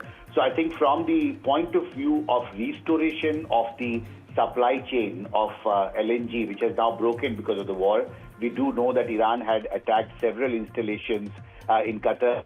told that the biggest LNG export factory was also attacked by Iran, and that led to the closure of that factory, which has disrupted supply of LNG from Qatar to India. So this is part of that larger exercise to repair ties, to repair these global supply chains, and this is a part of that strategy that the Petroleum Minister has now decided to leave for Qatar today. And I think we'll have to wait and see about the outcome, but clearly it's an assertion of the fact that Qatar remains a very important country for India as far as the LNG imports are concerned. And the Petroleum Minister is expected to meet top leadership of Qatar and reiterate support for Qatar in this hour of crisis, and also hold talks on restarting the supply of LNG, which India desperately needs for domestic needs. Right, the domestic needs. Well, thank you so much, Himanshu. A very crucial visit coming about amid the war with the Petroleum Minister visiting Qatar between today and tomorrow. Now, the big question on everyone's mind is what will happen to Iran's contentious nuclear program after it reaches an agreement with the Trump administration? Will Tehran surrender its enriched uranium or keep maintaining strategic leverage and risk its future confrontation? Let's take a look at this report.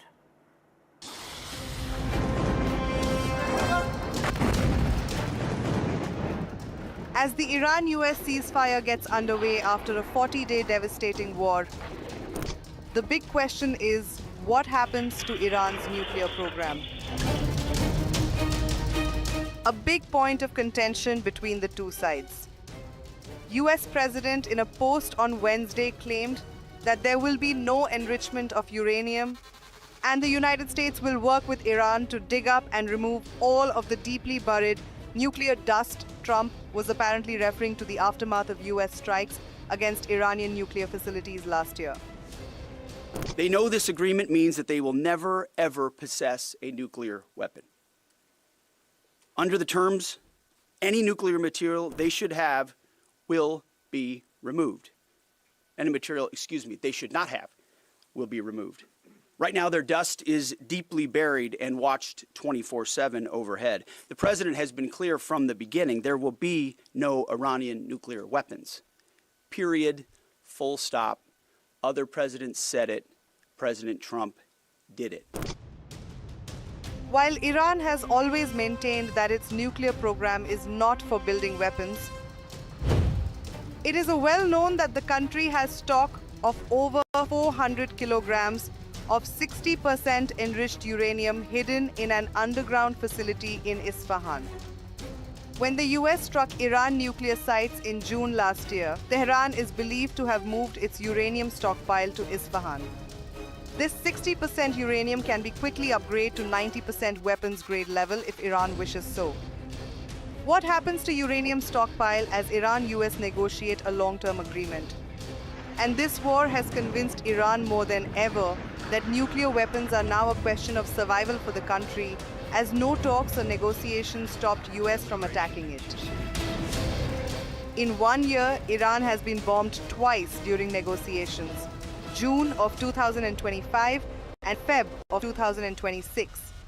Plus, Trump also junked the Obama-era Iran deal of 2018, further convincing Tehran that pacts have no sanctity for this American regime, and any new administration can tear apart old agreements.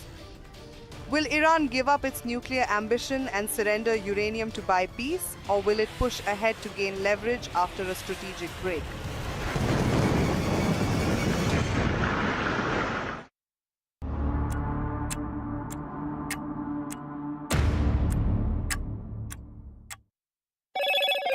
Hello, Moto. Motorola, India's leading AI smartphone brand.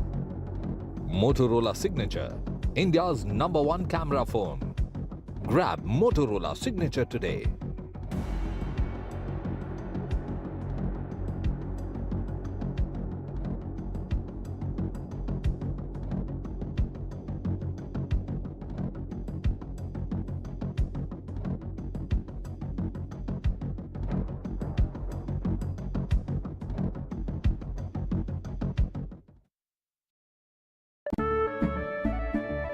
केसरिया से मन जो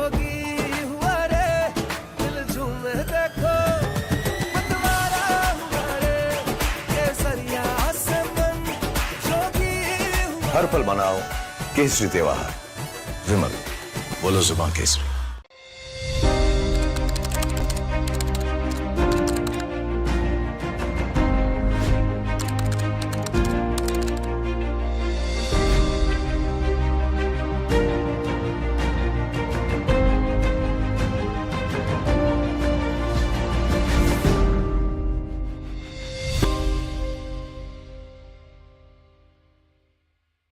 मैं शुरुआत करूंगी औकात की बात। युवा जो होता है Change the game because there's no game. Young voices. To make India Big ideas. Bharat एक युवा देश है. A generation debating its future. Small things in life. Some bold takes. Bharat 2047 का इंतजार नहीं करेगा. We want to be entrepreneurs. Live your life to your best potential to the Some uncomfortable truths. जिए और उसके बावजूद भी हिम्मत दिखाते हैं, हंसते हैं, गाते हैं, नाचते हैं. NDTV Yuva, the voice of young India, coming soon. As 5 election battlefields erupt, NDTV is bringing back the basics. India's elections in never-before light, where pure data drives the politics. Number crunching is in NDTV's DNA. So hold your horses before you reach any sweeping conclusion. Because elections plus data is NDTV. The NDTV election team ready and raring to go. The numbers came.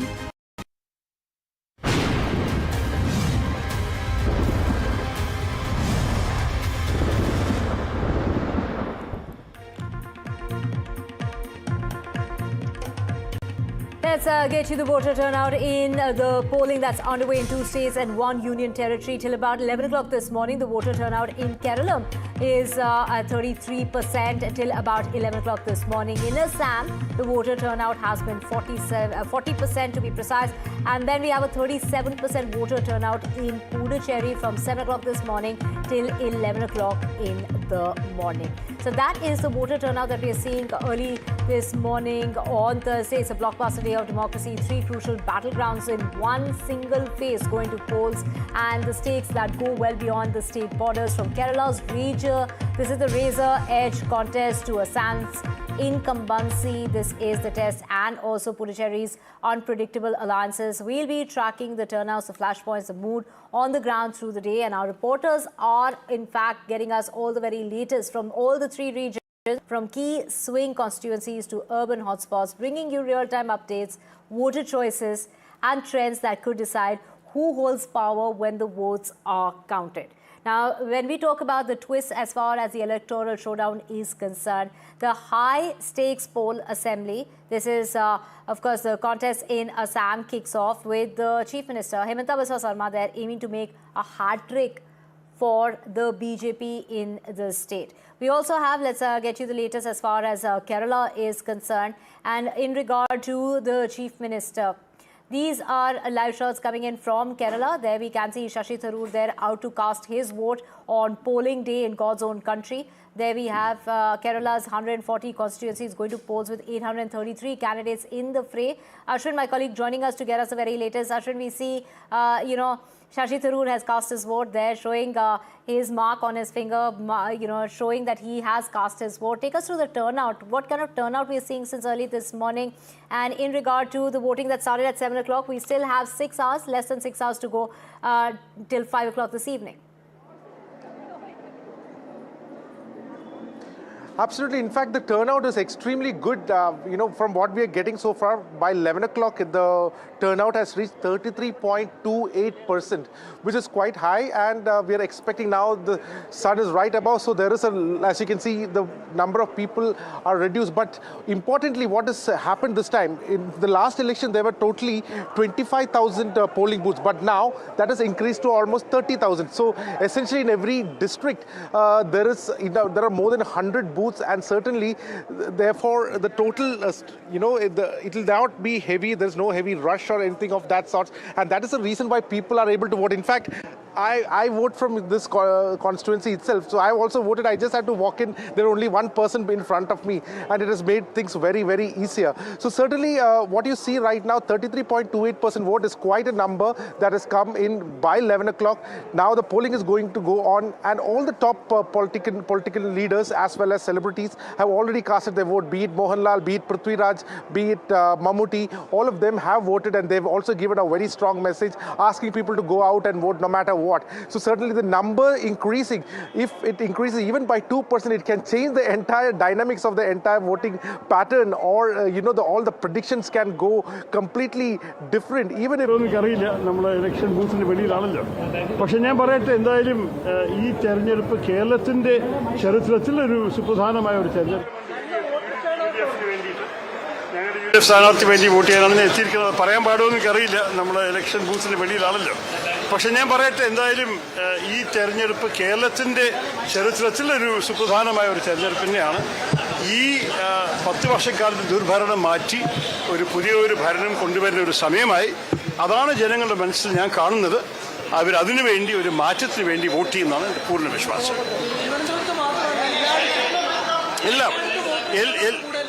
എല്ലാവരുടെയും vote turn out നല്ലതാണ്. അതിൻ്റെ അർത്ഥം ജനങ്ങൾ മനസ്സിലായി ഇതിൻ്റെ പ്രാധാന്യം. അവർക്ക് മനസ്സിലായി. അവർ വന്ന് വോട്ട് ചെയ്തിട്ടില്ലെങ്കിൽ ചിലവർ ഈ കാർഡേഴ്സൊക്കെ ഒരു പക്ഷേ ഇറങ്ങിയിട്ട് ഇലക്ഷൻ മറ്റേവർക്ക് വേണ്ടി മാറ്റാൻ സാധിക്കും. അതുകൊണ്ട് സാധാരണ ജനങ്ങൾ വന്ന് വോട്ട് ചെയ്യാൻ ആഗ്രഹിക്കുന്നു. നിങ്ങൾക്ക് നല്ലോണം ഇഷ്ടപ്പെട്ടു.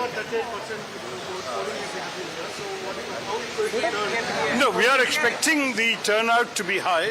It is already high by this morning's time. That is, I came here at 11:30. It was already quite high in many districts. And I would say that if you're going to look at the turnout on the whole by the end of the day, it may even surpass previous levels ever established, record levels. And that's because the people of Kerala want to vote for a change. They don't want to leave it to the normal political workers and activists to determine their future. Ordinary people are coming out to vote. That's why the turnout is high.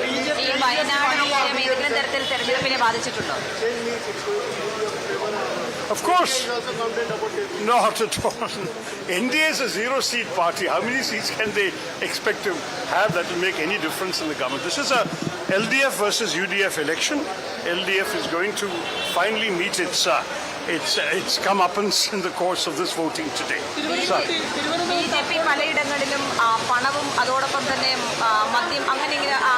ഈ ആരോപണമൊക്കെ ഞങ്ങൾ എല്ലാവരും കണ്ടിട്ടുണ്ട്.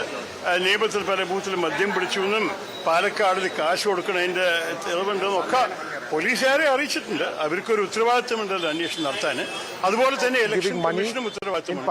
അവർക്കും the authorities must investigate this matter. എല്ലാവരും അവർ ഉത്തരവാദിത്തങ്ങൾ ചെയ്യട്ടെ. ജനങ്ങൾ എന്തായാലും പത്രം വായിച്ചിട്ട് മനസ്സിലാക്കിയിട്ടുണ്ട്, മാധ്യമം കണ്ടിട്ട് മനസ്സിലാക്കി. Let the people who are concerned inquire about it. People, however, have understood what is going on, so they will decide accordingly. I have no expectation or any kind of expectation that NDA will open its account here. I don't want to give an exact prediction, but once all the people have voted, once the number comes, I will let you know. It is our demand, it is our request that we get a comfortable majority this time for the UDF.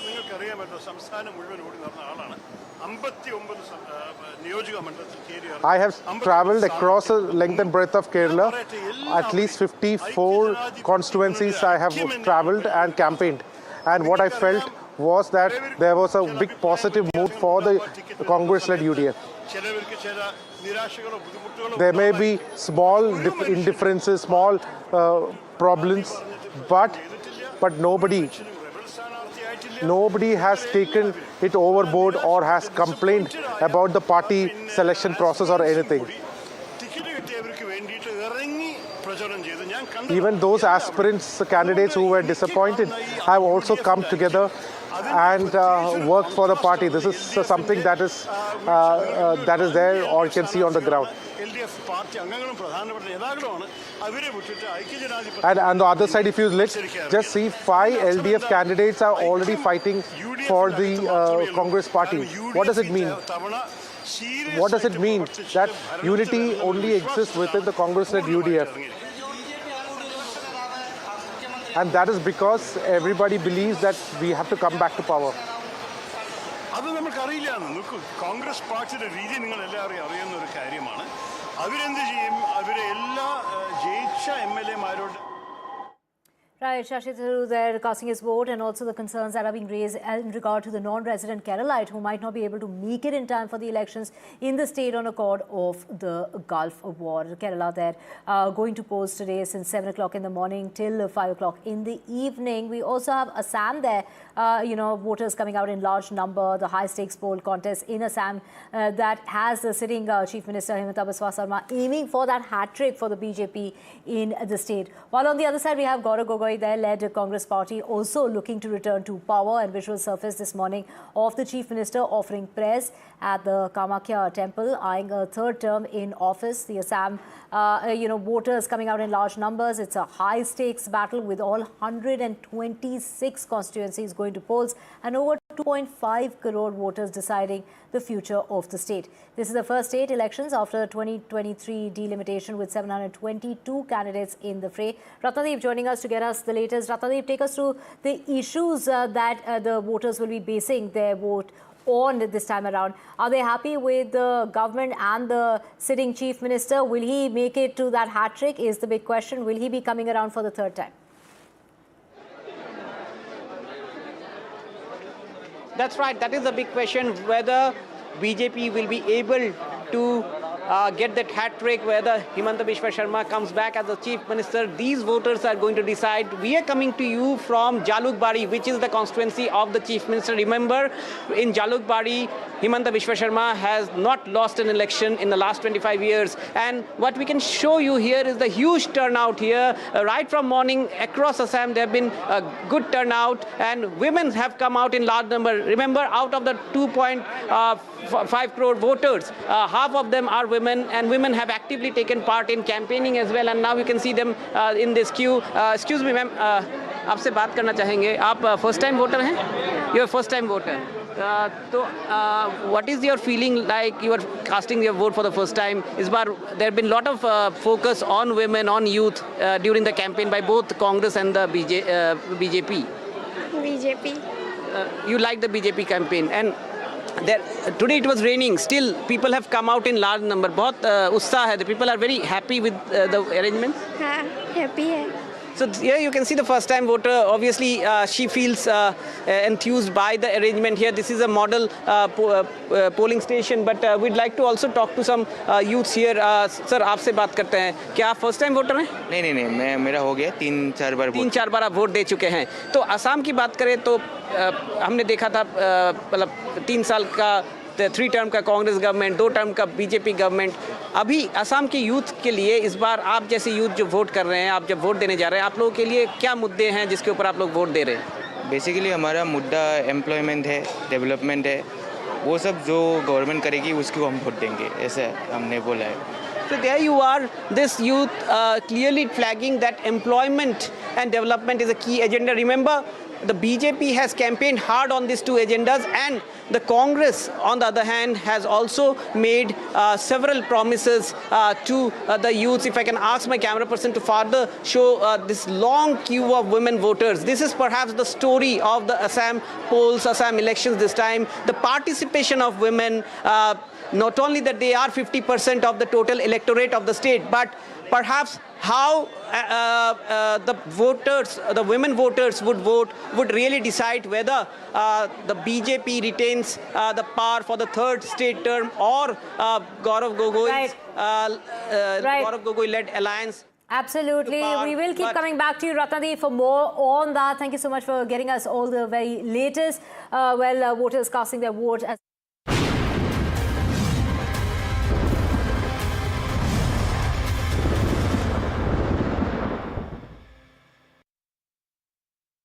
Presented by Canara Bank. Together we can.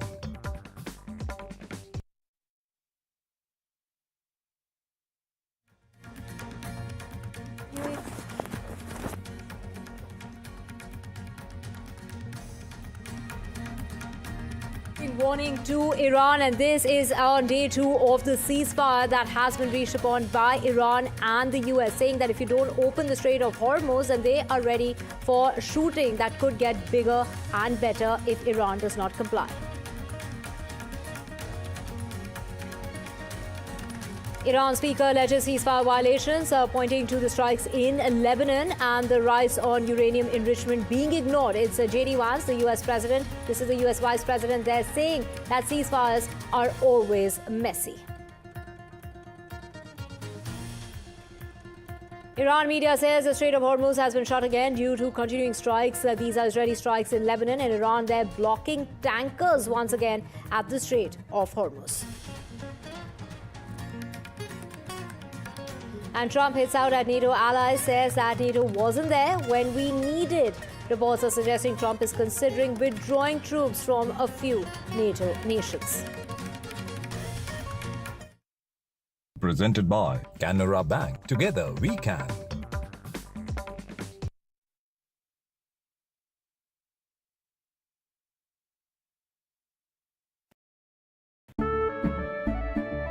केसरिया से मन जोगी हुआ रे दिल झूमे देखो मतवारा हुआ रे केसरिया से मन जोगी हुआ हर पल मनाओ केसरी त्योहार विमल बोलो जुबान केसरी मैं शुरुआत करूंगी औकात की बात। युवा जो होता है Change the game because there's no game. Young voices. To make India. Big ideas. Bharat एक युवा देश है. A generation debating its future. small things in life. Some bold takes. Bharat 2047 का इंतजार नहीं करेगा। We want to be entrepreneurs. Live your life to your best potential to the Some uncomfortable truths. जिए और उसके बावजूद भी हिम्मत दिखाते हैं, हंसते हैं, गाते हैं, नाचते हैं। NDTV Yuva, the voice of young India, coming soon.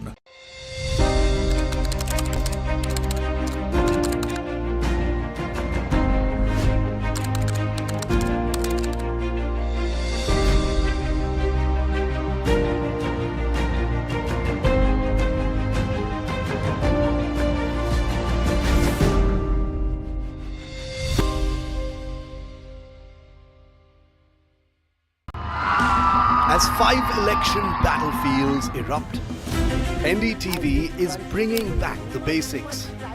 India's elections in never-before light, where pure data drives the politics. Number crunching is in NDTV's DNA. So hold your horses before you reach any sweeping conclusion. Because elections plus data is NDTV. The NDTV election.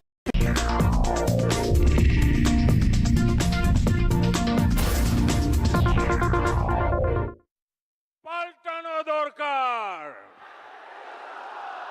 পাল্টানো দরকার, পাল্টানো দরকার, পাল্টানো দরকার। साथियों, बंगाल का ये चुनाव सामान्य चुनाव नहीं है। ये बंगाल के वैभव को फिर से स्थापित करने का चुनाव है। ये विकसित बंगाल की नींव मजबूत करने का चुनाव है और इसका पहला और सबसे बड़ा कदम होगा निर्मम सरकार की विदाई। निर्मम सरकार की विदाई करोगे ना? पूरी ताकत से बोलो, करोगे ना?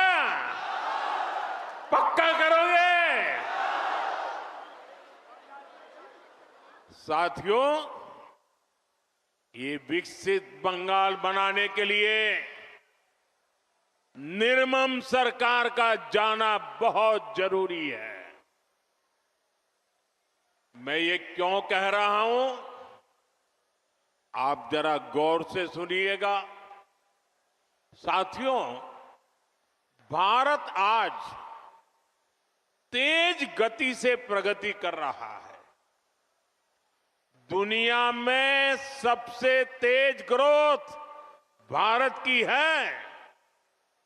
इसका मतलब है कि देश के अनेक राज्य आज प्रगति की राह पर चल पड़े हैं, कुछ न कुछ अच्छा करने का प्रयास कर रहे हैं। लेकिन टीएमसी की निर्मम सरकार,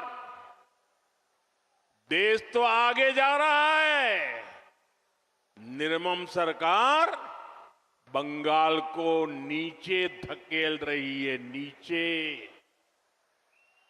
जो बंगाल कभी भारत की प्रगति का आधार था, जो बंगाल कभी भारत की मैन्युफैक्चरिंग और व्यापार को मजबूती देता था, उसी बंगाल को टीएमसी विकास के सभी पैरामीटर्स में इतना नीचे लाई है, इतना नीचे लाई है। साथियों, इस स्थिति को मेदिनीपुर, तामलुक, हल्दिया से बेहतर और कौन जानता है। सदियों पहले भी ऐतिहासिक ताम्रलिप्त एक फलती फूलती पोर्ट सिटी थी। दुनिया भर के साथ यहां से व्यापार कारोबार होता था। हल्दिया आधुनिक भारत के बड़े औद्योगिक केंद्रों में से एक था, लेकिन बीते दशकों में हल्दिया की फैक्ट्रियों में सिर्फ ताले ही लटक रहे हैं, ताले।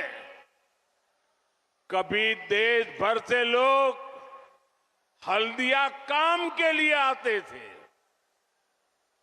आज यहां से नौजवान अंडमान जा रहे हैं, उड़ीसा जा रहे हैं, काम की तलाश में दूसरे राज्यों की तरफ पलायन कर रहे हैं। टीएमसी की निर्मम सरकार में सिर्फ और सिर्फ घुसपैठियों की फैक्ट्री फली फूली है, दंगाइयों और अपराधियों की दुकानें फली फूली है। टीएमसी की निर्मम सरकार ने फर्जी डॉक्यूमेंट बनाना और पशुओं की तस्करी, यही इंडस्ट्री डेवलप की है। साथियों, ये इसलिए हुआ क्योंकि टीएमसी की राजनीति भय पर आधारित है। उनकी राजनीति का एक ही केंद्र बिंदु है, भय। डर दिखाओ, भय पैदा करो। फैक्ट्रियां, कारखाने, निवेश, ये सब भय से नहीं, भरोसे से चलते हैं, भरोसे से।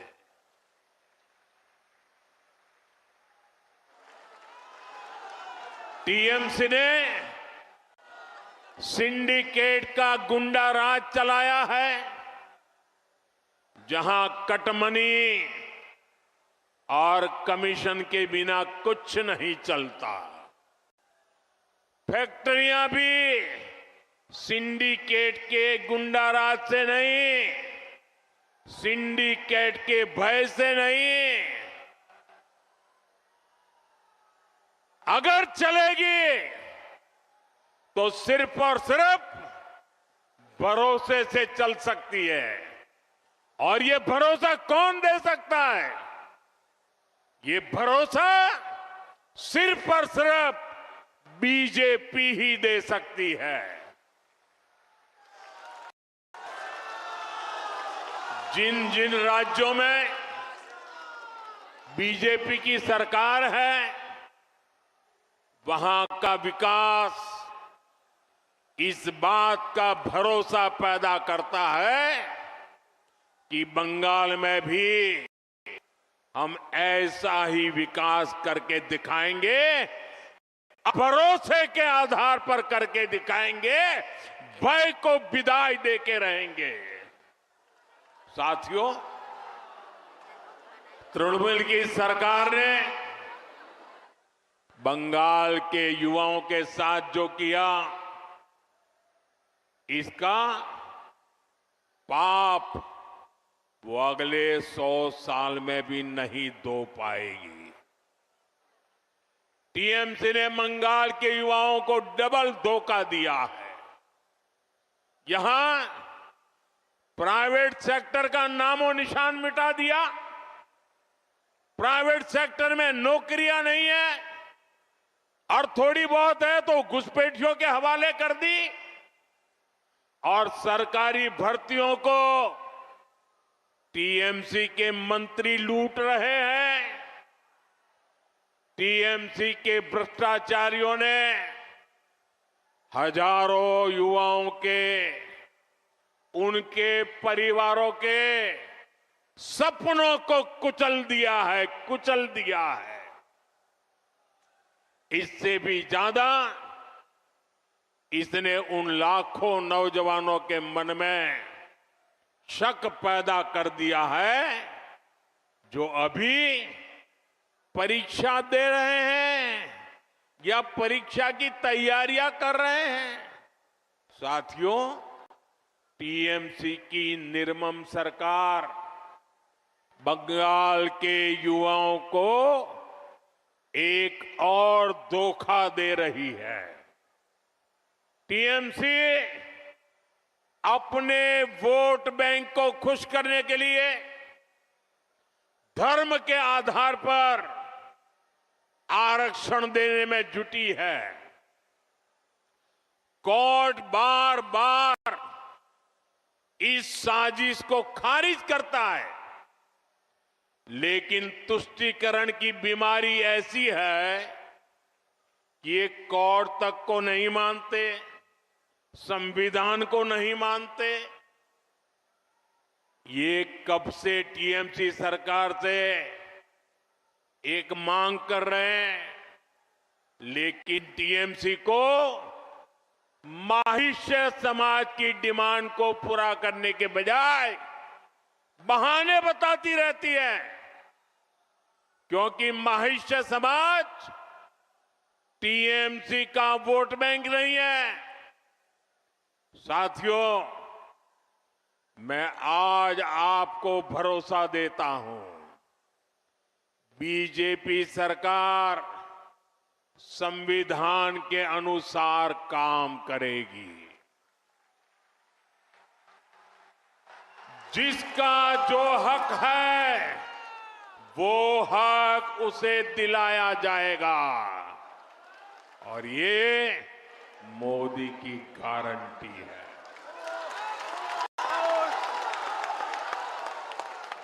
टीएमसी की चीट और चीटिंग वाली दुर्नीति,